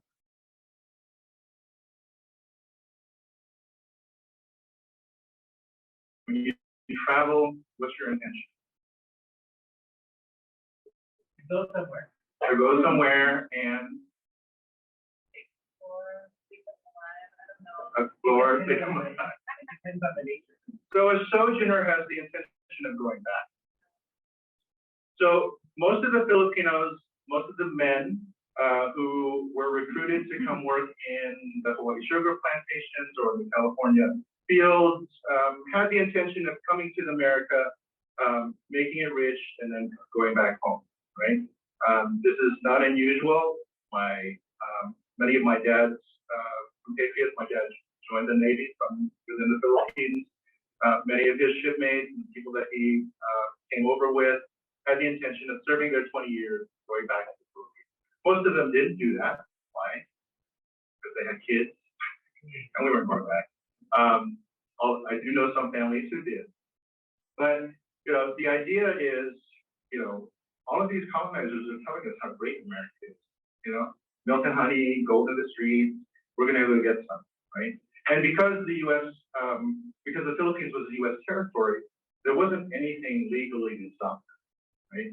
So in 1924, the U.S. passed an immigration law that barred immigration from all of Asia, but the Philippines was the U.S., so they could still come, right? So it was kind of a loophole.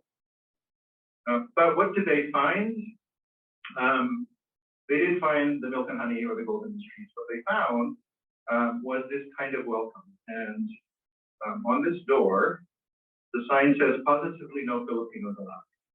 There were also variations like positively no Filipinos and no dogs. There were also positively no Jews, positively no Japs, you know, you get it. So this photograph is from a magazine called Look, and it has been preserved in several books since, and it is sort of emblematic of the modern generation. This is the welcome that they got. This is an anonymous letter sent to the chief of police in Sunnydale, California, 1930. Get rid of all the Filipinos or go burn this town down. And I don't know if I have a picture of it, but there were riots. There were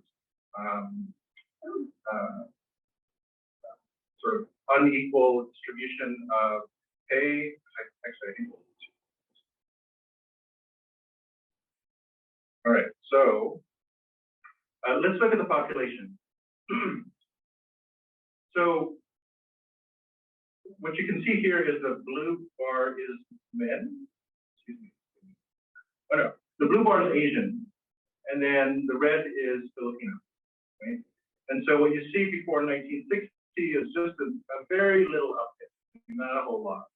But then with the passage of the 1965 Immigration Act, migration and immigration from Asia exploded, including from the Philippines. Okay. And what this shows you is the ratio of men to women. And as you can see, we have a gendered migration stream because what the planters wanted were workers, and they wanted mostly male workers, right? And so in 1910, 90% of the Filipinos here were men, and the percentage of Filipinos and Filipinas increased steadily to the point where now there are more Filipinos than Filipinos. And as you can see, we have so many more coming each year. But I would say that if not for the 1965 immigration law, our numbers probably would definitely not be as big. And in fact, it might have trickled down even further. Yeah. Speaking of numbers, I recall a long time ago, 1% showing signs. Also with the laws in California. Yeah. So the answer, actually, I'll get to it. But yes. So, and it wasn't just Filipinos. It was basically anybody, any man from or could. The point of it was to protect white men, but it was any interracial. And so the bucket. Yes. What was the reason why the Philippines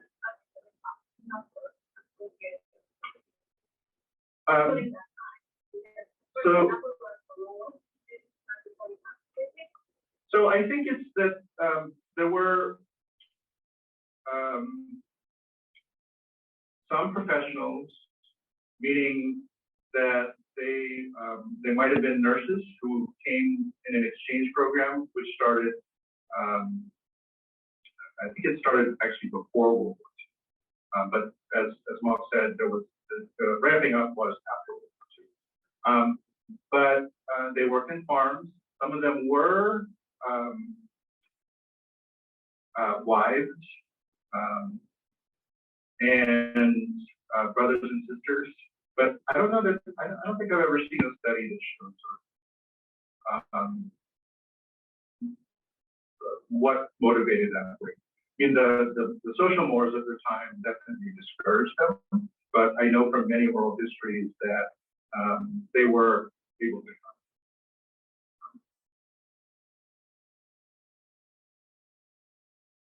So with the start of the 2000 census, we do have a sense that a good portion of the Filipino population is mixed race.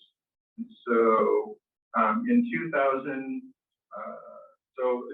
there's about 2.4 million Filipinos, of whom more than 400,000 are mixed race, that is Filipino and white, Filipino and black, so on and so forth. And in 2010, it's up to about 3.4 million. Again, about 20% are mixed. And in 2020, the figure I think is now up to not quite 5 million. The number for Asian is out, but the number for Filipino from the 2020 census won't be released until September. We've been waiting forever, but that's just the way it is.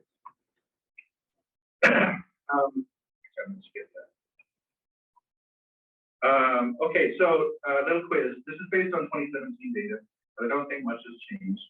So California has the most Filipinos, 1.6 million, 1.65 million. I think more than half of them are in Southern California. Right. Which state is number 2? Hawaii. Number 2. It is Hawaii. Hawaii. Of the Asian groups in Hawaii, Filipinos are the largest. What's the third? New York and New Jersey?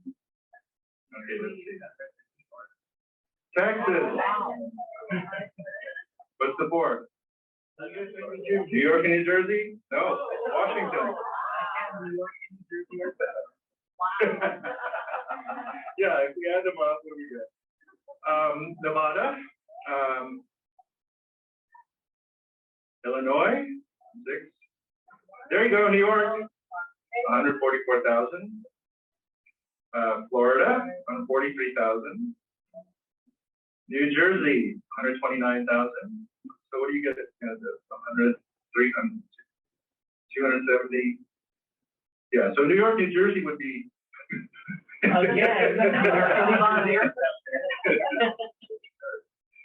10th is Virginia. What is Maryland? Maryland's number 11. So that is our spread.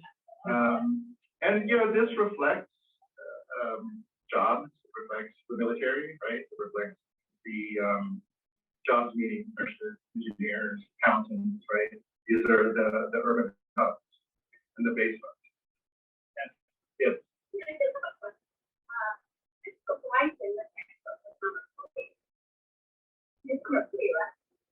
Hawaii? Texas is number 3.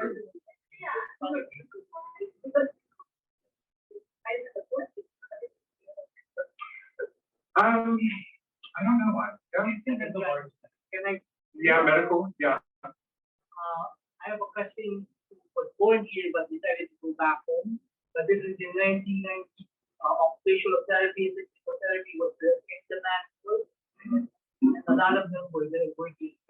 Yeah. I mean, yes, there are a lot of medical centers in Houston, and well, the one I know is the cancer center in Houston. So that's one. Houston has 2 jobs. That's a big state for jobs. What was the other part of your question?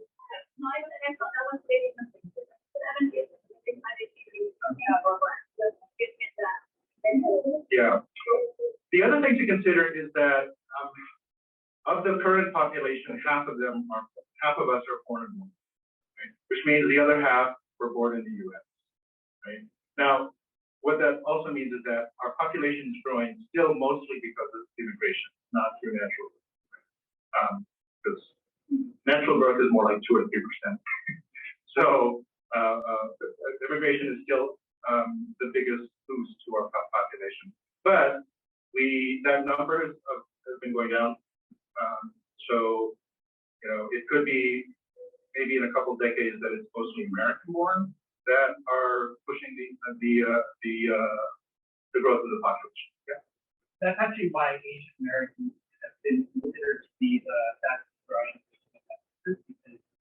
birth rate.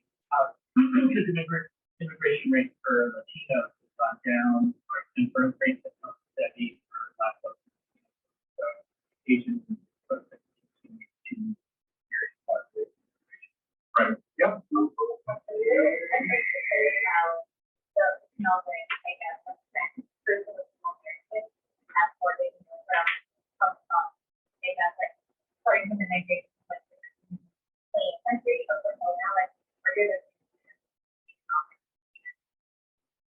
Economic in terms of jobs or economic?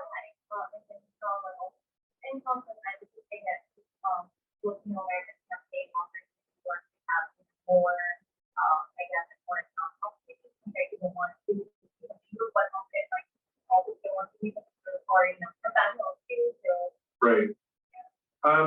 I don't know trend data. I will tell you that of all the Asian groups, Filipinos are the least likely to go to grad school. So, we finish college at higher rates than the white population, but relatively few of us go on to grad school. So the impact of that economically is potentially that we don't therefore make as much as Asian Indians or Chinese who do go to higher and much higher rates. But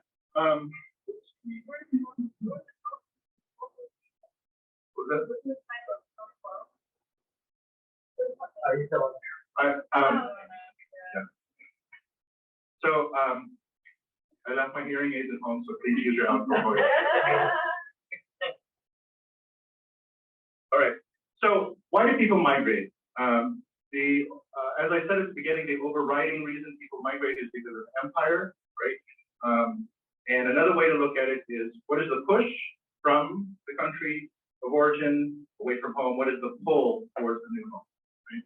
And while we can and should still hold on to our family narratives of improving our family, improving our economics, taking care of each other, there are some larger structural forces that really constrain immigration. Okay, so when it comes to immigration laws, right? Many of you have heard of the Chinese Exclusion Act of 1882, right? The first law to specifically name an ethnic group to not immigrate to the U.S. There's actually an earlier law called the Page Act, which in effect barred Chinese women because they were presumed to be prostitutes.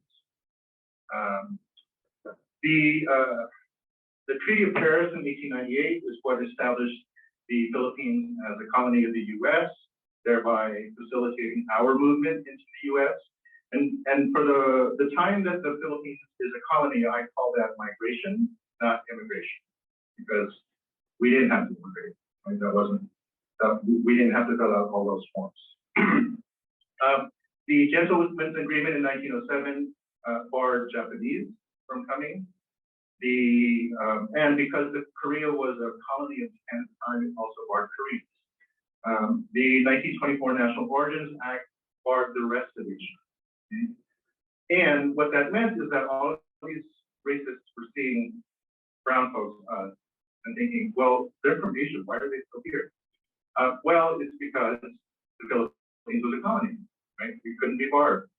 So one of the motivations for the NaFFAA Act, the 1934 Philippine Independence Act, was, as I was saying, Quezon's desire to fight for independence. But the other reason was the U.S. was getting pressure from the farm industry and others to complete the ban. It's like, we banned all these Asians, like we gotta be consistent and like ban the rest. So let's ban the Filipinos too. So that's what that happened in 1934. Many motivations. There was also a law passed in 1935 called the Filipino Repatriation Act, which paid Filipinos to get on a boat and go back home. But remember the sojourner's mentality, right? Sojourner's mentality is to come here, make it rich, go back. About 2,000 people took up the U.S. on that offer, but most of the Filipinos that were already here stayed. They didn't want to go back home because they didn't make any money in the Philippines, and that hasn't changed. So that law was eventually declared unconstitutional, I think in 1939. But just think of the motivation behind that, right? We will pay you to go back to your own country. So this is part and parcel to the welcome that Filipinos. So let me skip ahead. So in this wave of migration, which I call the colonial migration, about 150,000 people, Filipinos, came to the U.S. at this time. Pinoys and Pinays, Pensionados and Paisanos. Manongs became the term that was that the men were referred to mostly up and down the West Coast. They were recruited from the Ilocos region, where I'm from, and to work in the sugar plantations in Hawaii and the plantations up and down the West Coast. Because work is seasonal,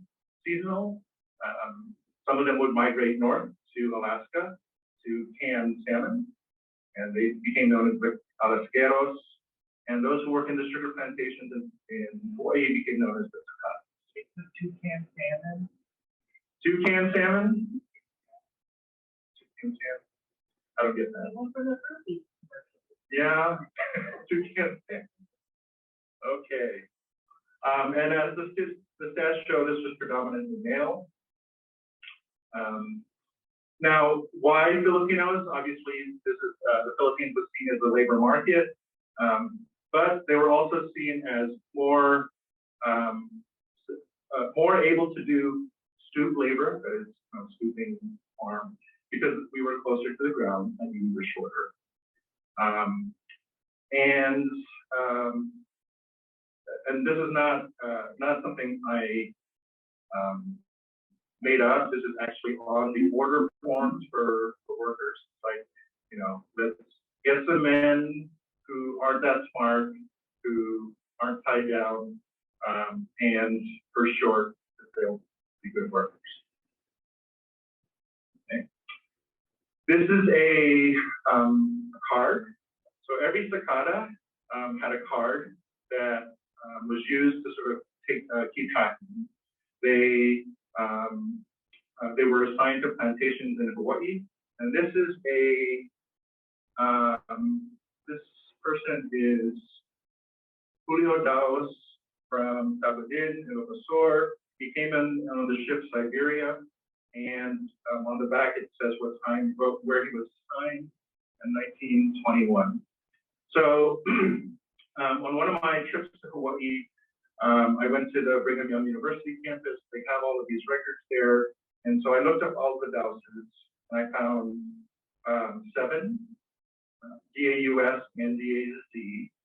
They're from Tabudin or Pangasinan. And I don't know how I'm related. Okay. I've shown them to one of my aunties, but you know how Filipinos, we don't use our real name, right? So, you know, Julio might have been boy, some person, but you know, here he's just Julio Das, and don't quite know how we're related. Okay? But the Hawaii sugar plantation kept track of all of these, and so these records have actually been digitized now. So you can go to the Brigham Young Hawaii campus library online, and you can look up, you know, just search for your last name and see if they're related to anybody. So I also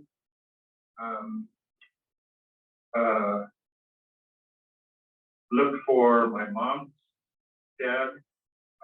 He left the family in the Philippines. He started another family in Hawaii. Same thing for my great grandfather.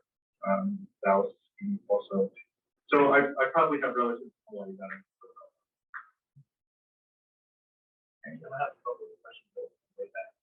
Oh yeah. No, go ahead. Actually, one of the questions is why do you think?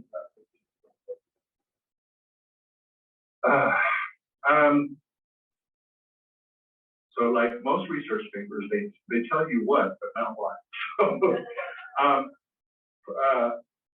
Part of it is that our professions, if we're recruited here for specific professions, you know, the Navy, nurses, accountants, engineers, they, you know,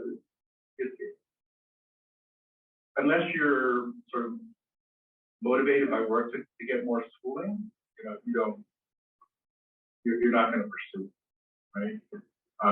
I hesitate to make conclusions from my classes because my classes are self-selecting students. Many of them do go on to grad school, often not related to their major. So like, you know, I have several people who graduated as engineers and then went on to something else. But I mean, I think it's really about we're not motivated job-wise, and maybe we're not that motivated sort of from our family narrative, right? So, you know, obviously we do have some doctors, so like Sin Romero, and her mother was a doctor. But the only Filipinos that I grew up with that became doctors had doctors as parents, right? Actually, I see that in my students too. So, I mean, I really think it's, I think part of it is sort of family expectation. Yeah.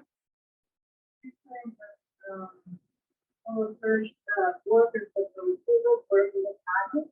Yeah. What's the reason for hiring? So the reason is because geographically, so I'm going to quote Oscar Pineda, who used to teach in the Bay Area. But what he told me is that in the Visayas, the soil is fertile and rich, and they're party people, they're loud, and they can throw out their trash, it'll grow. Okay? Those of us from the Ilocos region, not hardly anything grows, right? So that's why we're political, that's why we save everything, that's why we're in, all these stereotypes, right? So, but what that means sociologically is that we're looking for work. And so the Boy Sugar Plantation and other plantation recruiters set up shop in Manila and then migrated north to recruit the Ilocano men who then came to the US. Now that's not to say that others didn't, but the Ilocanos were the most eager.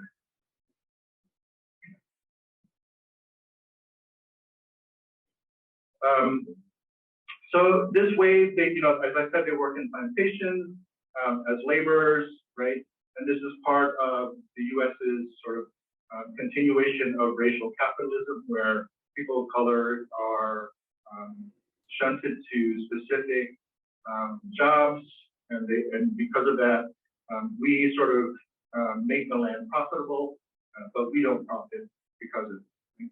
This is a pay stub of Mel Legasca. He lives in Stockton, and this is from 1974, and this is his $11.72 for 52 hours of work or something like that. So, that's probably a good salary. At the time, this was before, this was after unionization, so he's probably getting some benefits, but it's still pretty meager. So in terms of how we were mistreated, there are three sort of categories we can think of. We're legally subordinated, we are economically exploited, and we are culturally degraded.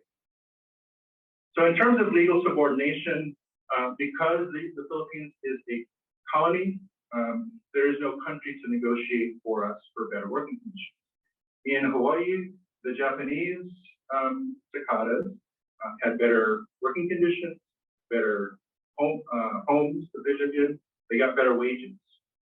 Why? Because the Imperial Japanese government lobbied for that. Right? The Filipinos had no such thing. And so they got paid less, they got worse working conditions, they got worse places to live. Right? We're classified as nationals, not citizens, means no voting.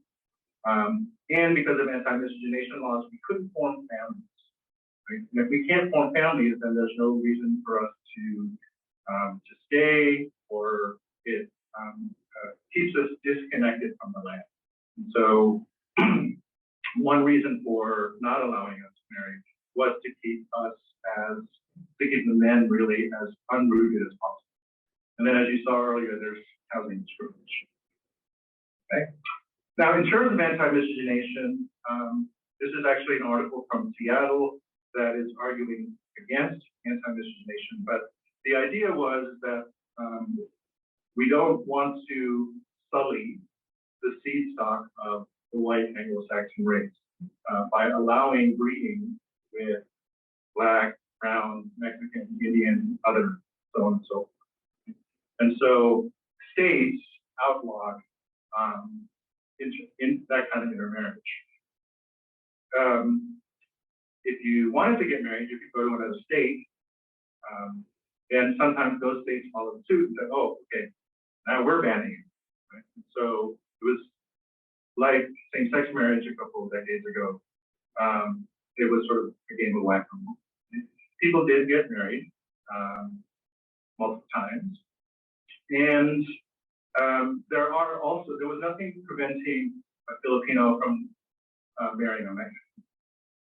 So we have a Mexicano population in San Diego, right? Or Yupino, Yupiks, and Filipinos in Alaska, right? But they couldn't marry white.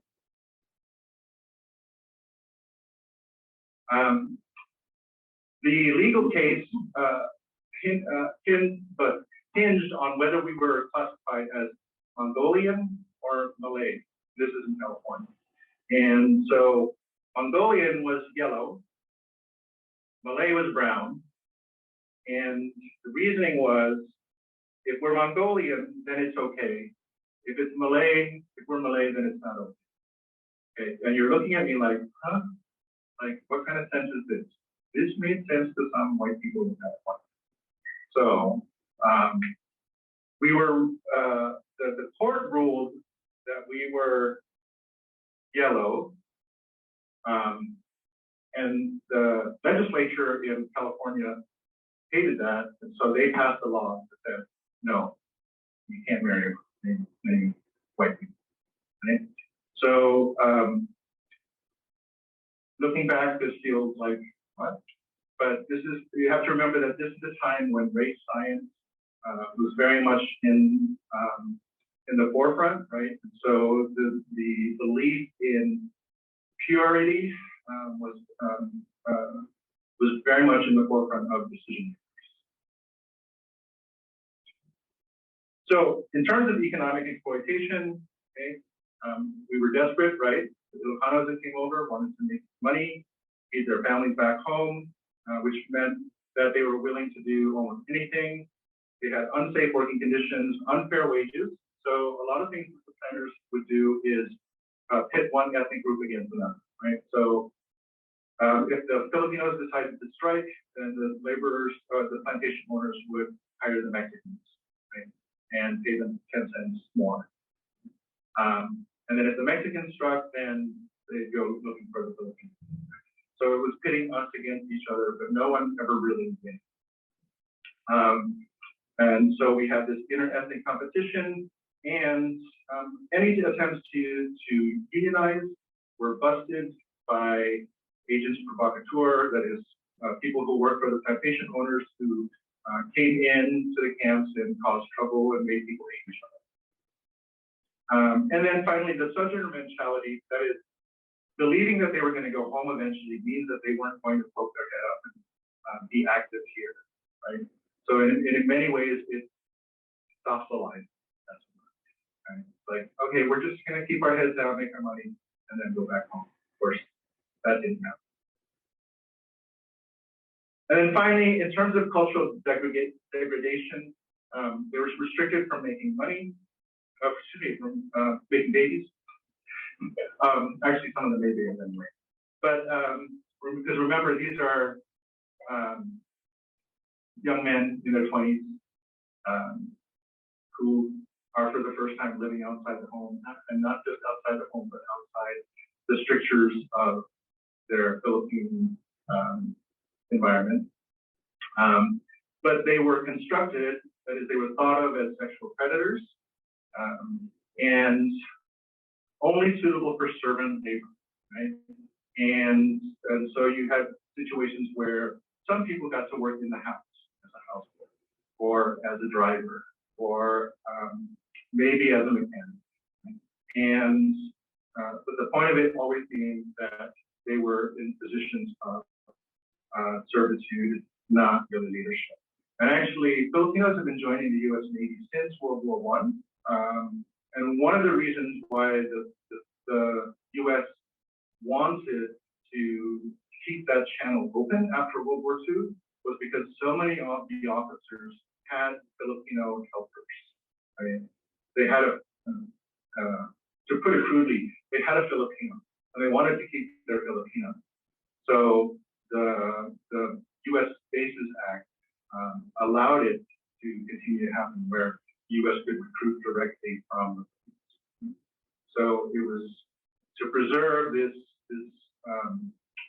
job that they were already doing, and from World War II up until the 1970s, Filipinos were only allowed to work as kitchens or mess managers or stewards.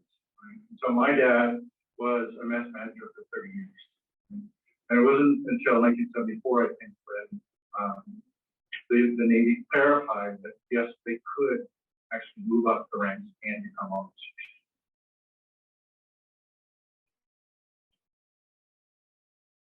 So here's an example of some of the stereotypes.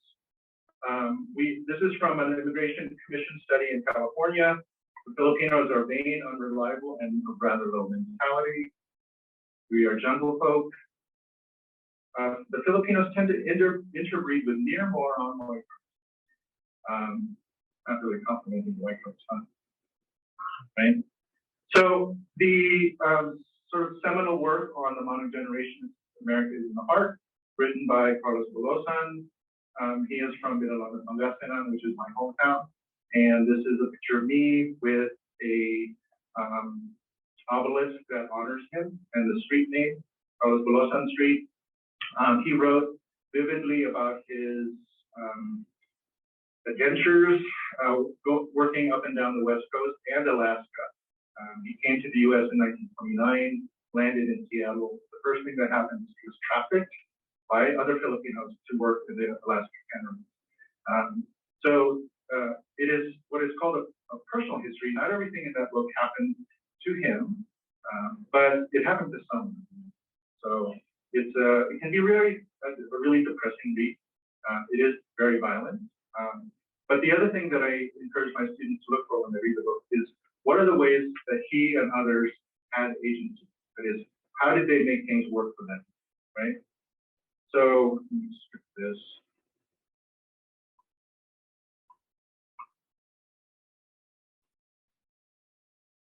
So how are they agents in their own history? Yes, they were victims, but they were not just victims. Right? They organized, and Carlos Bolosan writes about how he learned to write, because he didn't learn in the Philippines, but he learned to read and write, and he used that skill to organize other workers. One of the main movements from the Manongs was the grave strike that started in Delano from 1965 to 70. It was really one of the first times when the Filipinos united with the Mexicans to fight for better wages and better working conditions. And the person who gets the most credit for that is this guy in California who gets a day named after him, the holiday, March 30th, and his name is his name is Cesar Chavez. But the guy who really was behind it was very young. Cesar didn't want to do it. He thought it's too early. But Larry Ilion was like, no, we got to do this now. So there was actually a bill in California passed a couple of years ago that honors Larry Ilion, that gives him a day after his birth, which is his birthday. They don't get a day off, but it's some sort of a designated education day to learn about Larry Ilion and the farm workers movement. What came out of that is the United Farm Workers Association, which didn't credit Ilion until 2010. So I tell my students all the time that history does change because we look at it differently. We look at the evidence differently. And because we are looking at the evidence differently now, we've excised tapes and other evidence of Larry Leong's involvement. We can now give him credit, and we can now change the history of the United Farm Workers so that it's more inclusive. Right? If you ever get a chance to go to Seattle, that is where Carlos Bolosan is buried. He is in a fairly well-off cemetery because of some benefactors. He, as you can see, died very young. He had tuberculosis. He also had a drinking problem. And but despite that, he was also quite, I think, instrumental in making sure our history was recorded so that I can still use it today. All right. Questions? I think I'm up to time. Yes. I just want to go back to nurses. There's a large block of here. When they come to the United States, they really can't find sleep.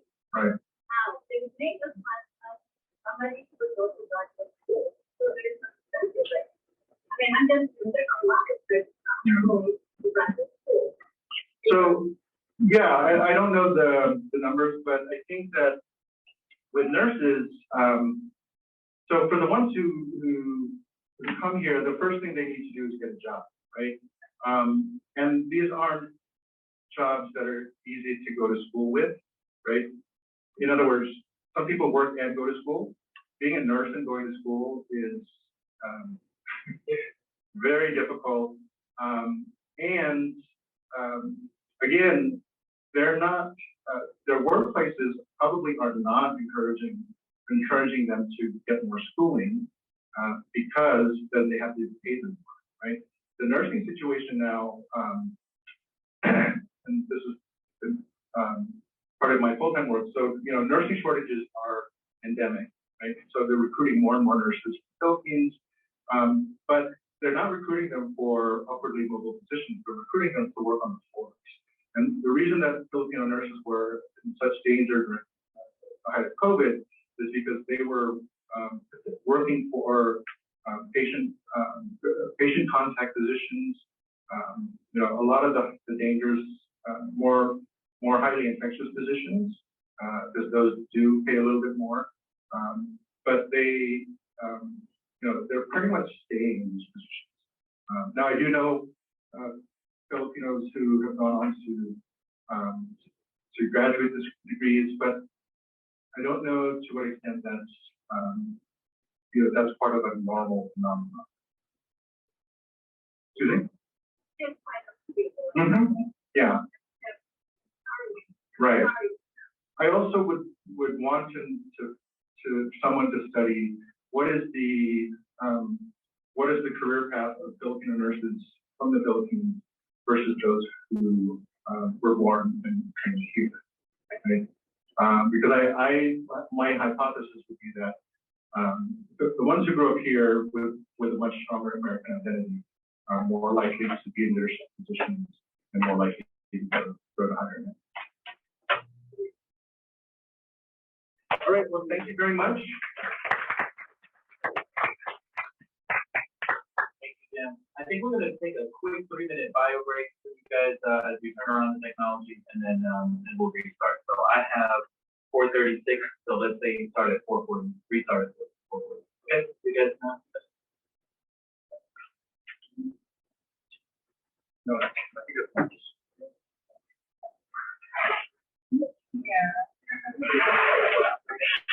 yeah, that was one fun.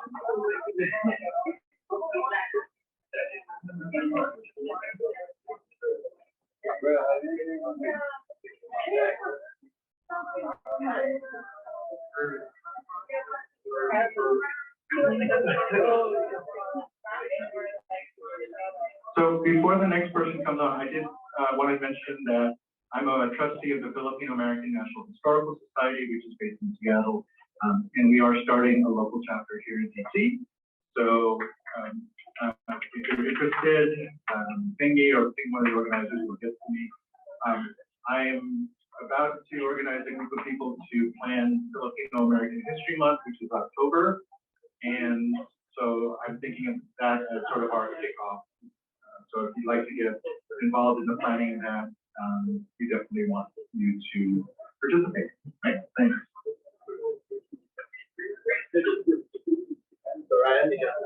Okay.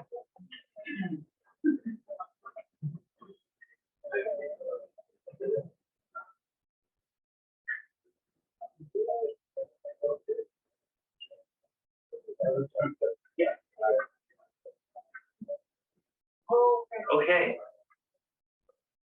We are almost at the end, unfortunately. we started off today in pre-colonial Philippines, where we learned essentially where we came from the very beginning. Went all the way up to 1898, essentially the year that we're celebrating this year, 125th anniversary of us declaring independence from all of our colonial invaders. And so we're making our way up, and we've gotten now, Jem brought us sort of into the present day. And now we're going to talk about Filipinos in the future. Filipinos who are in STEM, in science, technology, and I don't forget what the EM stands for, but then our next speaker will go ahead and tell us all about it. Our next speaker, my pleasure to introduce Mario Santo Domingo, PhD, who is also the president of PAASE. PAASE stands for, gosh, I brought it over here, but another thing that Mario will go ahead and talk about. He is a trained community and applied social psychologist. He received a PhD from the University of Maryland, Baltimore County, or UMBC, where he currently serves in his role as the Associate Director of its nationally acclaimed program, the Meyerhoff Scholars Program. He earned a master's degree in international politics from the International University of Japan and studied social change and development at the Johns Hopkins University School of Advanced International Studies, or SAIT, in Washington, D.C. Beyond his educational and research work, Mario is actively engaged in various professional and community organizations, both in the U.S. and the Philippines. He is currently president of PAASE and the founding and immediate past president, 2013 to 2021, of the community-based Lipunang Pagkasaysayan ng Morong. Wow, very good. We need some points for that. Yeah, right. And his flagship project, Museum Pambayan ng Morong. He is also the founding Secretary General of the Bukluran sa Kasaysayan at Pamanang Rizaleño, or Buklod Rizaleño, an aggregation of historical and heritage organizations in his home province. I did not know you were going to give me a bunch of tongue twisters. I think I made it through, but please help me welcome Dr. Mario over to the podium. Thank you very much, Ryan, and of course, thank you for the National Federation of Filipino American Association in the United States. Before I continue to talk about discussion, I'd like to just give you a briefer about PAASE. PAASE is a non-profit 501c3 organization composed of scientists and engineers of Philippine descent who have distinguished themselves in scholarly and research-related activities. So PAASE was founded and incorporated in the state of Indiana in 1980 to promote the development of science and technology ecosystem, in the Philippines, encourage collaborative work between the U.S. Scientists and Filipino scientists, and of course to recognize our outstanding scientists, and engineers who are based both here in the U.S., in the Philippines, and all over the world, because PAASE is now a global organization. Right now, we have grown to about 600 members, actually more than 600 members. We are university professors, government and academic research scientists, policy makers and lecturers in world-class academic institutions in the US, the Philippines, the Europe, Asia, Australia. Some of them have the distinction of being elected members of the most prestigious and exclusive scientific and engineering academies of the US and the Philippines. So our session for this afternoon is about the trailblazing work in the field of science and technology by our leading Filipino scientists. And we have convened for this afternoon four of our scientists from PAASE who are doing work on climate change, genetics of mood disorders, vertical farming, additive manufacturing, and we'll be introducing them to you one by one. But first, let me just recognize, some of our scientists who have gone on, but have contributed tremendously to the growth of science globally, okay, if not in the United States. We've been talking about Filipino scientists who are everywhere, but invisible. And so this afternoon, I would like you to take a look at these scientists. They have done a lot, and we owe them a lot. And so therefore, these are our speakers. I'll be introducing them to you one by one. But let me just show them to you. One is Dr. Fe Del Mundo. She has been touted, as one of the earliest female scientists who actually went to Harvard as a researcher, actually. But that was in the 1930s. So imagine a female Filipina researcher going to that area when Harvard wasn't even accepting girls in their medical school. That was quite a feat. I would also like to recognize Dr. Severino Cole, who was the founding president of PAASE. He moved from Indiana to Maryland to build the Department of Engineering at the University of Maryland in Baltimore County.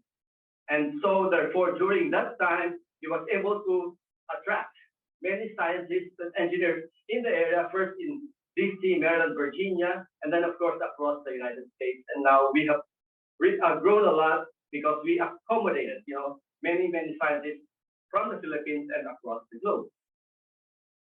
These are some of our PAASE giants. They have gone. One of them, Alfredo Ang, has gone on. He was a professor emeritus of civil engineering from the University of Illinois, Urbana-Champaign. We have Jose V. Cruz Jr. here and Leon Chua.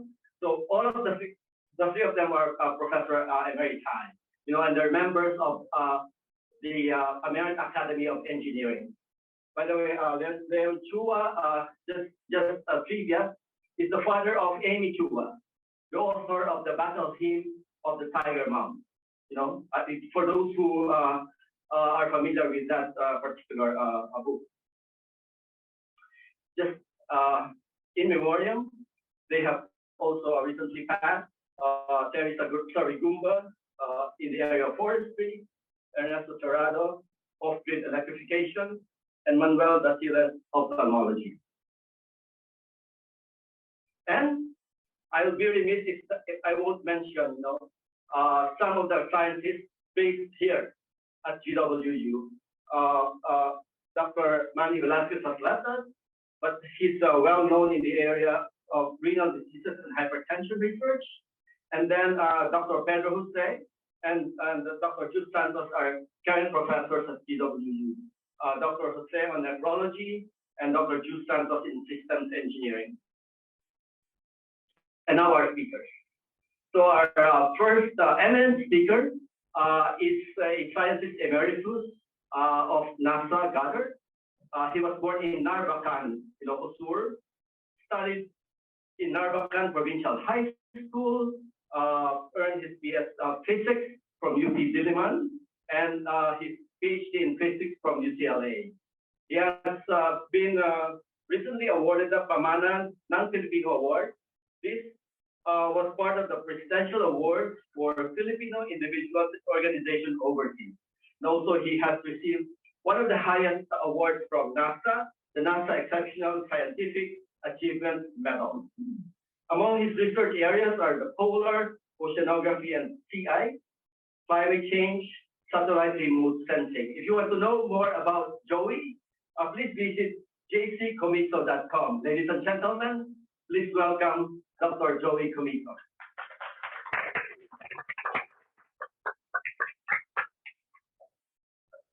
First, we need to, yeah. I will first unshare, right? This one because he has to fly on this this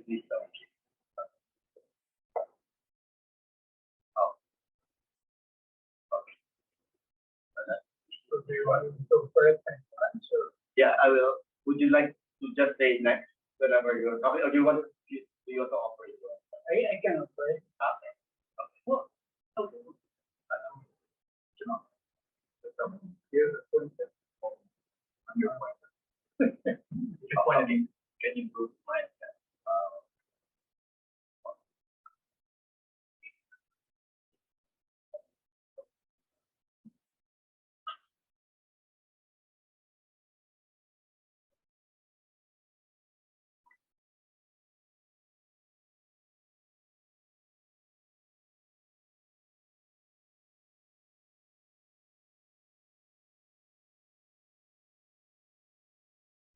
Joey? So greetings to everybody. First of all, I would like to thank Lindo.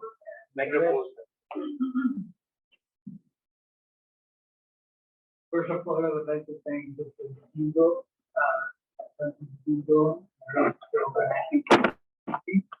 for the Independence Day.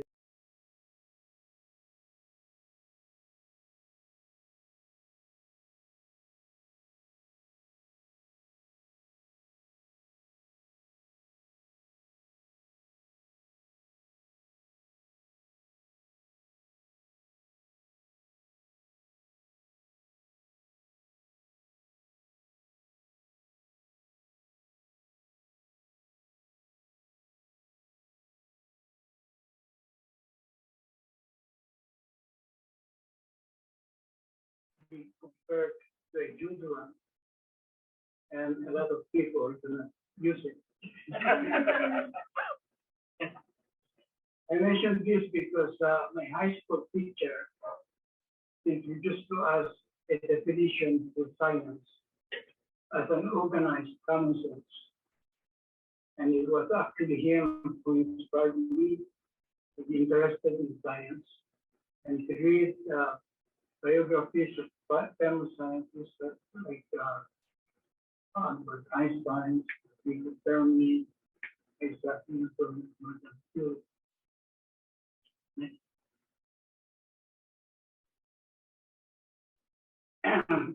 So my first orientation to scientific research was actually when I finished my bachelor's degree in physics.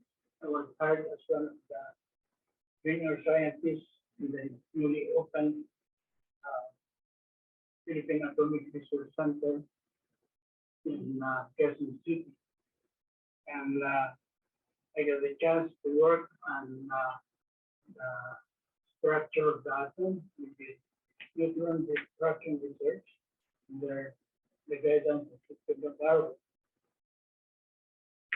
After I found out that the completion of the reactor was going to be at least another year, I decided to take advantage of an offer from UP to be an instructor in physics.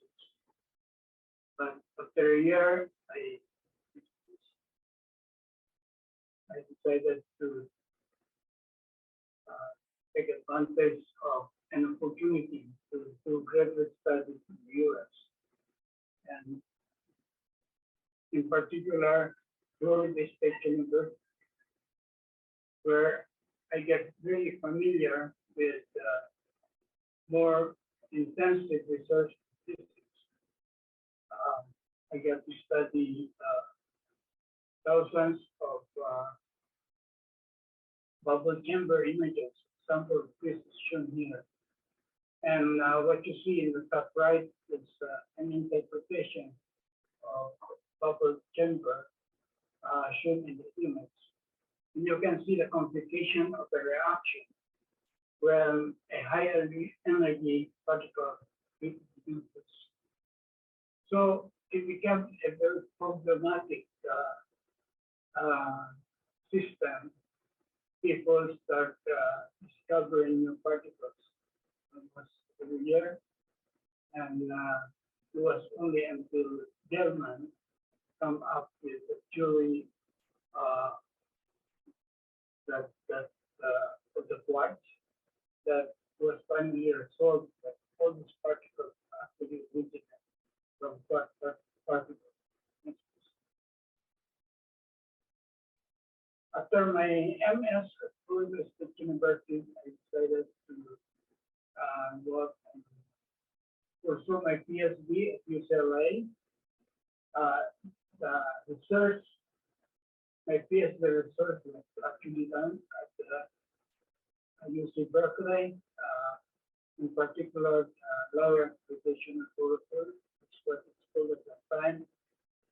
The setup is shown at the bottom, and it's much more simple to identify reactions compared to bubble chamber, because you have to analyze thousands and millions of bubble chambers to get enough statistics. But even with this, for the trigger the statistics, you get actually have to get thousands of images, thousands of events to get good accuracy. So this one actually excited me because there's this concept that called CPT, charge conjugation, parity, and time reversal. And CPT is supposed to be a very fundamental symmetry in nature. And physicists initially thought that it should not be violated. But when physicists from Columbia University and the University of Chicago discovered a violation in parity and charge conjugation, then that was a very big thing, and put it and won the Nobel Prize.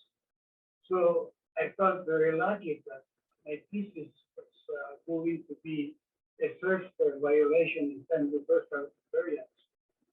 But even with a lot of work, we didn't find a violation. And this was also confirmed by two other studies on time reversal. So after my PhD, I was offered a postdoctoral position at the University of Virginia. I worked with Dr. Diaz. Group actually worked in Los Alamos, where they come up with atomic bombs. These are the bombs that were used to bomb Nagasaki and Hiroshima. But then they built a new accelerator, which is called Pion Factory, and it's supposed to produce very intense pions that is the carrier of strong interaction. So we were thinking of discovering that. But we did some good experiments there, and tried to find the optimum dose for cancer treatment. We also did experiments at the Space Radiation Spectrum Laboratory in Newport News, Virginia, where we did detection of ionic difference at 1 degrees. Published some papers there. But the thing is, that was my exposure to NASA, because it was a NASA center. They were trying to find out if radiation would affect astronauts. So the NASA built their own laboratory, research laboratory for particle physics, and after they've learned what they wanted to learn, and they gave it away to this experts. So after my postdoc, I found a way and got a job at NASA Goddard Space Center, which is based nearby at Linda, Virginia. And it's called Goddard, and named after Robert Goddard, who is actually the father of rocketry. He was the one who made big breakthroughs in the development of rockets, and he was the one who introduced liquid fuel for rocketry. But he was also very fiery. One of his words says, "It's difficult to say what's impossible, for the dreams of yesterday is the hope of today and reality of tomorrow." And what he had in mind is actually being able to send rockets all the way to the moon, which became a reality. So at Goddard, it's like a campus where the building, where scientists looks up in the sky to look at the planetary system and the universe. And there's this Earth Science building that looks down from satellites. That's actually where I belong. We study climate and environmental changes. Then we have the supercomputer, solution center. We also have the data acquisition and storage processing. That's where we ingest all the satellite data and we accumulate terabytes of data regularly. So the next one is actually what I did, work in NASA. My job was initially to process thousands of images from ESMER. This is a single channel network system. And we had to design an algorithm which is transfer electron concentration in the polar regions. Our group got interested in the polar regions because signals for climate change is supposed to be amplified in the polar regions because of either feedback. So, but then the area is inaccessible because the temperature is so low and it's very hard to get that. And it's the first time that we produce all these images about the seasonality of the Arctic and Arctic seasons. And it's amazing that the ice progressed from about 4 million square kilometers summer to about 20 million square kilometers. But the mystery is the fact that what you see as blue in the middle of this track is a Philippine, that's an open water surrounded by ice. And it was very strange because the temperature there is about 20 to minus 20 to minus 30 degrees centigrade. So the area should be frozen, but it was frozen. And to understanding, I collaborated with a oceanographer at Vermont University, Columbian University, Dr. Arnold Gordon. And we look at the Philippine. First of all, we try to justify that the Philippine is real, so we look at some visible images of the Philippine as you see the top, the magic. And the idea is that there's actually a rise at the bottom called mud rise. And what might have happened is that we have all this warm water that as well by the mud rise and gets stuck. And the water is warmer than the surface, so it melts the ice. There's also a special discovery that we found. To the right is our coastal Philippine, which actually became ice factories because of katabatic wind pushing the ice to the Gulf. And the process produces dense water because they're sailing, which eventually gets to the bottom. And there's this bottled water that's part of the global thermohaline circulation that circulates around the globe. And when you change that circulation, you also change the climate. So, to further study the Colonia, we managed to convince the Germans who just came up with a new icebreaker. And we went with the iceberg from Argentina, and that's the track of the flight. Was the very first winter cruise in America. And as you see towards the bottom, we cruised the North Rise 2 times just to better understand what's going on. This picture is Dr. Hochstein, who is the chief of the winter cruise, and he actually became the director of the Alfred Fleet. And I took the opportunity to also study the sea ice cover as seen with the satellite. I developed an algorithm that we use to edit the Earth. I'm not going to explain that to minutes. And another important event that we discovered actually is Odin. This had been previously observed, but not observed in its entirety. And this is how it develops the winter. What we're observing now is that it's going down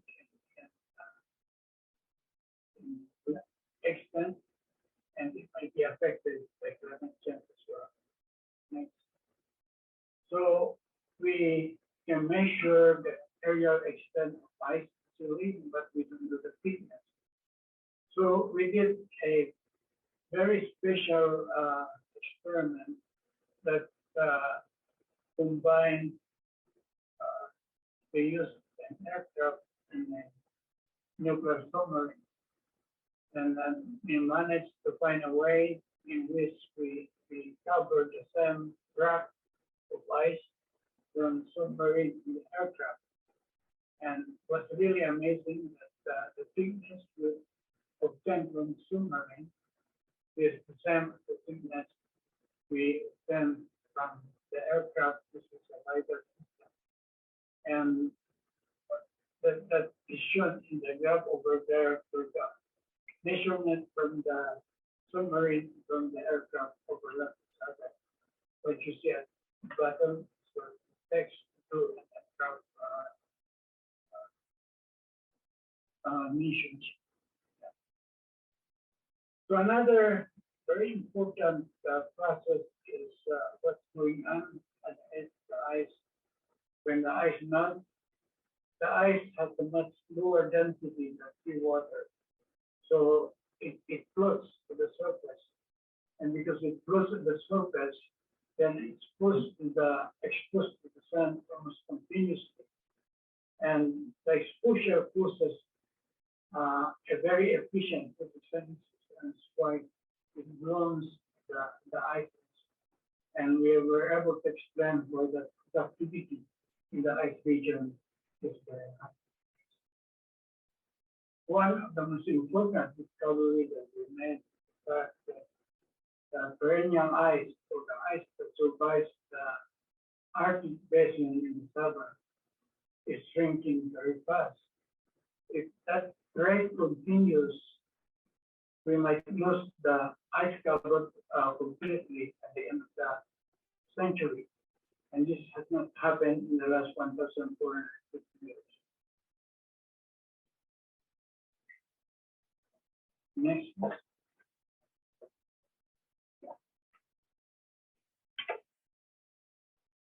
So we also discovered that Arctic ice is warming at a relatively fast rate.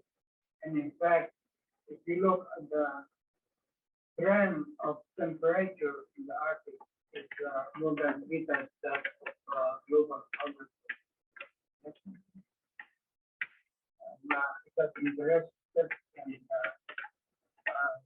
Typhoon Haiyan in the Philippines because it was too devastating, 6,340 died, and there was estimated damage of 6 billion. Preciously in the movie here, most of the typhoon comes from East Pacific, what they call the Wampo.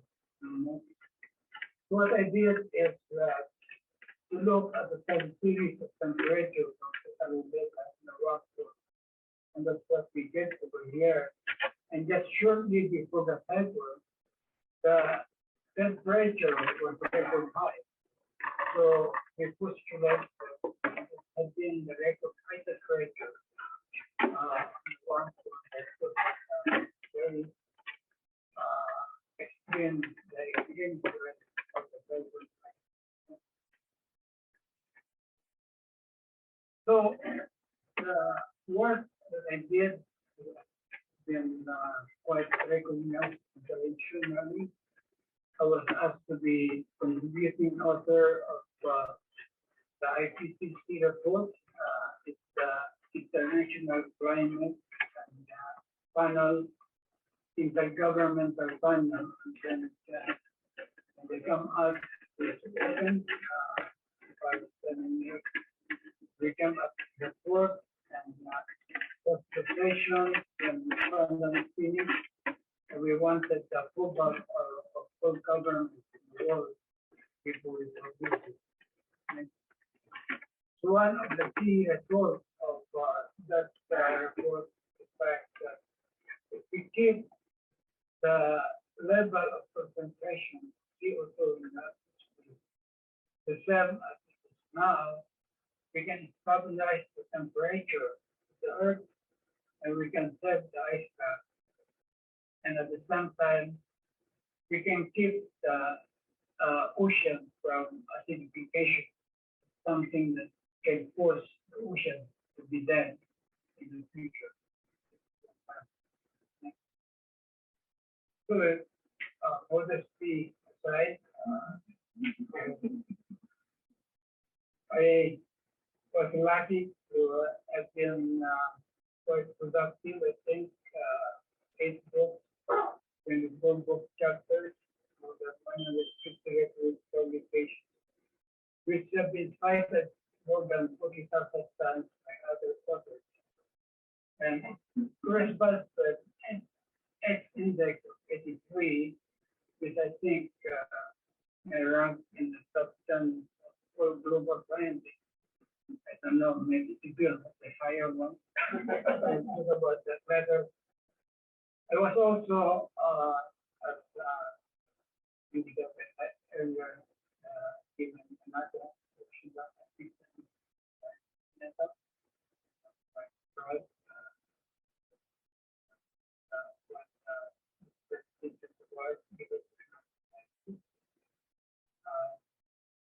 I was given an outstanding achievement drawing award by the National Organization for Research and Corresponding Member.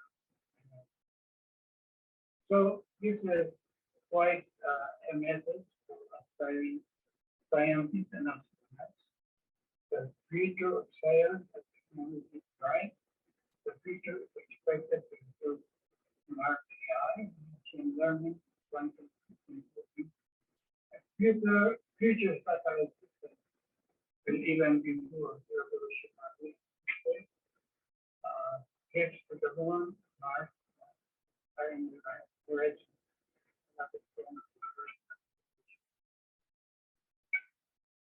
So this is a summary of this chapter. Yeah. Okay, thank you very much, Joey, for your science and your service. You know, Dr. Joey been one of the leading, scientists that discovered and measured, how much global warming has been affecting, many geographic structures that we have. And you may have questions for him, and I'm sure he's willing to respond to those questions. we need to like just move on to the next. Thank you very much, Dr. Comito. Please give him a round of applause. Our next speaker is also a member and a former president of the Philippine American Academy of Science and Engineering. I'm looking for her slide. I need to show my slide.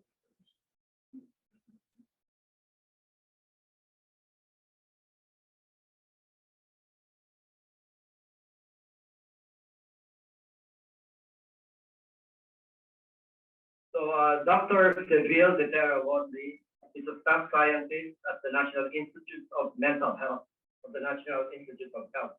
She was born in Bacon, Sorsogon, and studied at the Sorsogon Provincial High School, earned her BS Chemistry from the Mapua Institute of Technology, now Mapua University, her MS in Biochemistry from George Washington University, and PhD in Biochemistry from Howard University, both in the Washington, D.C. area, of course.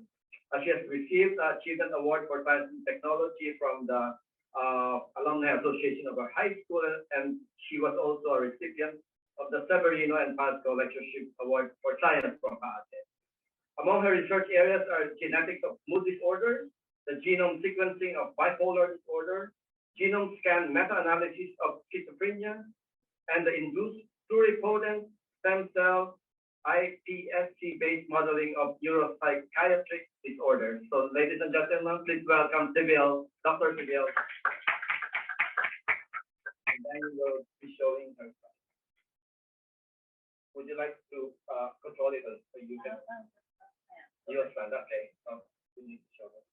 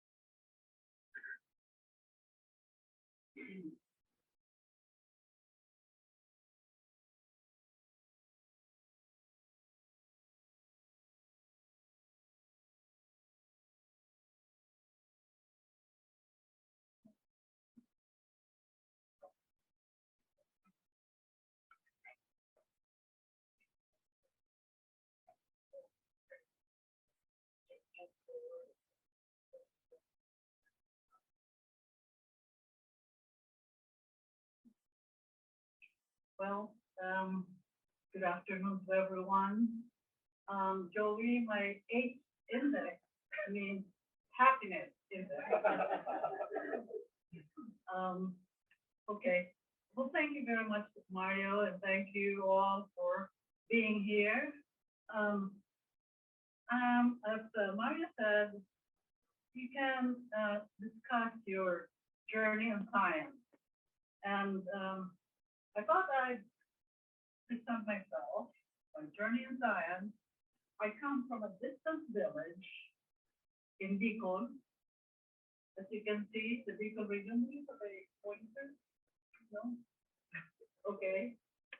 And of course, when you talk about Bicol, Mayon, one of the first things that come to mind. And Mayon can be seen on a clear day from one of the beaches in my hometown. You can see my husband is there. He's not supposed to be there, but he's there. So, Mayon is right there. And also the other thing that's tourist attraction in Bicol or in Sorsogon is the whale shark called Botandin. Never seen it, but some of my friends have swam with it. So, Bacon is right there by the Albay Gulf.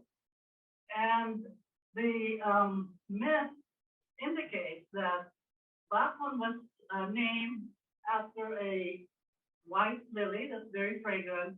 They grew up along the shore.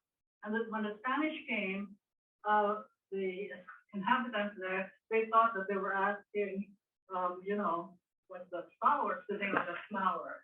So they say Bacon, because the name of the flower is Bacon. But they were actually asking, what's the name of this town? So, and the beaches, and we used to have a Spanish fort wall right like this, but for some reason we just destroyed it. We did not really keep the. When I was growing up, it was some of the vestiges of it were still there, but no more. And the other thing that's very important in Bacon is because the Spanish were there early.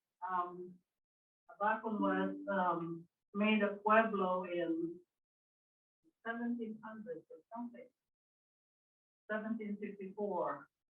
So we have this church, which is in the middle of Poblacion, the Annunciation Catholic Church, and over here, there's this message, Harry, Odie, et in secula, which they left out the Christus, Christ here, today, and forever. So when you're approaching the church, that's what you see. Okay, and these are the products of Bacon. We have, of course, the famous TV, and rice, and coconut, abaca, and a lot of fish and shellfish, and the gabi. You're familiar with laing. And the seed. My family, simple, 8 children, and my early education, that's the Bacon Central School.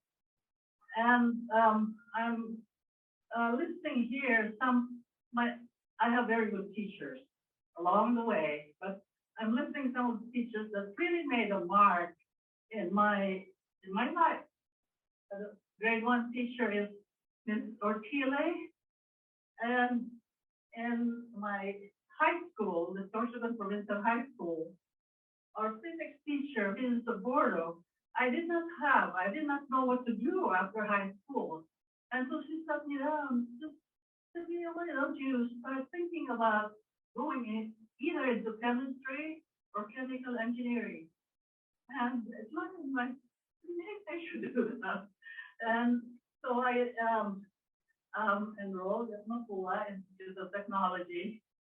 And, I had good teachers, math teachers who were very, very strict.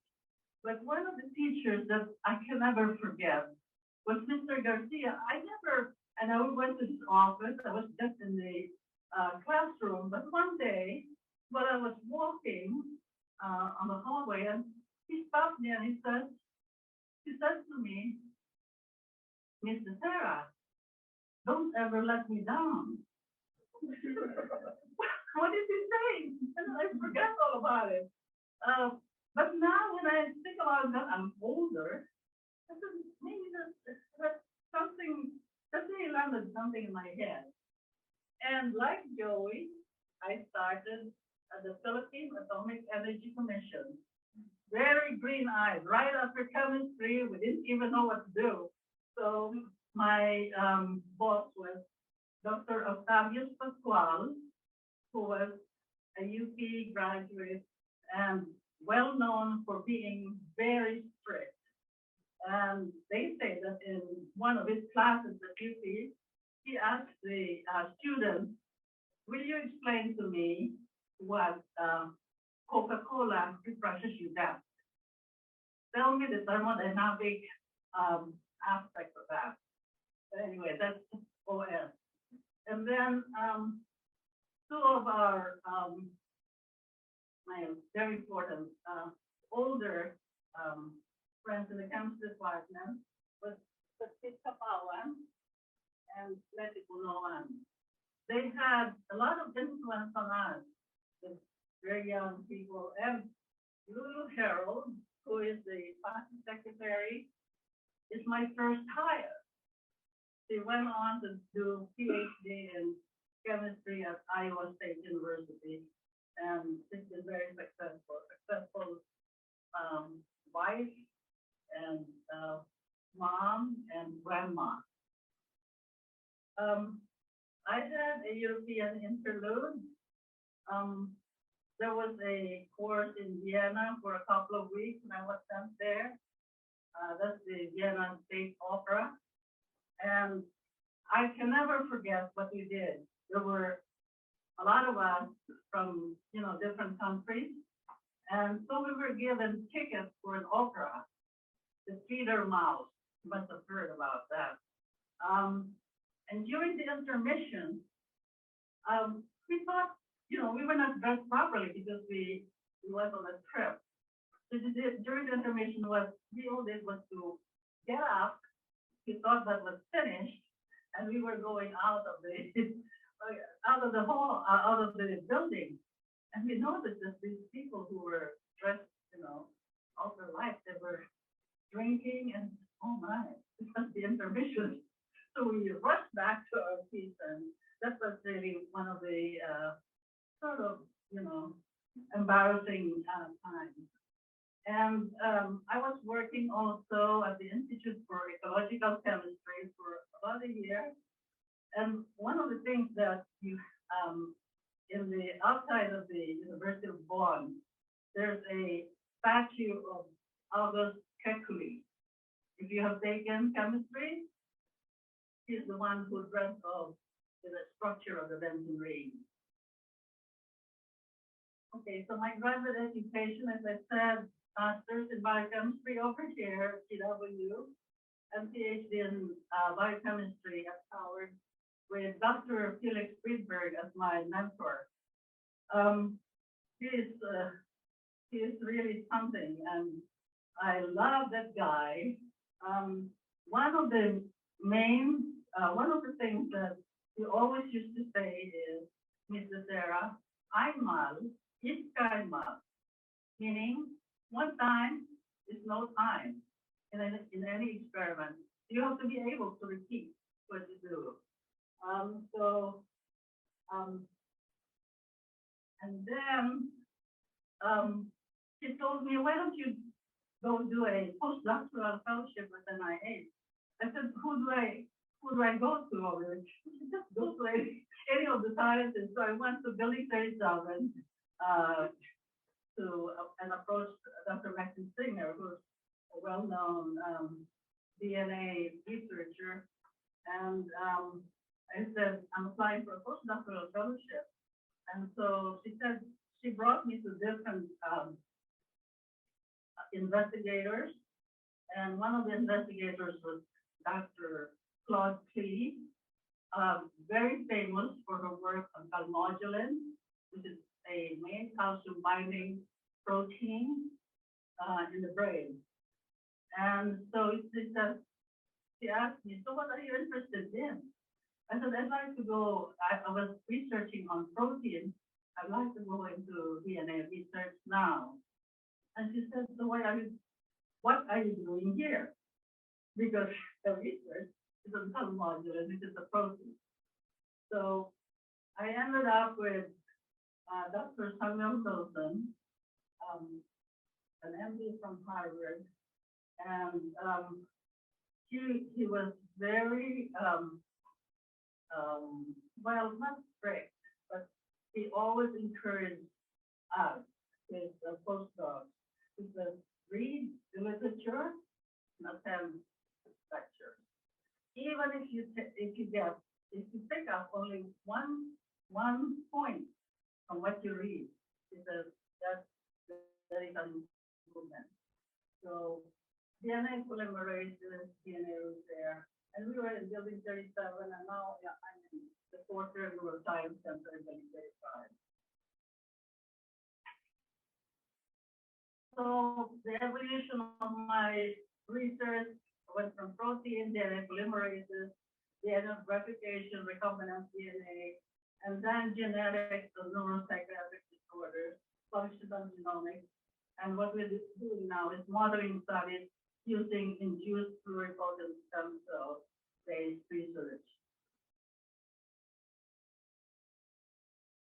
So, in order to introduce neuropsychiatric disorders, I'd like to show you this data on the global burden of disease for mental disorders and addictive disorders. The finding is that over 1 billion people are affected by these disorders, and they cause 7% of global burden of disease and cause 90% of years lived with disability. These disorders have increased in the past decade, in part due to the fact that there's stigma. You know, a lot of people who have mental or addictive disorders, they don't want to talk about it, or there's lack of treatment also. Some of the treatments that are available are not universally efficacious. So this is just a rundown of the different types of disorders. One of them is bipolar disorder and depressive disorder, which I'm involved in, and schizophrenia. The most recent data is that schizophrenia, bipolar disorder, depression, autism, they share genetic risk. Not all genetic variants are shared, but some of the genetic variants are shared. So the research strategy is start with genetics and then do functional genomics. So these are the challenges. The biological impact of multiple minor effect genes or variants needs to be fully defined. So the findings that we have are the variants that have minor effects, something like a gene that causes, for example, sickle cell disease or cystic fibrosis. And there's a dearth of, as I said, of high impact genes that cause disease. And live brain cells, of course, they are inaccessible. You cannot take them from a living human person. And there's a lack of appropriate animal models. For example, how would you make a mouse schizophrenic? Or you can make it depressed. In the swimming model, there are models for depression in mice. And as I mentioned, medications are not universally efficacious.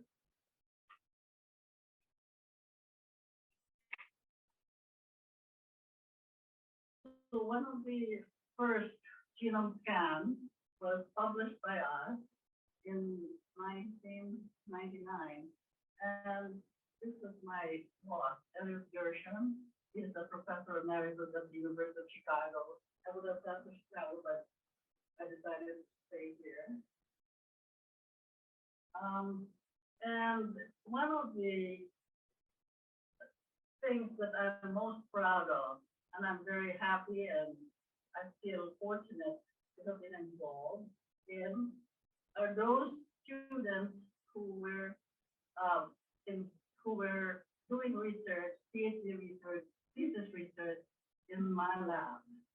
And one of those is Gloria Reyes. That's her publication. She worked with as a senior computer specialist at the Wellcome Trust in the Sanger Institute in the UK.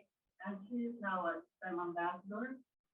Bert Ferraran finished his PhD, and he's a professor at the Visayas University in the Philippines. They finished a PhD at the UP Department of Biochemistry and Molecular Biology under the advisorship of Dr. Virginia Monmouth. And so I was talking about genetics and bipolar disorder, because of the Human Genome Project and the sequencing that have been started in the 90s, there's a lot of technology that were developed, especially computer technology, and also people, psychiatrists, started collecting a lot of families and a lot of patients and also controls. Because of that, you can do association studies. Association studies that you compare the variants that are present in cases, in patients, versus those that are present in controls. So this is one of the things that after doing that, you get the NaFFAA plot. I think you're familiar with that because of all the peaks that come up. And each peak is, I think, -8. If it is beyond that, then that's significant association. So as you can see, there are a lot of variants, genetic variants, that are associated with bipolar disorder. And this is the most recent one that was done by Mullins et al. In 2021, 40,000 cases. But as I had mentioned, the problem with mental disorders, neuropsychiatric disorders, is that the genetic variants have minor effects. So in order to study biology, it's a lot more challenging. So yeah, I repeated this because how do you study the biology of variants that have minor effects, and then say live brain cells from living person? It's just very challenging. So this is one of the approaches that we use. We're using induced pluripotent stem cell technology for modeling studies. IPS, I will show it to you what IPS is after this, but I'm going to say that IPS generated from human beings derived from you. It carries the genetic makeup of the donor or of the patient. Human derived is a mouse. It can be transformed. If you have stem cells, which is embryo life, you can transform it to any cell in the body. So you can transform it to brain cells, to cardiomyocytes, kidney cells, or whatever cells you're interested in.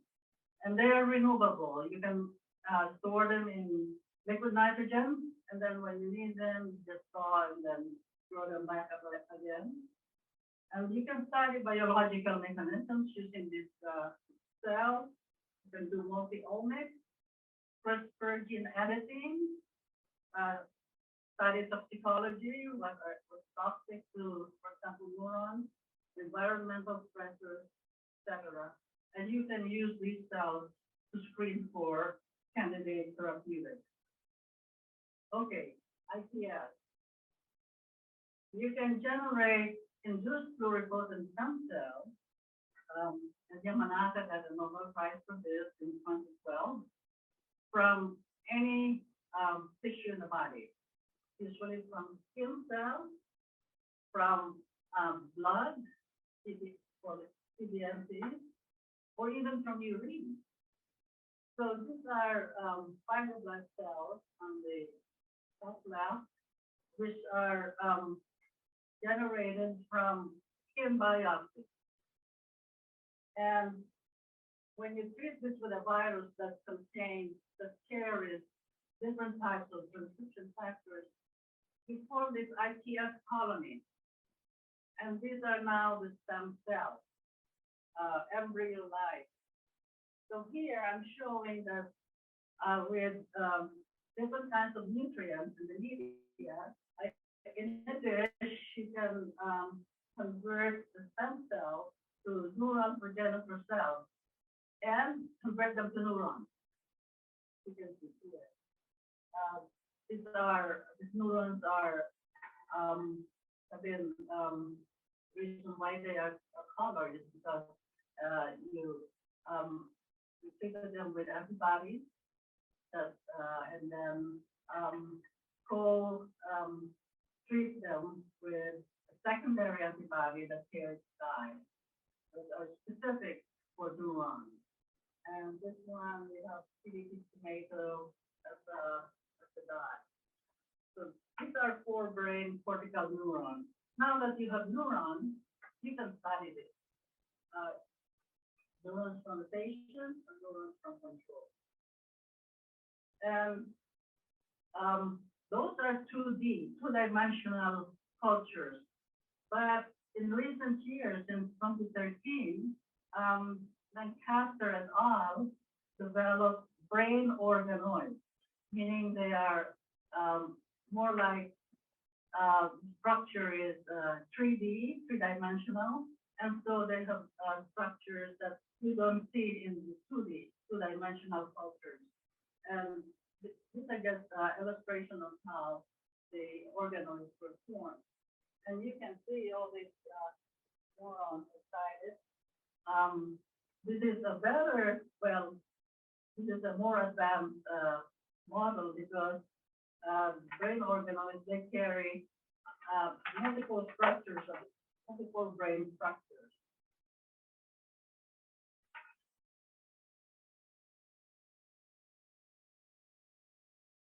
And a couple of years ago, Sergio Pasca at Stanford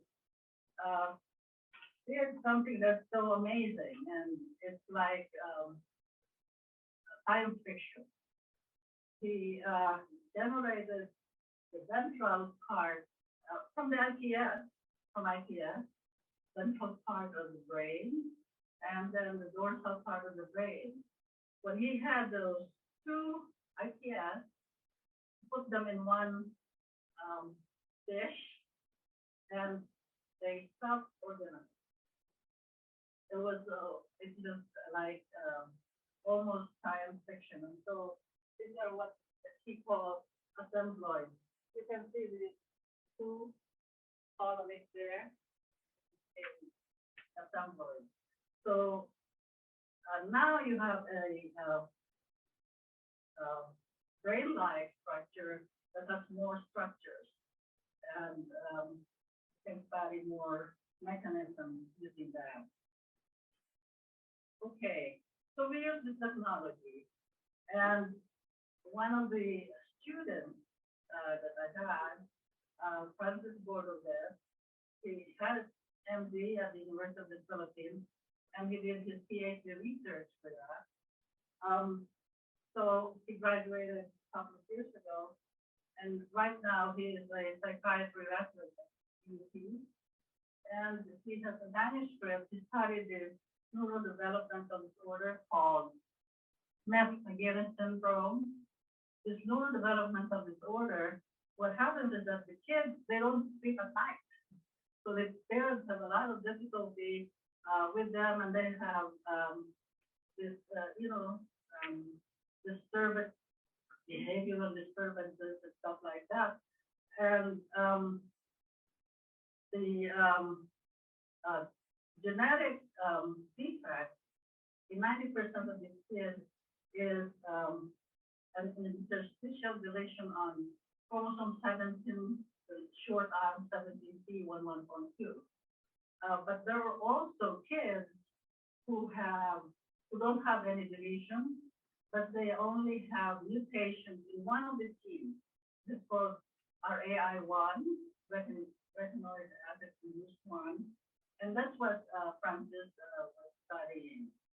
He generated neurons from the fibroblasts of these kids and did RNA sequencing, DNA methylation arrays, and also proteome analysis. And this is a tentative title that we're writing, this manuscript.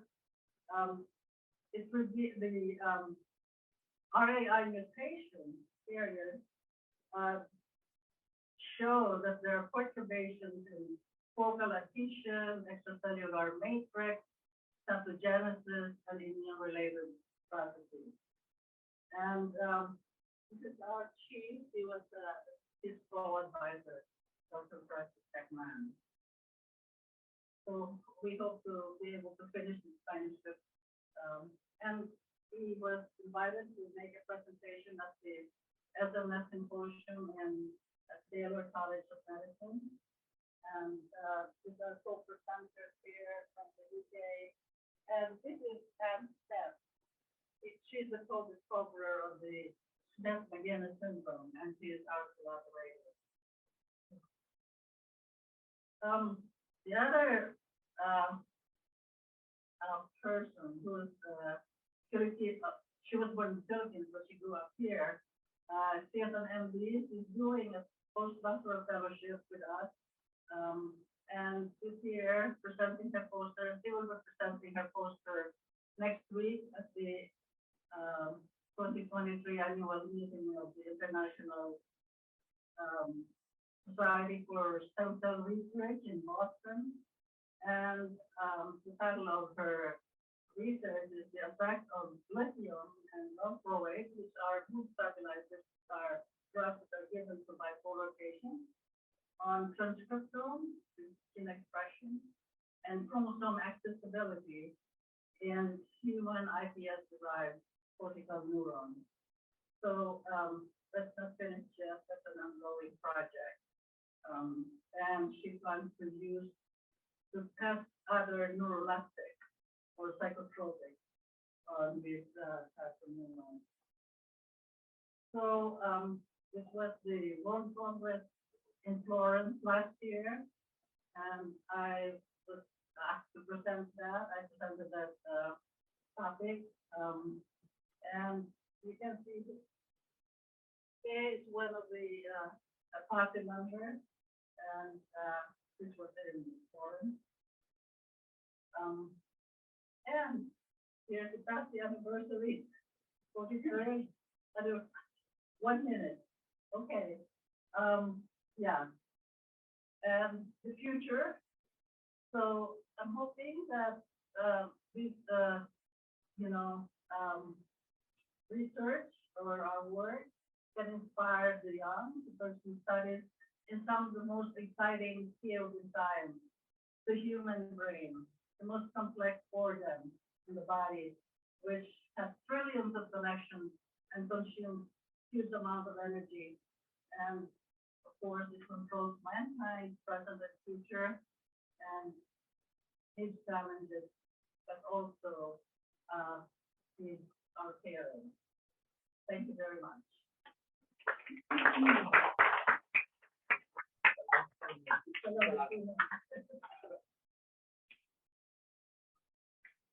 Thank you very much, Dr. Sibyl, and thank you very much for mentioning your mentees. Indeed. Yes, so your mentees, all of our speakers have mentored, dozens from these hundreds, of students throughout their journey in science, and their mentees have now their own mentees, it's actually multiplying.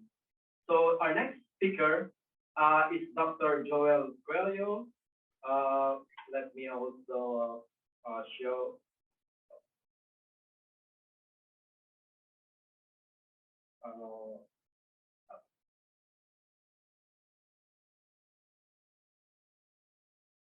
I need to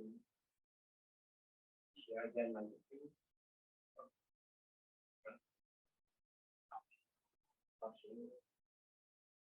And I'll share.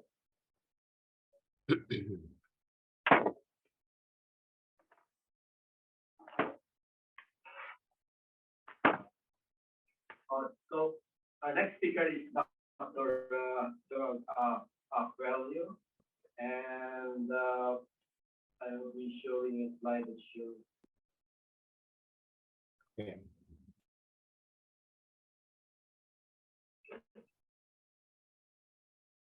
Dr. Coelho is a professor of biosystems engineering from the University of Arizona. He's also the Director of Graduate Studies, Interdisciplinary Applied Biosciences, and the Vice Chair of the International Association for Vertical Farming.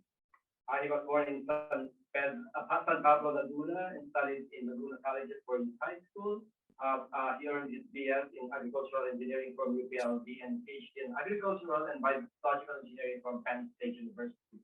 Among his honors and awards, he's a corresponding member of the National Academy of Science and Technology. He's received the Tech Launch Arizona I-Squared Award and has been an outstanding alumnus awardee in Biosystems Engineering, Global Education, and Research, also from UPLB. Among his research areas are the design and scale of microalgae bioreactors, both phototrophic and heterotrophic, for production of nutraceuticals, biofuels, and other applications, and the design of standardized, minimally structured, modular, and prefabricated vertical farms for crop production in megacities, and the design of new strategy in photo-hydrogen production from microalgae. Dr. Joel, please give him a round of applause. Thank you very much. And he will share his slide. Yeah, thank you, President Mario. I hope that you can hear me. And pardon my voice because I've got a rough throat here, but I'm fine. Yes, I think it's projected now, right? Muted? I'm not able to move it though. Okay, let me. I stopped sharing and I'm gonna share again and see if it works. Oh, there, that's right. Okay, you can now go as a. It's not moving though. Please go ahead. I'm not able to move the slide. Okay, let me stop share. Can he change? Can he actually? Actually, let me share. Okay, this one. Yeah, can you try again? Yes, I'm able to move it now. Thank you. Okay, thank you. All right. Thanks again, Vice President Mario. Thanks to everyone. And greetings. I'm joining you tonight from Cairo in Egypt because this past week I've been here in the Middle East to give a talk and also to have quite a number of meetings. But anyway, because I'm aware that we are short of time, and so I'm just gonna go through my presentation, and I'm not gonna touch in great details about my research. So a little bit of background about me. I did my bachelor's degree from the University of the Philippines at Los Baños, and I majored in agricultural engineering. After that, I taught at UP Los Baños for about 2 years. And then I moved on to Pennsylvania State University in Pennsylvania to get my master's in agricultural engineering. After which I pursued my PhD, also in biological and agricultural engineering. And I decided to get a second master's in plant sciences. Then after that, I did my postdoctoral fellowship at NASA Kennedy Space Center. And this was through the US National Research Council Research Fellowship. And then after that, I got hired at the University of Arizona. So I started there in 1995 and then went through the promotion process from assistant to associate and to full professorship. So here's what I learned. In college, again, I was a student at UP Los Baños. And I realized at that time that UP was special because it was really a research and development innovation ecosystem. I became aware that a lot of my professors earned their PhDs from outside of the Philippines. They came back and they were not just teachers, but they were doing research and they were doing these innovative products and services that then gets transferred and applied in the real world. And so that was my first real experience of innovation or value creation. When I was an undergrad at UP Los Baños, I wish that I was given an opportunity to participate in research, but there was no such program. And so I never had an opportunity. But just the same, I was greatly benefited by the fact that I was in that environment. And so by osmosis, I was absorbing this culture of value creation and innovation. So fast forward, after teaching for 2 years at UP Los Baños, I moved on to Penn State, where again, I got my master's, my PhD, and then my second master's. This was in the 1990s. And of course, at that time, there was great emphasis on innovation or value creation in science and technology. And of course, it was real to me, again, being in that atmosphere at Penn State, that everybody was not just, learning, not just doing experiments, but actually creating value, which then will be transferred into the larger society. So that was a principle and a lesson, if you will, that I took to heart seriously. Then after that, I did my postdoctoral fellowship at Kennedy Space Center. It was in a division called Controlled Ecological Life Support System. So essentially that's space farming, because in the future, astronauts will be living for extended duration on the moon and Mars. And it's not possible for them to bring all of the resources, including food, that they will need to be there for about 2 years or more. They will have to learn how to grow their own food.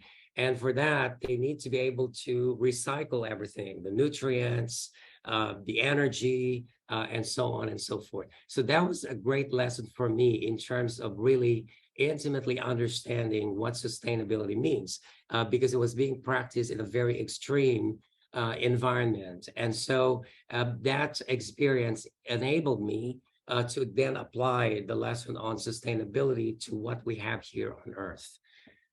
Then in 1995, I was hired as an assistant professor at the University of Arizona. And then that was a whole new experience. But basically, that's where I was able to integrate globalization, because again, this was in the 90s when the world was really coming together economically into one large network. And so there was globalization, there was sustainability, and there's innovation and value creation. And so I was able to experience all three interacting together writ large, if you will, as a professor at the University of Arizona.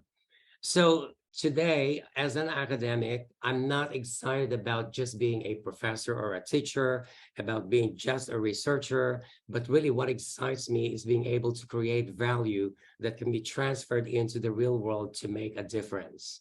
And I'm in an area which is considered to be an urgent planetary grand challenge, and that is food. Again, because our population is increasing, we hit a milestone earlier this year. We now are 8 billion people on the planet. And by 2050, that's going to rise to about 9.7 billion. So that's like adding another China, another India to our current population.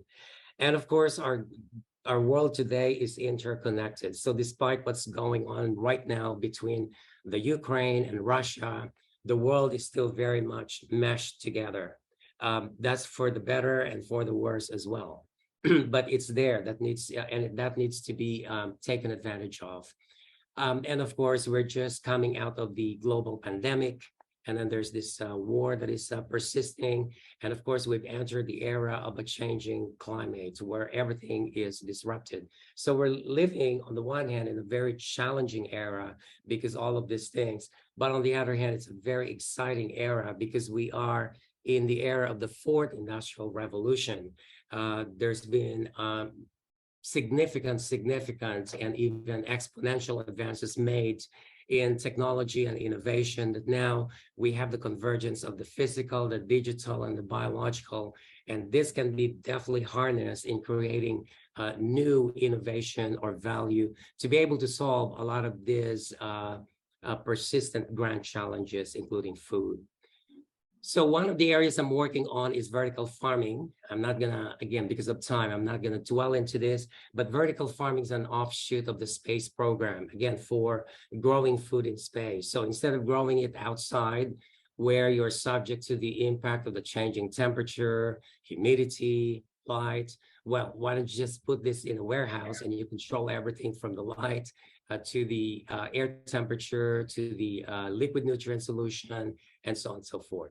So the end point of this is that you are able to divorce food production from the impacts of the changing climate, the weather, the season, even the location or the geography.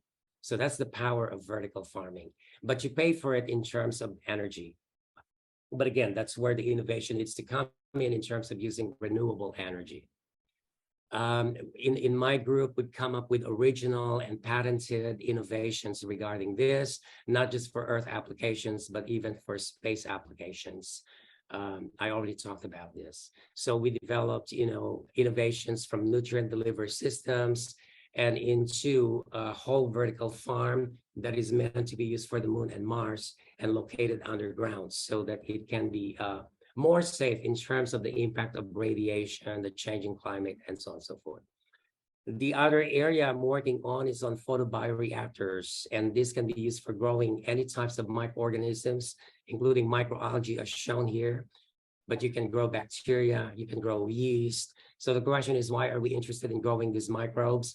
Because they are actually versatile factories for producing high value products. For instance, some microalgae are high in protein. So as a population on the planet, we can't rely on growing animals because they are guilty of really being responsible for a big chunk of the greenhouse gases being emitted. And so by switching to microalgae that are rich in protein, then that could be an alternative source of protein. And this is a photoautotropic process, so it's not releasing, but actually absorbing CO2 from the atmosphere.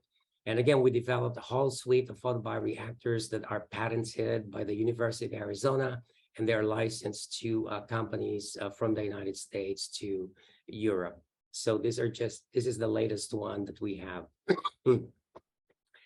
Now, of course, I'm not only doing research, but I'm doing teaching as well, and that includes advising and mentoring graduate students.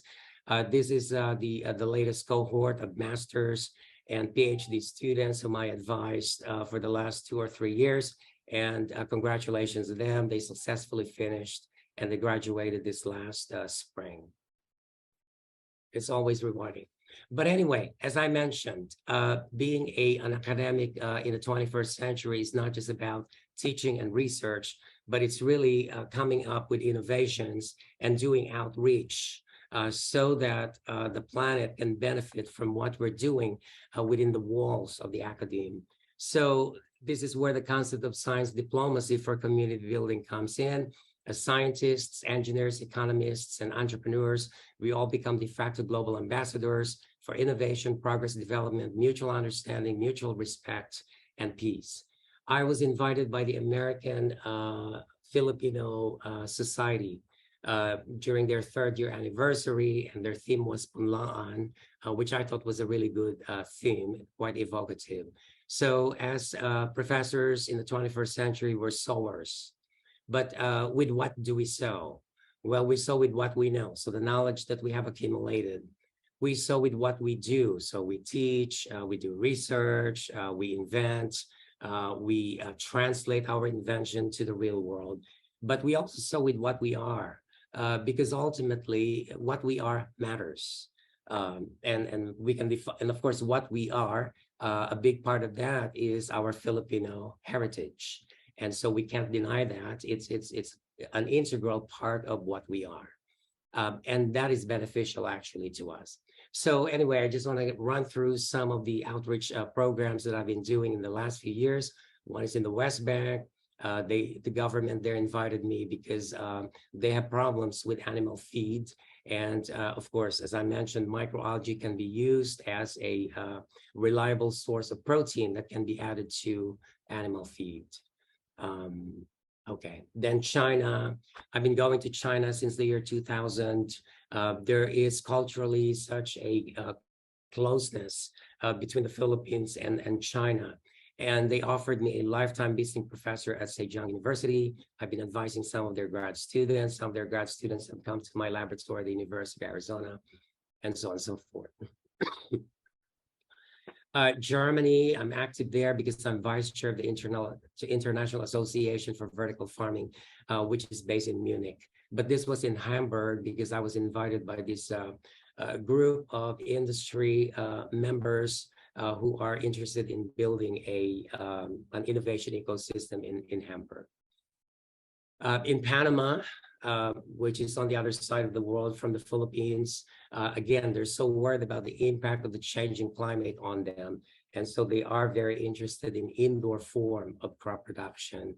And that's what I'm helping them with. This is a particular location on the campus of the University of Panama. And this is where pretty soon the physical infrastructure for the center will be built.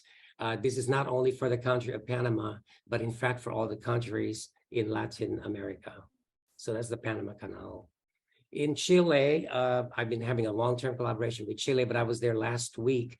Patricio Valdivia was a PhD advisee of mine at the University of Arizona, but he's gone back to Chile. He's worked for the government in their innovation center, and it's been instrumental, really, in terms of implementing a lot of the innovation policies in Chile. And at the same time, he's now an assistant professor at Universidad Técnica Federico Santa Maria. So basically, I was there. He showed me his research. I'm working as well on hydrogen production for microalgae. So we're planning on cooperating. I'm in the Middle East this week, in part because I was invited to give a talk in Dammam, where the oil industry is. But this is not about oil production, but production of hydrogen gas and other high-value products from microalgae, which I'm working on. So yeah, I gave a talk earlier this week, and the Ministry of Environment, Water and Agriculture of the Kingdom is asking me for input in terms of what to do in terms of setting up an innovation ecosystem for crop production in the kingdom. And so I'm excited and happy to help them with that. I'm here in Egypt because I met with my colleagues here at the University of Sadat City, because again, just like the Philippines, Egypt is very much suffering from the impact of a changing climate, and their food production is really under threat. And they're very much dependent, of course, on their food supply because it's now a nation of over 100 million people.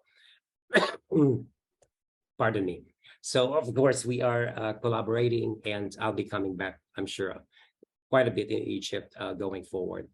And of course, I haven't forgotten the Philippines. I have this long-term collaboration now with Eastern Visayas State University through the DOST, Department of Science and Technology, Balik Scientist Program. And again, this is in relation to the changing climate and its impact on food production in the Philippines. So there's this, for instance, location in Bukidnon where they used to be growing these high-value crops, but now they're not able to grow them outside as they used to. They need to have some kind of an indoor rudimentary greenhouse structure so that they can continue to grow these high-value crops. And I'm focused on Leyte, which is in Eastern Visayas University, and I'm working with them in developing this Eco Vertibox, which really is a low-cost modular unit of vertical farm using locally available materials. It's in the process of being patented. I'm giving up the patent rights to Eastern Visayas State University, but on condition that they will make that available to all growers in Leyte as well as in the Philippines, to which, of course, they're happy to agree. And I'm providing advice as well to the Department of Agriculture in the Philippines because they now have formalized their national program for urban agriculture, which includes vertical farming as well. So with what do we sow? We sow with what we know, we sow with what we do, and we sow with what we are. And I just want to acknowledge and honor a few of my colleagues at PASE, because again, I'm not the only one. There are many of us.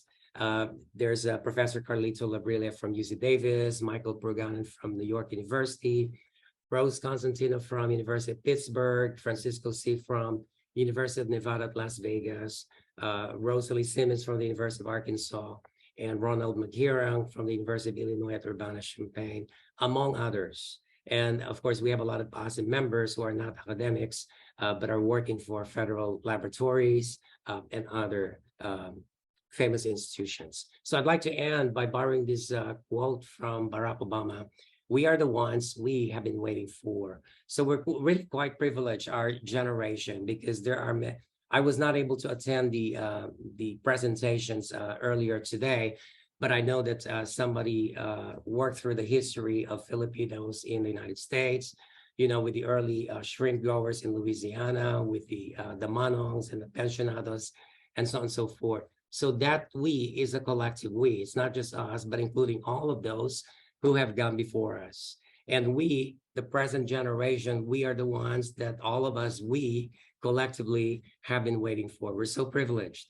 And so we accept what we are today without any guilt, without any feeling of arrogance, but matter-of-factly, because this is the collective legacy of all of the Filipino Americans and Filipinos and Americans who have gone before us. So we are very humbled, and we're very thankful and filled with gratitude with where we are at now. Thank you so much. Thank you very much, Dr. Joel Belio. I forgot to mention during the introduction that Joel is a colleague site.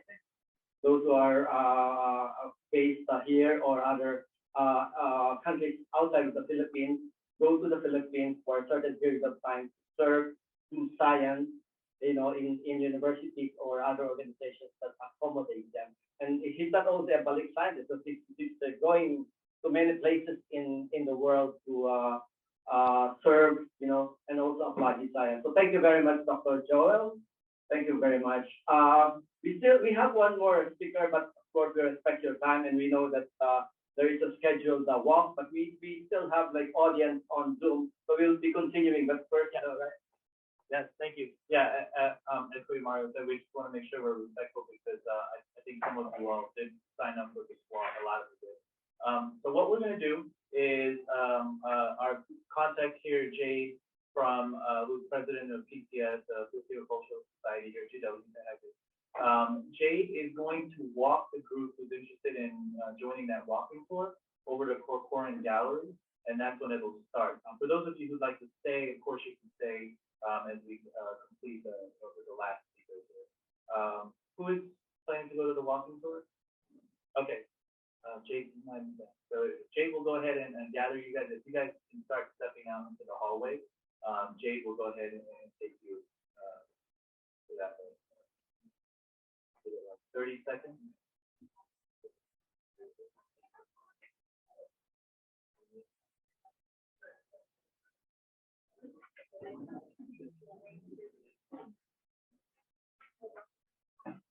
So the person leading the tour will be Erwin Tiongson, and the rest of us will try to catch up. But please go ahead join that tour now.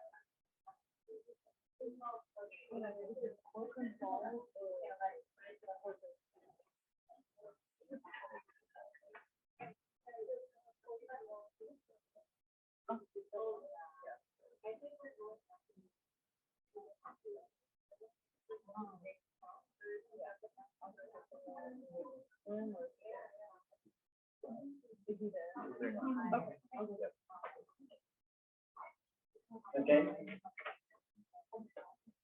Our final, but definitely not the least, speaker is none other than Dr. Rigoberto Gobet Antingula.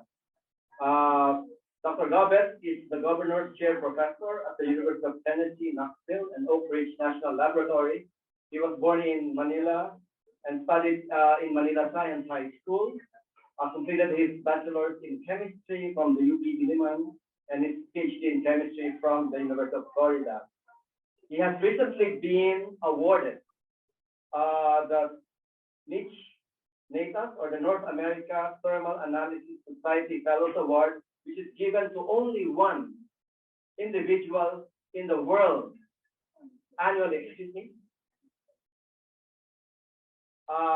He's also been recently featured or awarded the Distinguished Lifetime Achievement Award from UP System. He's an NASP corresponding member, an American Chemical Society Fellow, also a fellow of the Polymer Chemistry Division, and a member of World Economic Forum Advanced Materials Council. Among his areas of research are the utilization of the structure and functionalities of materials on a near atomic scale, characterizing and developing new materials, sensors, optics, biotechnology, biomedicine, energy production, and advanced manufacturing. Dr. Gomez Advinculan. Please welcome. I will start here. Dr. Gomez. So thank you so much, Mario, and thank you for all the organizers, and happy 125th Philippine Independence. And most of all, I also thank you for those who are here listening, and also the audience on site at George Washington University. Mario, am I able to share my slide on screen? Yes. Can he share his screen? Yeah, you can share your screen, Robert. Okay. You have to stop sharing your screen. Okay. Now we should do it. Is it showing up? Yes. Not there. No, this is still my. There, yeah. How can we show it? You have to stop sharing. Okay. But he's good. He can go. The people. Yeah, go ahead. Okay.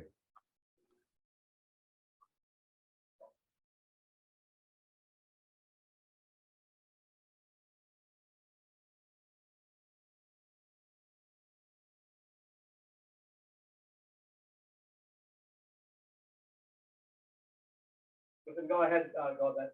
Okay. All right. So in the interest of time, yes, of course, I'd be happy to tell you a little more about myself, my work, and why I keep coming back to the Philippines. So like what Mario said, I have the privilege of having my career built here in the US, but really, if I integrate many things, a lot of what we have as PASE members goes back to our time in the Philippines, where we got excellent training from our bachelor's degree, ended up going to graduate school in the US, and choosing a career path that took us to academia. In my case, now with a national laboratory, Oak Ridge National Lab. So I run a group, a research group at the University of Tennessee, as you can see here. We have undergrads, grads, students, and postdocs. But also I run a research group at the Oak Ridge National Lab. I choose to highlight the UT connection because this is where most of my mentoring takes place in preparing the next generation. And as you'll see later, my focus really is in helping the Philippines bring up the next generation of STEM leaders, and also contribute economically by way of training the best minds to take careers in the science and engineering field. I do have a lot of involvement with other countries as well, having spent a lot of time in Japan and Korea and Germany, and several visiting professor positions. But what I'd like to highlight now is my contributions to the Philippines, and why I would like to inspire and hopefully encourage Philams to take the mantle of building a career in the sciences and engineering. So what is science and engineering applied to innovation? Well, it's more or less addressing the needs of the market, and applied research is essentially taking the best of the science platform and translating it to something where the market will determine who pays for it at the right performance cost ratio. In fact, whenever I propose a project that is of high interest to companies, it's very easy. It's because I help solve problems to them that they're willing to pay for. And really, R&D is nothing but elements of discovery, apprenticeship, all the way to associations. And we ended up with many things that we do in a university, but this happens in companies and national labs. In other words, the product is based on producing an impact, both economic, capital, or IP, intellectual property, publication, but perhaps the most important product are the people who got trained in the process. The science of today is the technology of tomorrow, and that's why it's very important to focus on science and seeing how it translates to something useful, practical for the technology of tomorrow. What is emphasized is that we live in a relational society, a global network, and therefore it's very important for us to integrate. What we do is not only local, but global, or sometimes we call glocal. And that technology, as far as advancing human and natural resources, means that we harness the best of minds to make the natural resource available, or the resource, capital resource in human intellect available to enhancing community. Now, this is quite interesting in that I am showing you human experience in relation to the electromagnetic spectrum. What we see around us, or what you see around you, is really the visible spectrum. What you don't see are microwave, infrared, UV, X-ray, gamma ray. All of these parts of the electromagnetic spectrum you actually experience every day, whether it's your microwave oven, or UV curing, or gamma or X-rays when you go to the doctor. All of this is part of the human experience. So what you see around you is not what it is. And the reality is that we live in an electromagnetic spectrum world. Also, there are many things that you do not see, but actually exist all the way to what we call the nanoscale, or nanotechnology when harnessed towards an effective application. And many of these things are natural, from organisms, pathogens, to the human body, viruses, or man-made, something that can be based on using tools or nanoparticles and different types of exercise that combines chemistry, biology, and physics into one. Perhaps one of my favorite slides is this, showing that polymers, plastics, paste, paint, whatever is made of macromolecules is really part of our society. In fact, we cannot do away with plastics even if we want to, simply because modern society, as we know it, is built on plastics. And interestingly, my work focuses on looking at polymers or plastics in their nanoscale, or looking at it as a type of nanomaterial, similar to how we would look at the famous and popular nanomaterial called graphene. Now, of late, a lot of things that we have been doing in our lab has to do with 3D printing or additive manufacturing. And in 2016, I was invited at the World Economic Forum to give an overview of the future of 3D printing: inner space, outer space, human body, soft robotics. And suffice it to say, at that time, it was a nascent in terms of its application to many fields in medicine and architecture, or even art. Now we are talking about artificial intelligence augmenting 3D printing. These are some examples of why I like 3D printing as a method, a science, and an engineering direction. We look at bio-inspired design, biomimetic systems, where we can borrow from the nature, inspired by nature, to create something new. So, for example, biomechanics as applied to new types of furniture, or looking at inspiration from marine animal architectures and their ability to be used as filtration devices. So bioinspiration is one of the advantages of looking at 3D printing coming from nature.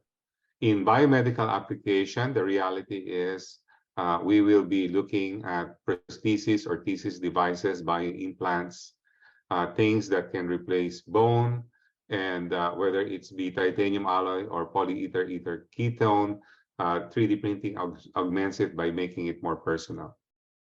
We have seen 3D printing get into the manufacturing of automotive, aerospace devices. In fact, the first 3D printed sports car was done here at Oak Ridge National Laboratory. And here is a 3D printed military jeep that was originally built in the 40s during the war, but because there's no manufacturing capacity now to make these jeeps, they can be 3D printed and basically resurrected from the original design. Now, very popular these days is the desire to recycle, upcycle, meaning less plastic materials that goes into the linear economy, but rather we are looking or using the term upcycling because we want to get more value added products out of plastics, and for example, using it as chemical intermediates for manufacturing, the use of advanced catalysts and reactions to make different types of polymers with superior properties. Now, a lot of these things are actually being glued together by what we call artificial intelligence. You see, AI is not just working on deep fake or different types of algorithms to improve delivery of services, but it's part of the manufacturing process these days. In fact, we use it a lot in our studies for materials research. And I even established a program working with the Philippine government to augment AI and manufacturing at the same time. So why am I focusing on these aspects? Well, as a mentor, as a professor, I desire to see young minds and careers shaped by the direction of taking a degree in chemistry, physics, biology, or engineering discipline, simply because it pays off. Being a professor now for 25 years and falling in love with science at an early age in high school, I've seen the rewards, I've seen the challenges, but mostly opportunities to contribute to society, whether it's in patents, publications, and more importantly, with people. You see, I'm a very people-oriented professor, in that I see in my students the future, the ability to contribute to society by discovering in themselves the talent that can be nourished by being a member of our group. Actually, this picture was taken almost 10 years ago at the University of Houston, and at that time I was hosting a lot of students, Filipino students in particular, who have gone on to obtain their PhDs, masters, visiting scholars who have gone back to the Philippines.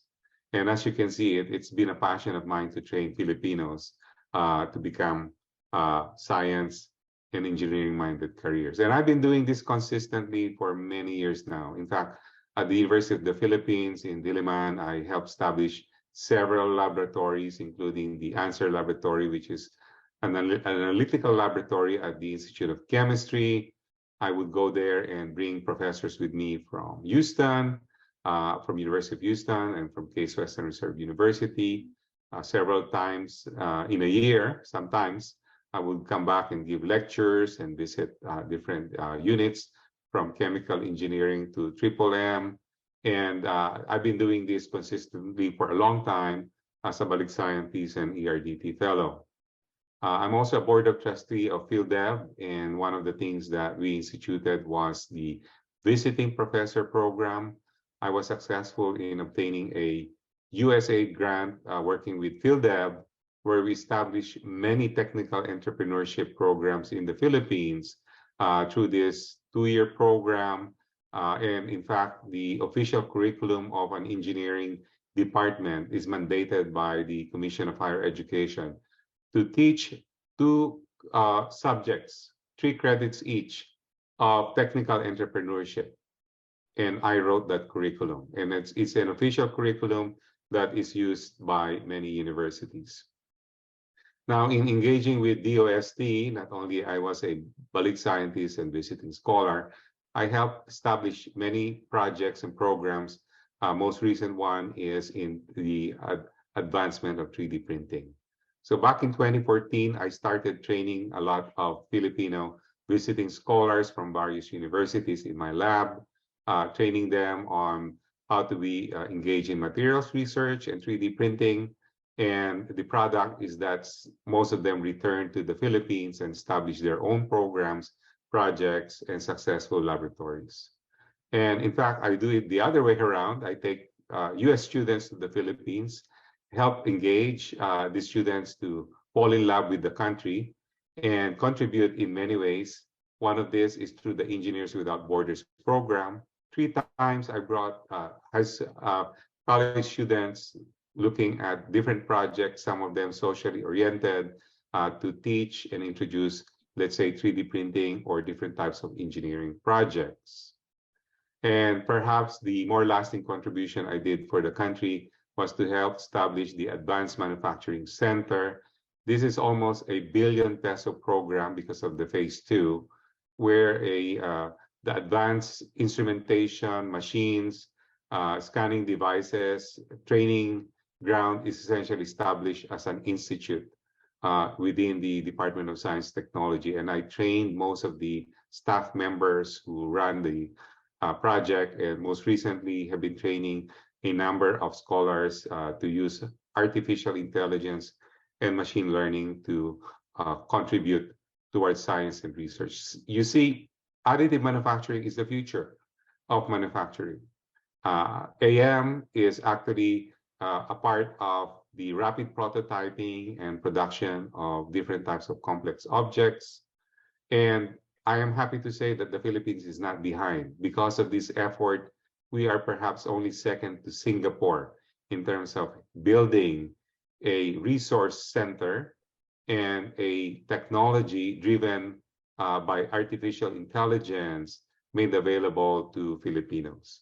And hopefully this will translate to many industries through the project. But again, I'd like to emphasize my lasting contribution is helping train Filipinos to become #1 in their field. Maraming salamat sa inyo, and mabuhay ang Pilipinas.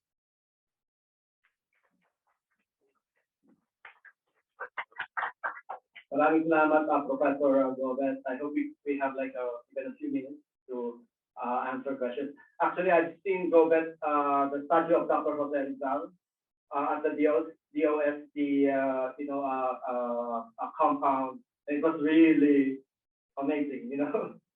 We didn't expect to see such, which was a product of 3D printing. You know, it's huge, it's magnificent.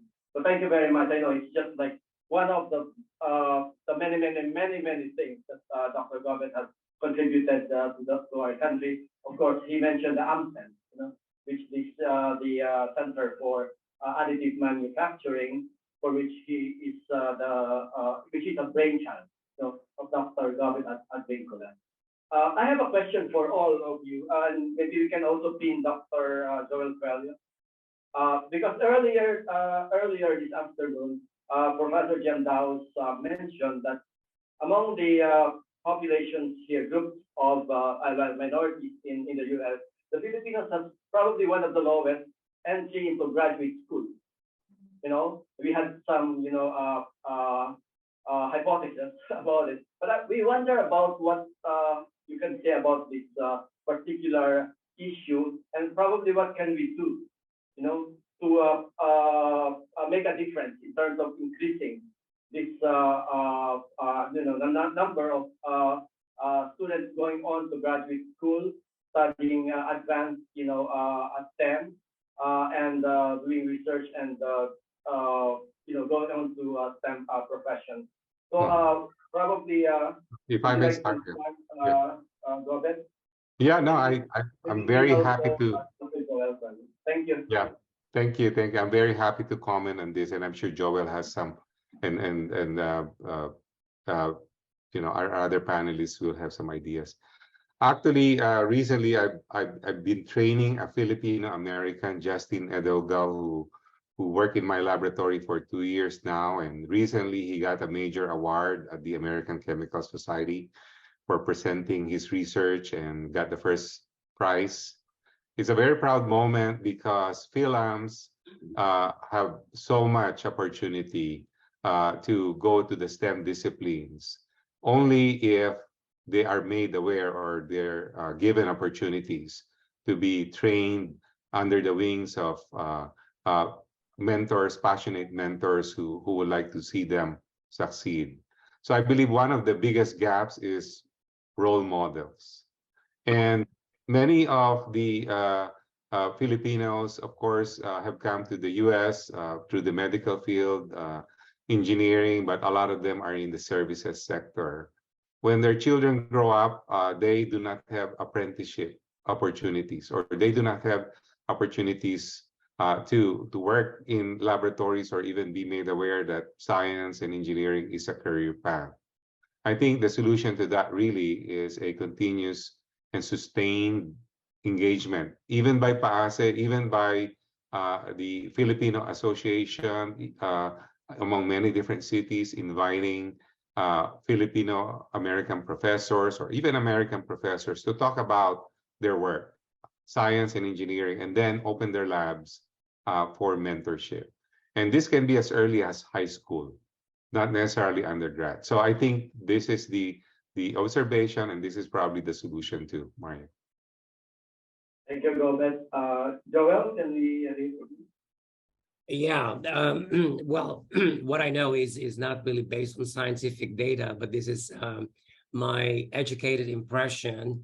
Even in the Philippines itself, actually, science and technology as a career is not very popular, with the exception perhaps of engineering. And I think that's mainly because a lot of young people cannot directly connect the economic benefits of science and technology as a career. And so a lot of them are shying away from it. So with the story of Filipino Americans, the ones who are born here, again, they struggle perhaps even more because, as what Gobet mentioned, they lack the patterns and the models. They don't see them in popular culture, particularly because in the United States, of course, they're considered to be minority. And so it's more challenging for them. And so I would like to echo what Gopet initiated, and that is to have programs where Filipino scientists and engineers can be brought to them, and they can be introduced to the body of scientists and engineers in the United States, so that they can identify, they have somebody to identify with, and make them realize that it's very possible for them to become scientists and engineers as well. So this will require a concerted effort, really, on the part of the Filipino American community. Thank you. Thank you very much, Joel. Thank you for joining us from Egypt. Are you in Cairo right now? I am, yes. And what time is it in Cairo? It is 1:37 a.m. Wow. Thank you, Joel. Dr. Joey? Yeah, thank you. Yeah, you can.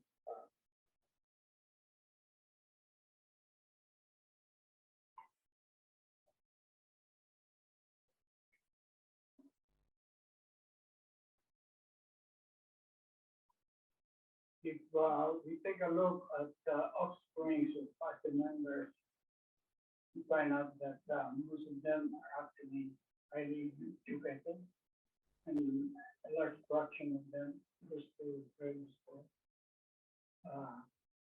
I think for the others who doesn't have a background, family background, what's needed is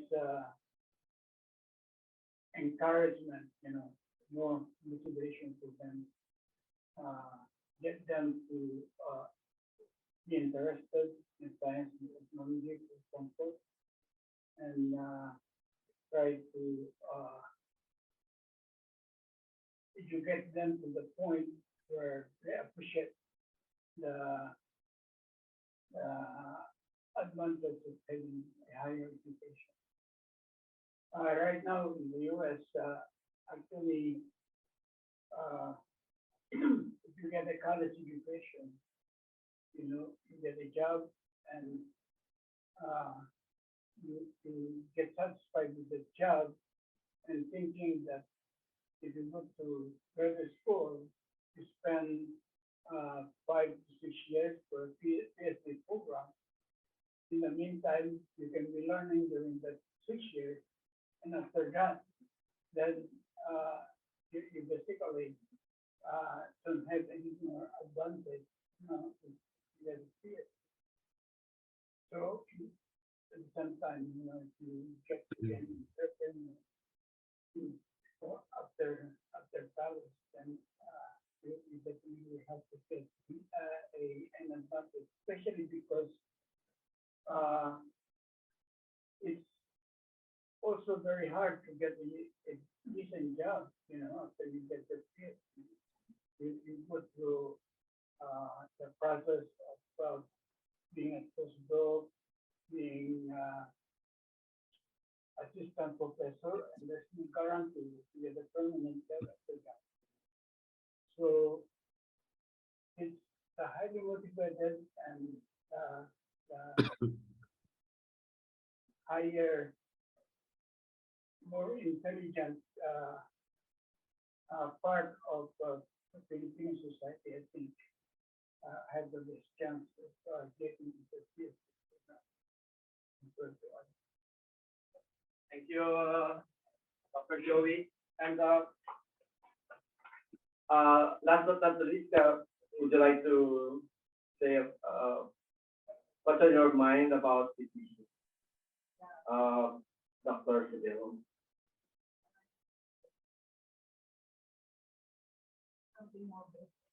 Okay, something more basic.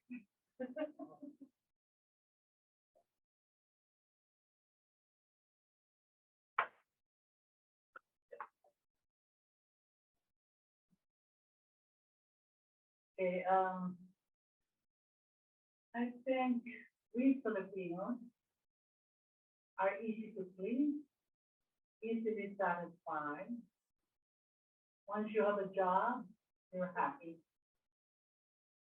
And I think that's part of our culture, it's a two-edged sword.